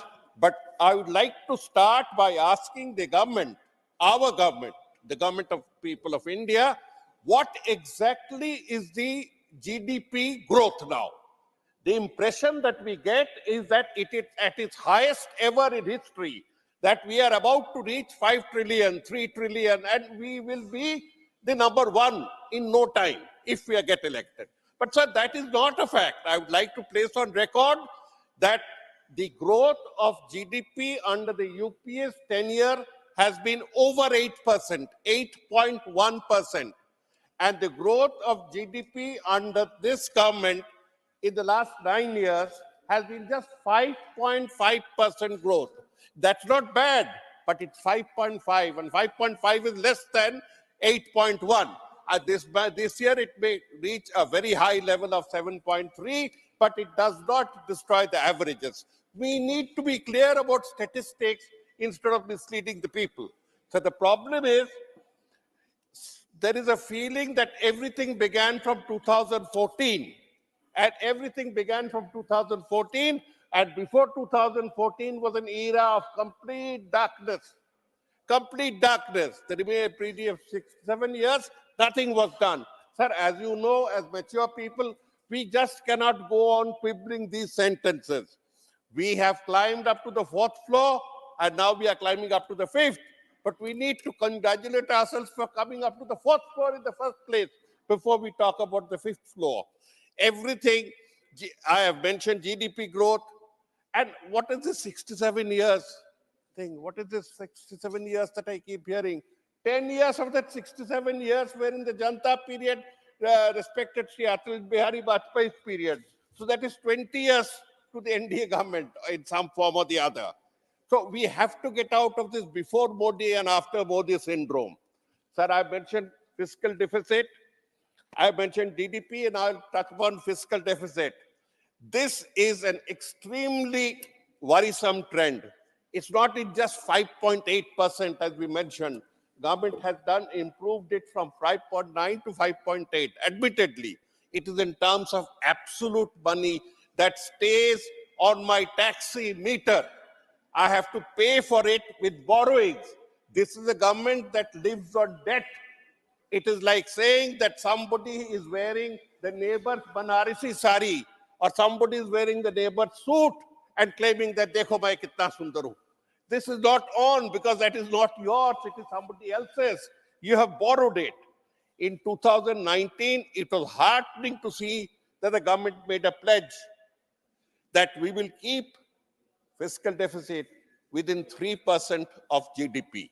That's a very heartening step, because 3% is difficult to keep, but this government made this pledge. Earlier governments have also made pledges, but that pledge has gone for a complete 6. Last year, it was 6.4, double of 3%. This is accumulated debt, my family debt that I have to carry. Right now, the total debt burden of India stands at 164 lakh crores. Domestic debt, I'm not even including foreign debt. 164 lakh crores, which means that हर हिंदुस्तानी को 1,17,000 रुपया कर्ज वापस देना है. This government has put this burden on the people of India. You can reach a GDP of 5 trillion. We should reach a GDP of 5 trillion, but not at the cost of such heavy borrowing. Sir, you know what is the quantum of borrowing? The quantum of borrowing is exactly the size of the budget 10 years ago. 10 years ago, the size of the budget was this. Problem, sir, is that on taxation, because we are one of the lowest taxed countries. I'm not suggesting that go on increasing tax on the common citizen. The common citizen is already burdened not only with taxation, but with GST. I'm talking of the exemptions given specifically to the corporate classes. My calculation, I submit to the two honorable MOSs here. I wish the FM was there. But two honorable MOSs here, my submission is that 4 lakh crores has been the notional loss. The word notional loss, incidentally, was coined by one of your favorite bureaucrats. Notional loss on account of that exemption.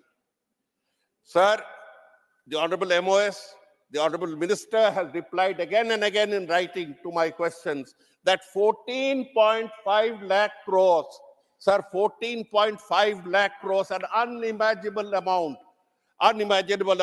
The budget of 5 to 7 states, 14.5 lakh crores has been destroyed, has been written off, and may come back in pinches, in inches, what we may come back in inches, what we lose by miles.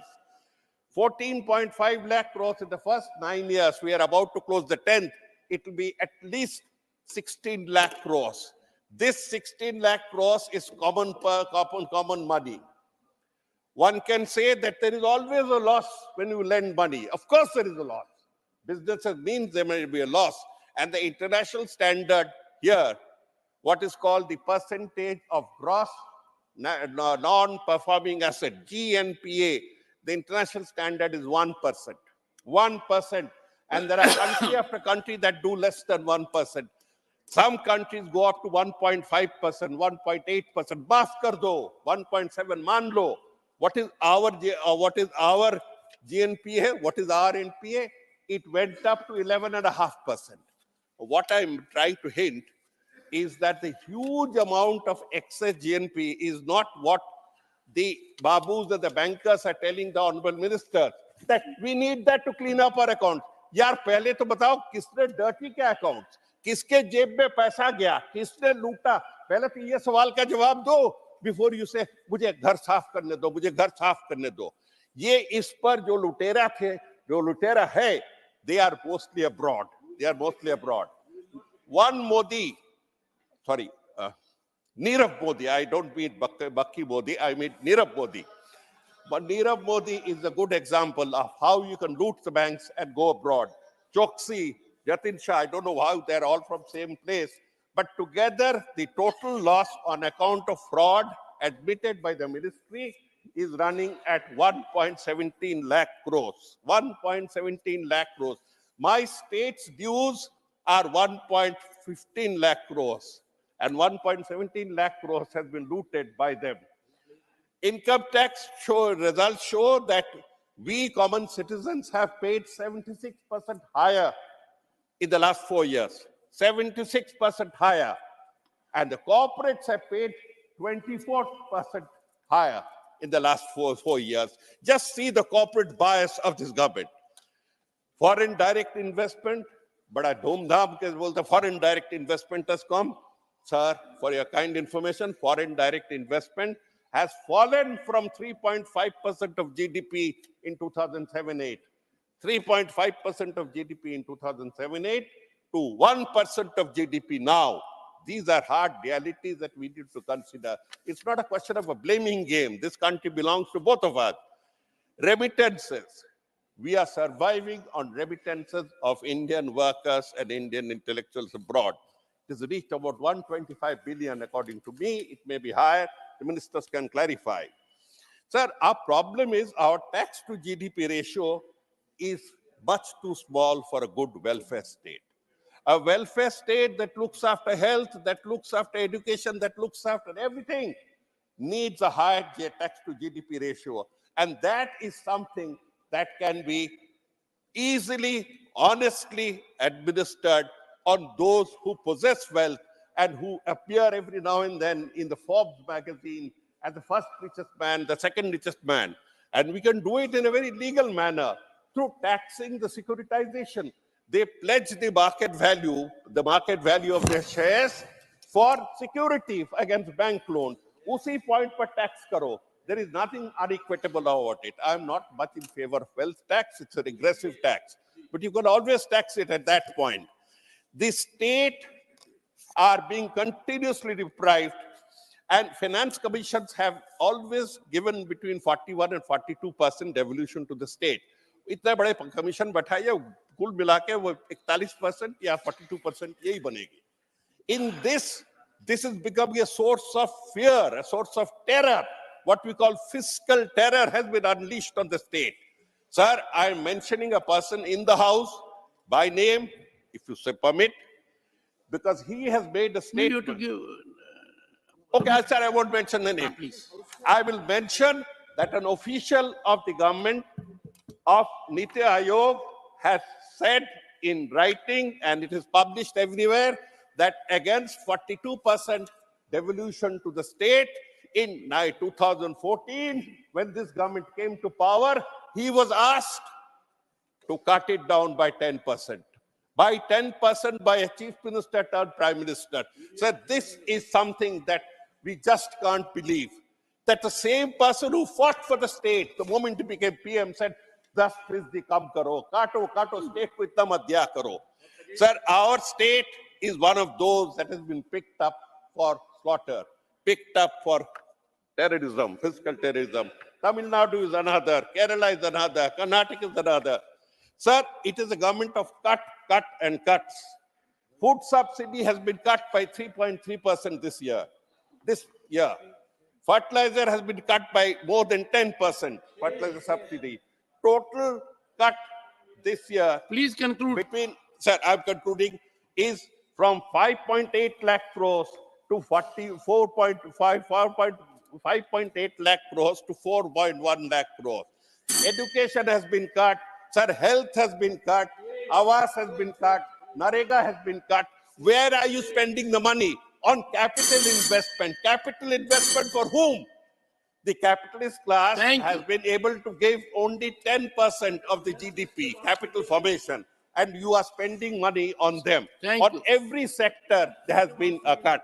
Sir, एक बात कहूँ sir, अगर इधर एक second sir, मेरी हिंदी इतनी अच्छी नहीं. अहंकार में 3 गए, सत्ता, वैभव और वंश. सत्ता, वैभव और वंश ना माने तो देख लो रावण, कौरव और Kans. Thank you, sir. Sir,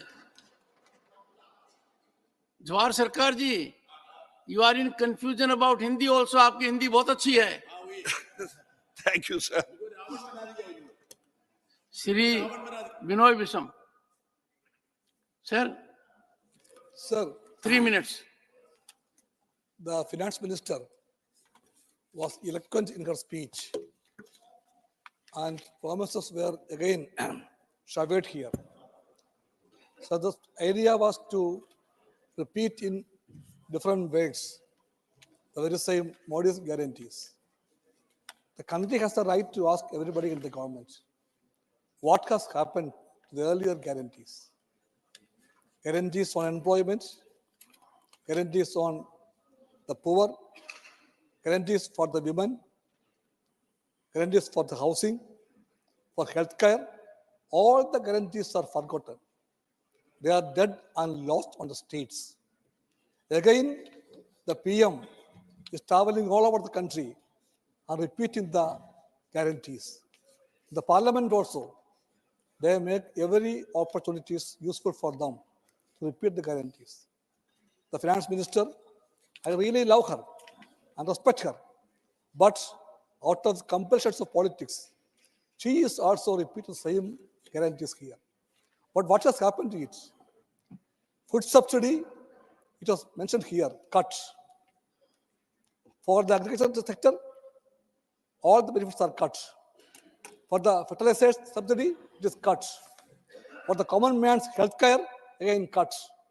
And this government doing this kind of cut on the poor, the country can ask, whose government is this? This is a government of the super rich. This is a government that always forget the rights of the workers and the poor. And the government is continuing with its promises. So on 16th of February, the country will witness a month by the rural poor. On the same day, a strike will be there by the workers on sectors of industry. That means the country is on revolt. So today, the Kerala people have come here for a big strike on the Jantar Mandir. Yesterday, it was Karnataka government came here. Yesterday, the PM told here that we are dividing the country to north and south. No, we are unifying the country as one and one. From north to south, east to west, the country has come together to fight against the norms and rules of the government of Modi-led government. That government is not for India's unity. Sir, Kerala is often being treated in a very bad way. Our rights are being taken off. All the figures that our Honorable FM repeats here are far from the reality, sir. Far from the reality. Whatever we achieve as a state, we are now being punished for that. Give us our due share. We have a right. We are part of India. For that right, we demand our share from the government of India. But the government of India telling shabby reasons, which are unfounded, and telling that we have given. Where is that money? You have given for big people. And your interests are very known to everybody. This is the government of Adani. Adani government cannot be justful for the poor and for the nation. We stand for... Thank you, Mr. Richard. Thank you. Vandana Chauhan ji, not present. Dr. Ashok Kumar Mittal. माननीय सभापति महोदय जी, धन्यवाद कि आपने मुझे finance bill पर बोलने की अनुमति दी। 4 minutes. Thank you ji. Sir, चर्चा में बहुत सारे सदस्यों ने बात की कि भारत दुनिया की 5वीं सबसे बड़ी अर्थव्यवस्था बन गया है, जो अप्रिशिएबल है और हर भारतीय को इस पर गर्व है। और मैं हर भारत सरकार को और देश को, हर नागरिक पर इस बड़ी अचीवमेंट के लिए बधाई देना चाहूंगा। सर, लेकिन कुछ ऐसे इश्यूज हैं जो अभी तक अनअटेंडेड हैं। मैं उसके बारे में थोड़ा सा ध्यान भारत सरकार का आकर्षित करना चाहूंगा। माननीय प्रधानमंत्री श्री नरेंद्र मोदी जी ने 3 जनवरी 2019 को इंडियन साइंस कांग्रेस की अध्यक्षता करते हुए देश को एक नया नारा दिया। जय जवान, जय किसान, जय विज्ञान में उन्होंने जय अनुसंधान जोड़ा। और मैं खुशकिस्मत हूं कि वो उस नारे का मैं साक्षी हूं, क्योंकि वो लवली प्रोफेशनल यूनिवर्सिटी के प्रांगण में दिया गया। हमारी माननीय वित्त मंत्री जी ने इस बजट में स्पीच के दौरान इस नारे को दोहराया और कहा कि हम साइंस एंड टेक्नोलॉजी में आगे गए हैं, जो कि सही है।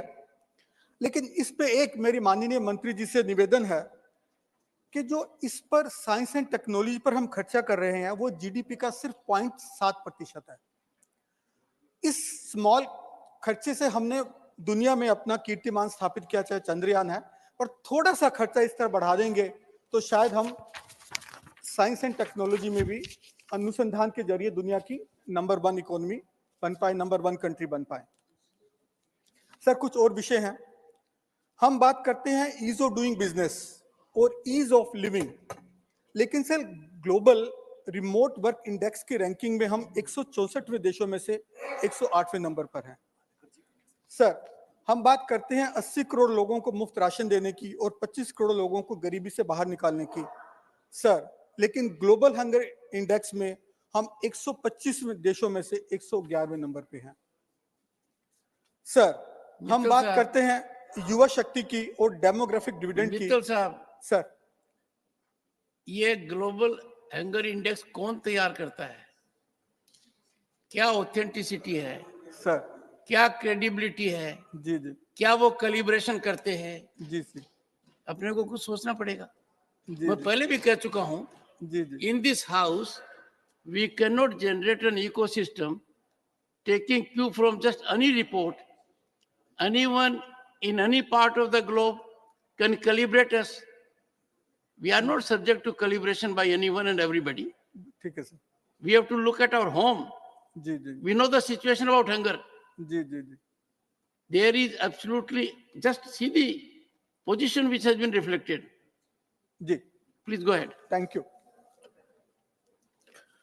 सर मैं फिर हम खुशहाल किसान की बात करते हैं, लेकिन नेशनल सैंपल सर्वे के हिसाब से 50% एग्री होल्ड्स पर कर्जा है और एवरेज कर्जा जो है 74,000 रुपये का है। सर हम बात करते हैं आत्मनिर्भर भारत की, लेकिन अभी भी हम चीन से इंपोर्ट हमारा 14% से बढ़ गया है, जबकि चीन के एनवॉय ने भी कल ये बात कही है।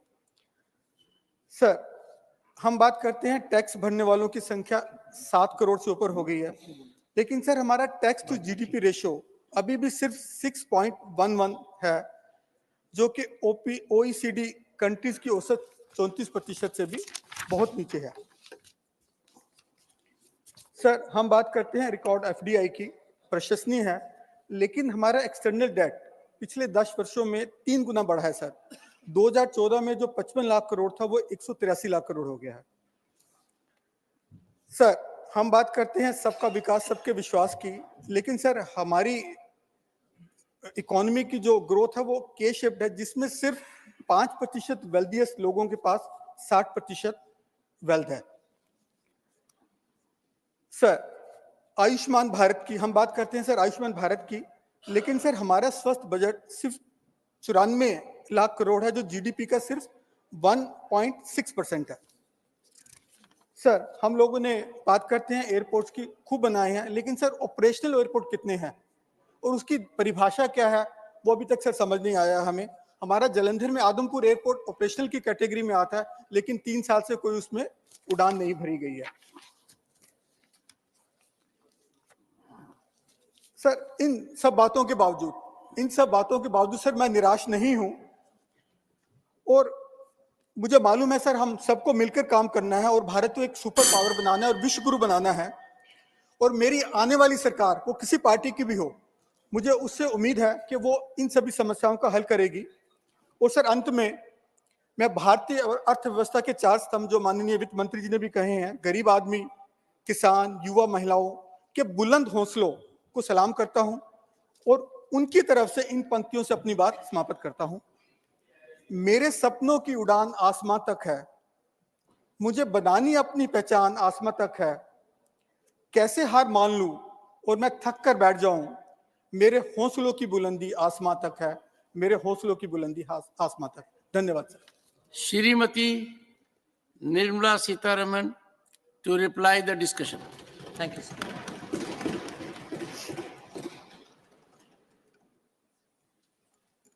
So thank you very much, sir. I understand the total of 33 members have spoken, and today, distinctly only on the Finance Commission, Finance Bill, about 9 speakers have spoken. I thank all the members who have contributed to this debate. Although the budget speech and the finance bill all come with the spirit of vote on account and interim budget, there are aspects on which honorable members have spoken. Whilst just highlighting some features of the interim budget and not going into greater details into it, I'll try to respond to as many members who have spoken on the subject. Sir, the budget, and equally, we are talking about the interim budget of Government of India and the supplementary demand for grants for the earlier year, for the current running year 23-24 for the Government of India. And we are also dealing with JNK's budget, interim budget for a part year for 24-25, as much as we're talking about supplementary demand for grants of JNK. So we are dealing with 4, plus the Finance Act. Finance bill, which on being passed will become the act. So totally about 5 different legislative things we are talking about. Sir, the highlight of the interim budget is that we are indicating clearly the emphasis given on capital expenditure for one, immediately after COVID to revive the economy, and two, subsequently after a year or two, to sustain the good pace at which Indian economy is growing. The route that we are taking is spend on public infrastructure creation, asset creation, because that, as opposed to spending on revenue expenditure, gives you better returns for the investment made. I was a bit astonished to hear Honorable Member Jawahar Sarkar probably confuse capital expenditure with expenditure on capitalists. So I'm sorry, capital expenditure is spent on creating assets which can be used by all citizens equally, and their common infrastructure which improves the ease of living for everybody and gives access to farmers, access to small manufacturers to reach the nearest port of call or railway station or market yard in a better way, in a smoother way, in a short time. So it's a bit worrying, and that is because I presume somebody who's had a long tenure in bureaucracy, by mistake, I would like to believe, mixes up capital expenditure with capital. No. Sir, I've heard Mr. him. Sarkar, He no, should allow me please. to speak now. Please. No. This is No, becoming Mr. a Sarkar, bit too no, much. I will not allow it. We have to believe in some procedure. Please. Yes, And Honorable both Minister. here, when wrong is being said. Sir, this kind of distortion to certain terminologies which are used in the budget and which have been used even earlier cannot be, I'm sorry to submit, you may correct me, sir, cannot be without an intent which is not completely bona fide. This is not acceptable at all. And if ideology drives us to say it, please let us have them say that. Honorable members, I respond to. Now, Honorable Member Randeep Surjewala has raised a lot of relevant, pertinent questions on agriculture. I'll certainly give him as much answer as is possible by me. But to give a twist, even tongue-in-cheek twist in an august house like this, I want the chair to take a view on it, because ultimately all of us are seeking answers, trying to give solutions, and if the answers are not up to it, I'm well ready to accept corrections. This type of twisting on words worry me a lot, because all of us are sitting and hearing one another with seriousness. We want to address it. So, sorry, sir, to begin like this. Sir, therefore, the highlight of the interim budget, being interim as it may, is to underline the fact that, like the way we, during recovery, and post that, to sustain a good growth for the economy and to have a greater multiplier effect, so that without us having to spend on revenue, which gives less return for a rupee, and I'm basing it on a RBI study. If for a rupee spent on revenue expenditure, you get hardly 0.98 only, meaning for every rupee spent, not even 98 paisa return comes. Whereas when you spend on capital expenditure, for every rupee spent, in the short duration, you get about 1.46 paisa, 1 rupee 46 paisa return, and in the medium and long term also there is return. And therefore, the route of spending money through the public investment in infrastructure gives us greater returns, and in situ it creates jobs where the projects are being done, where money is being spent, public money is being spent. jobs are created, local services also benefit, and that ripple effect in that ecosystem can have greater impact on the neighboring economies, which are smaller pockets which can become like ripples in a pond. Therefore, this route globally has been adopted as one sure short way in which you can get sustainable growth, and we are seeing it. And therefore, even in this budget, we have committed to spend about 17% higher than even the RE of 23-24. The current year's RE being whatever it is, we are spending 17% more for the coming year. Then, sir, that same outlay is higher than the projected GDP growth rate of 10.5% during the next financial year. So if you're projecting a GDP growth rate, the growth in the capital expenditure for creation of public infrastructure is growing faster than the real GDP growth itself, the projected number.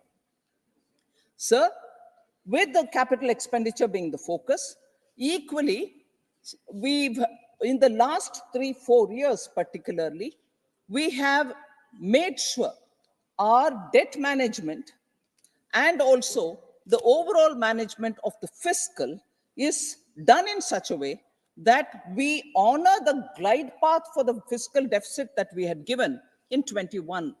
So if the glide path for the fiscal deficit had to take one particular trajectory and come down in a particular fashion, we have complied with that.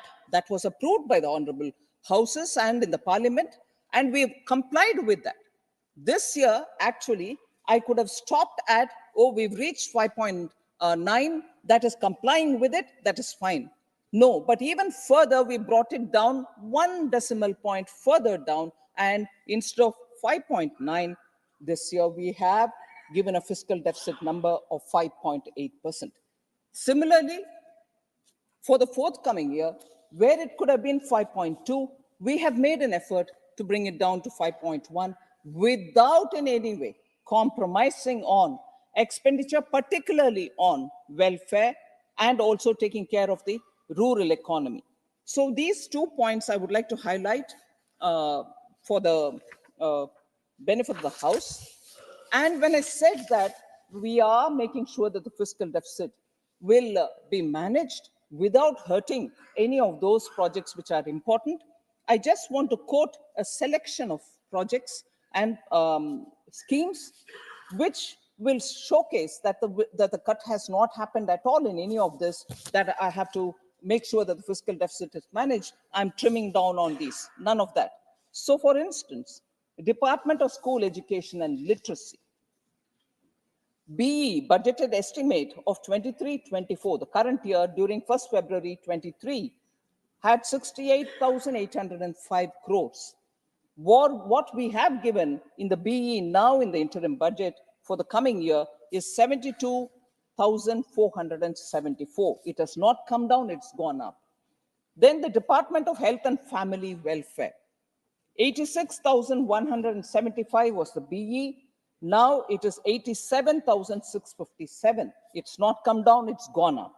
Ministry of Minority Affairs, 3,098 crores, BE 23-24. Now it is 3,183 crores.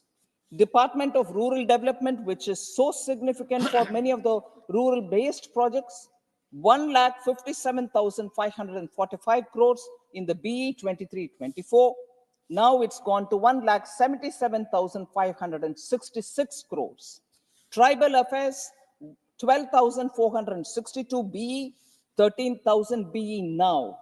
Department of Social Justice and Empowerment, 12,847 crores BE, 13,000 crores now.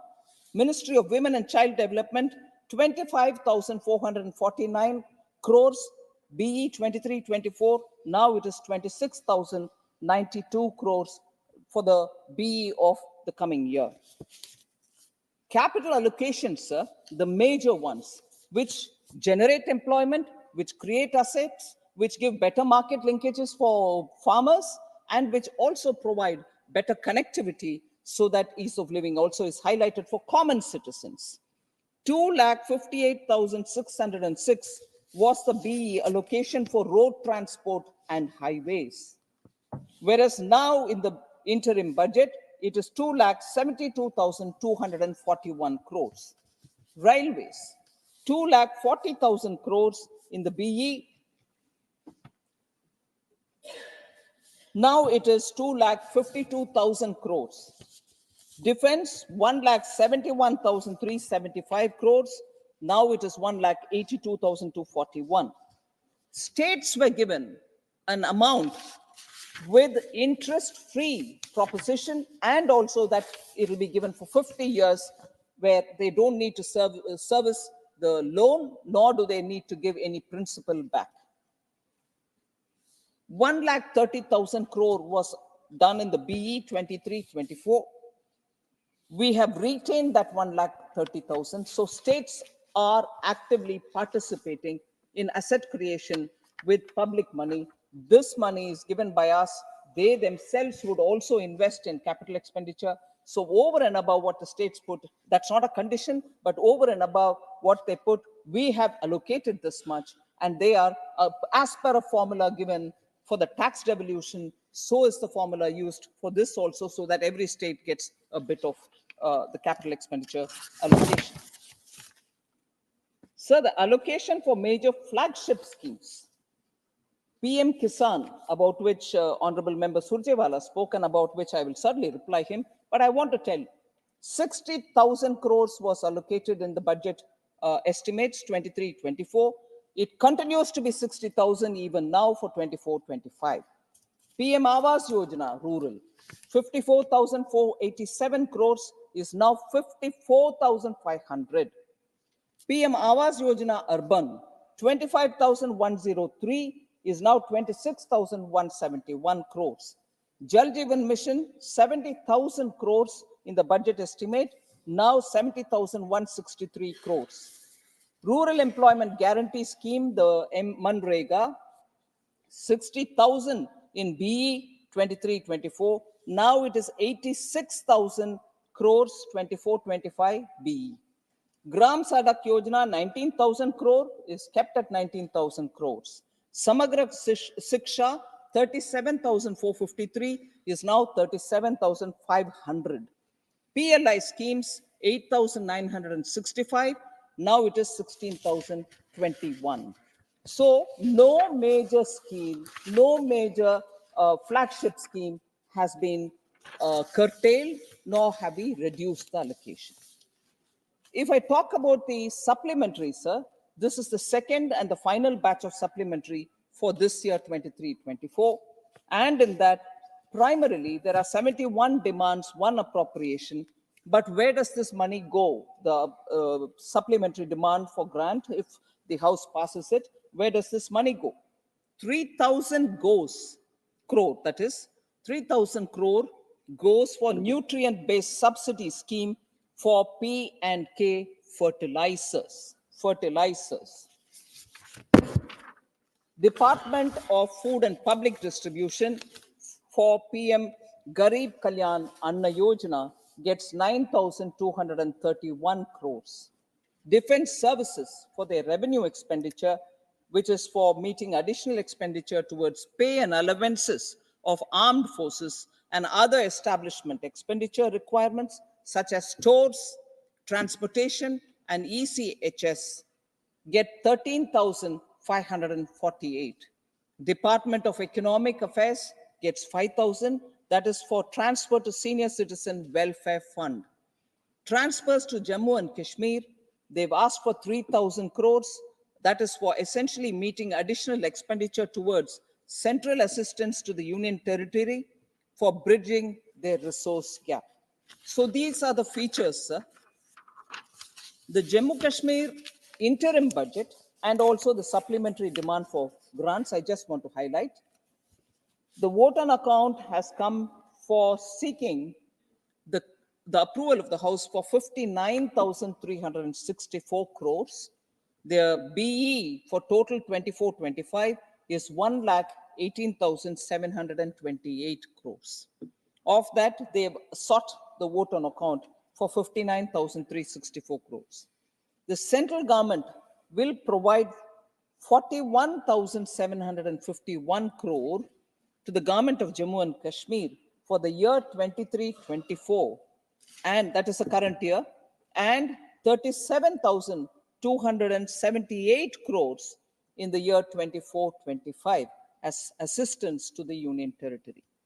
And their supplementary demand for grants, which I for a moment said from our books, is 8,713 crore, and that is mainly for debt, repayment of debt, and power procurement. So these are the highlights of all the four budgets, interim and supplementary, Government of India and J&K. Sir, I'll also for a moment speak about what are the main features of the finance bill this time. With that, I would have addressed the features of all the bills. The main feature of the finance bill, with all the taxes remaining the same, we have not changed the rates at all, is there are certain changes to the TCS regime, the tax collection at source regime, which were made in the Finance Act of 2023. And thereafter, some changes were announced through a press release as a matter of clarification on 28 June 2023. But regarding that clarification was regarding the remittances under the liberalized remittance scheme, the LRS scheme, and on sale of overseas tour packages, the program packages, travel, tourism, tour packages. In line with the announcements made, amendments have been proposed in the finance bill, which is an announcement already made. The mention was already made in the last year's budget, but this is the budget through which, this is the Finance Act bill through which we are coming up with those changes. The second one, sir, which is worth noting, is the startups. Certain startups are eligible for some tax benefits if they are incorporated before 1st April 2024, that is this year. The period of incorporation of such eligible startups is proposed to be extended by 1 year. That is, if they register or incorporate their company by 1st April 2025, they'll still be eligible for those tax benefits. So we've just given that one extension. Similarly, for units located in the International Financial Services Center, we had earlier said similarly, if they are established before 31st March 2024, those tax incentives will be available for them. But now we are extending them also till 31st March 2025. That's a second change which is being brought through the finance bill. The third one, sir, is an extension again of limitation date of investments made by the sovereign wealth funds and pension funds, the investments being made in India by the sovereign wealth funds and pension funds also attracted some benefits. Those are also, that is, if they invest in infrastructure sector, they are also getting extended till 31st March 2025. And the last one, which is of very important consequence for middle class, small taxpayers, and that is a very big issue which I want to highlight. It is proposed, sir, to remit small unverified demands up to 25,000 rupees, 25,000 rupees, which relate to financial year 2009-10 and also earlier years. Just to remind honorable members that some months ago, there were a lot of discussion about some tax claims are being made which pertain even to 1962, 1970, 1980. How come the tax is being claimed now for those past several years? So those are getting addressed in this, and there are demands pertaining to the financial year 9-10 and also pertaining to the year 10-11, 2010-11. Similarly, the demands for 10-11 up to 10,000 rupees are also proposed to be withdrawn. So it will be a big relief for small taxpayers who are being, for very long years, being pestered for some dues, some 500 rupees, some 1,000 rupees, like that, accumulating to 2,000, 25,000 rupees, and in some other cases, 10,000 rupees. So these are the only changes which are being brought in this finance bill, and no tax rates are being amended. So therefore, the discussions which are being held here on these highlighted features and other features is what I want to respond to. So the particular discussion on by Sri A.D. Singh and also Imran Pratapgarhi. I can't see both of them, but never mind. I'll respond to them, sir. Although in Lok Sabha, if the member is not present, I'm not expected to answer, but I will highlight some of the points because many other members may also be interested in knowing the answer.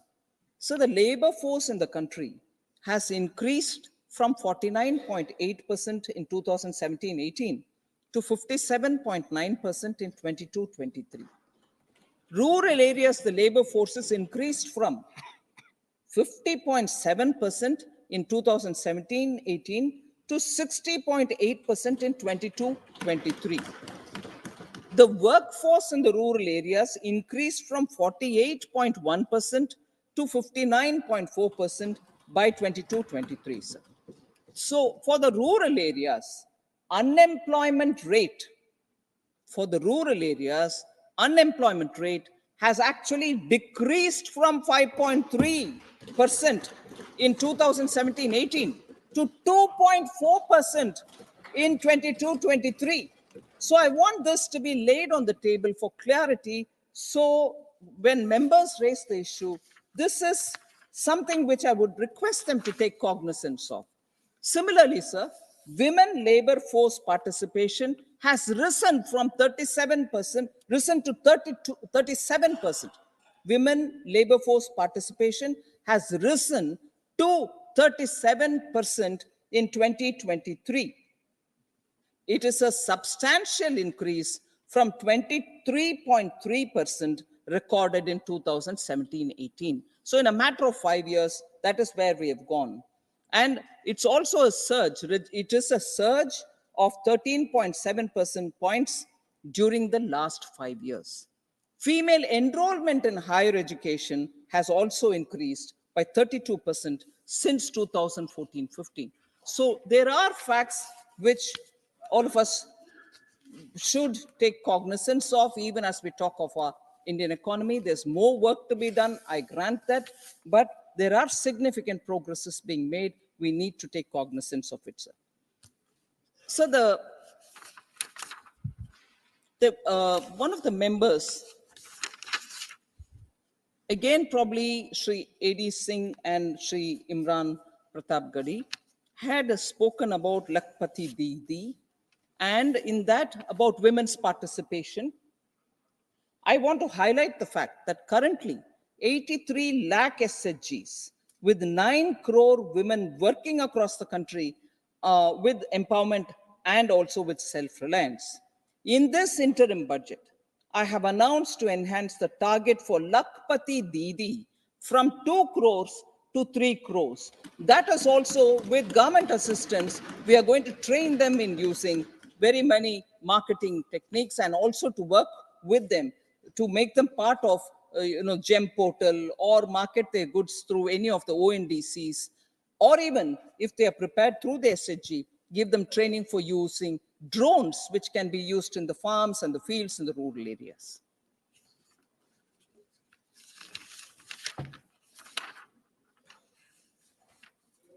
Sir, Sri Santanu Sen, I can't see him here, had raised this question about retail inflation, sir. Retail inflation, I'm glad to say, has declined. In fact, today, one of the newspapers very clearly showed how the cost of thali, a plate of food, has actually come down, and come down particularly for not the vegetarian, but those who have non-vegetarian. So the cost has been calculated, and today the media carried it, but I'm here happy to say that in retail inflation has declined from an average of 6.8% in April-December 22 to 5.5% in the corresponding period of 2023. The RBI also had a monetary policy committee meeting, and even they have been indicating that inflation is coming down and it is well within the tolerance band. This is not the first time they're saying it. Last time they met also, for that period, they did say it. The core inflation has declined from 5.1% in April 2023 to 3.8% in December 2023. Sir, Sri Santanu Sen also spoke about Global Hunger Index. For the benefit of the House, I want to submit humbly. Global Hunger Index is not a balanced approach to measuring hunger. Let's be conscious of it. It is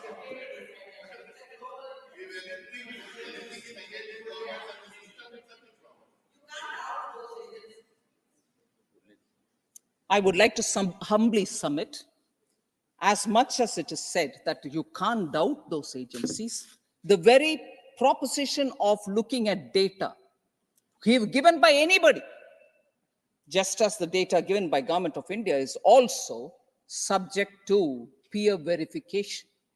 That is the whole idea of data, observers, economists, statisticians looking at data, just as we can critique government data. Nobody's beyond criticism. Nobody's beyond critiquing. So, now let me finish my answer, sir. I've heard every one of them. Honorable members, sometimes it is so ridiculous, so farcical, that some countries find, according to such calibration, that they are ahead of India, and they are worried. They are surprised. We need to be cognizant of it. How can we allow any organization to calibrate us, generate an ecosystem, generate an impression, and then we have illustrious members with education abroad, indicating to us we must believe in them. Very frankly, this House, I appeal to all the members, this House needs to take note of the ground reality.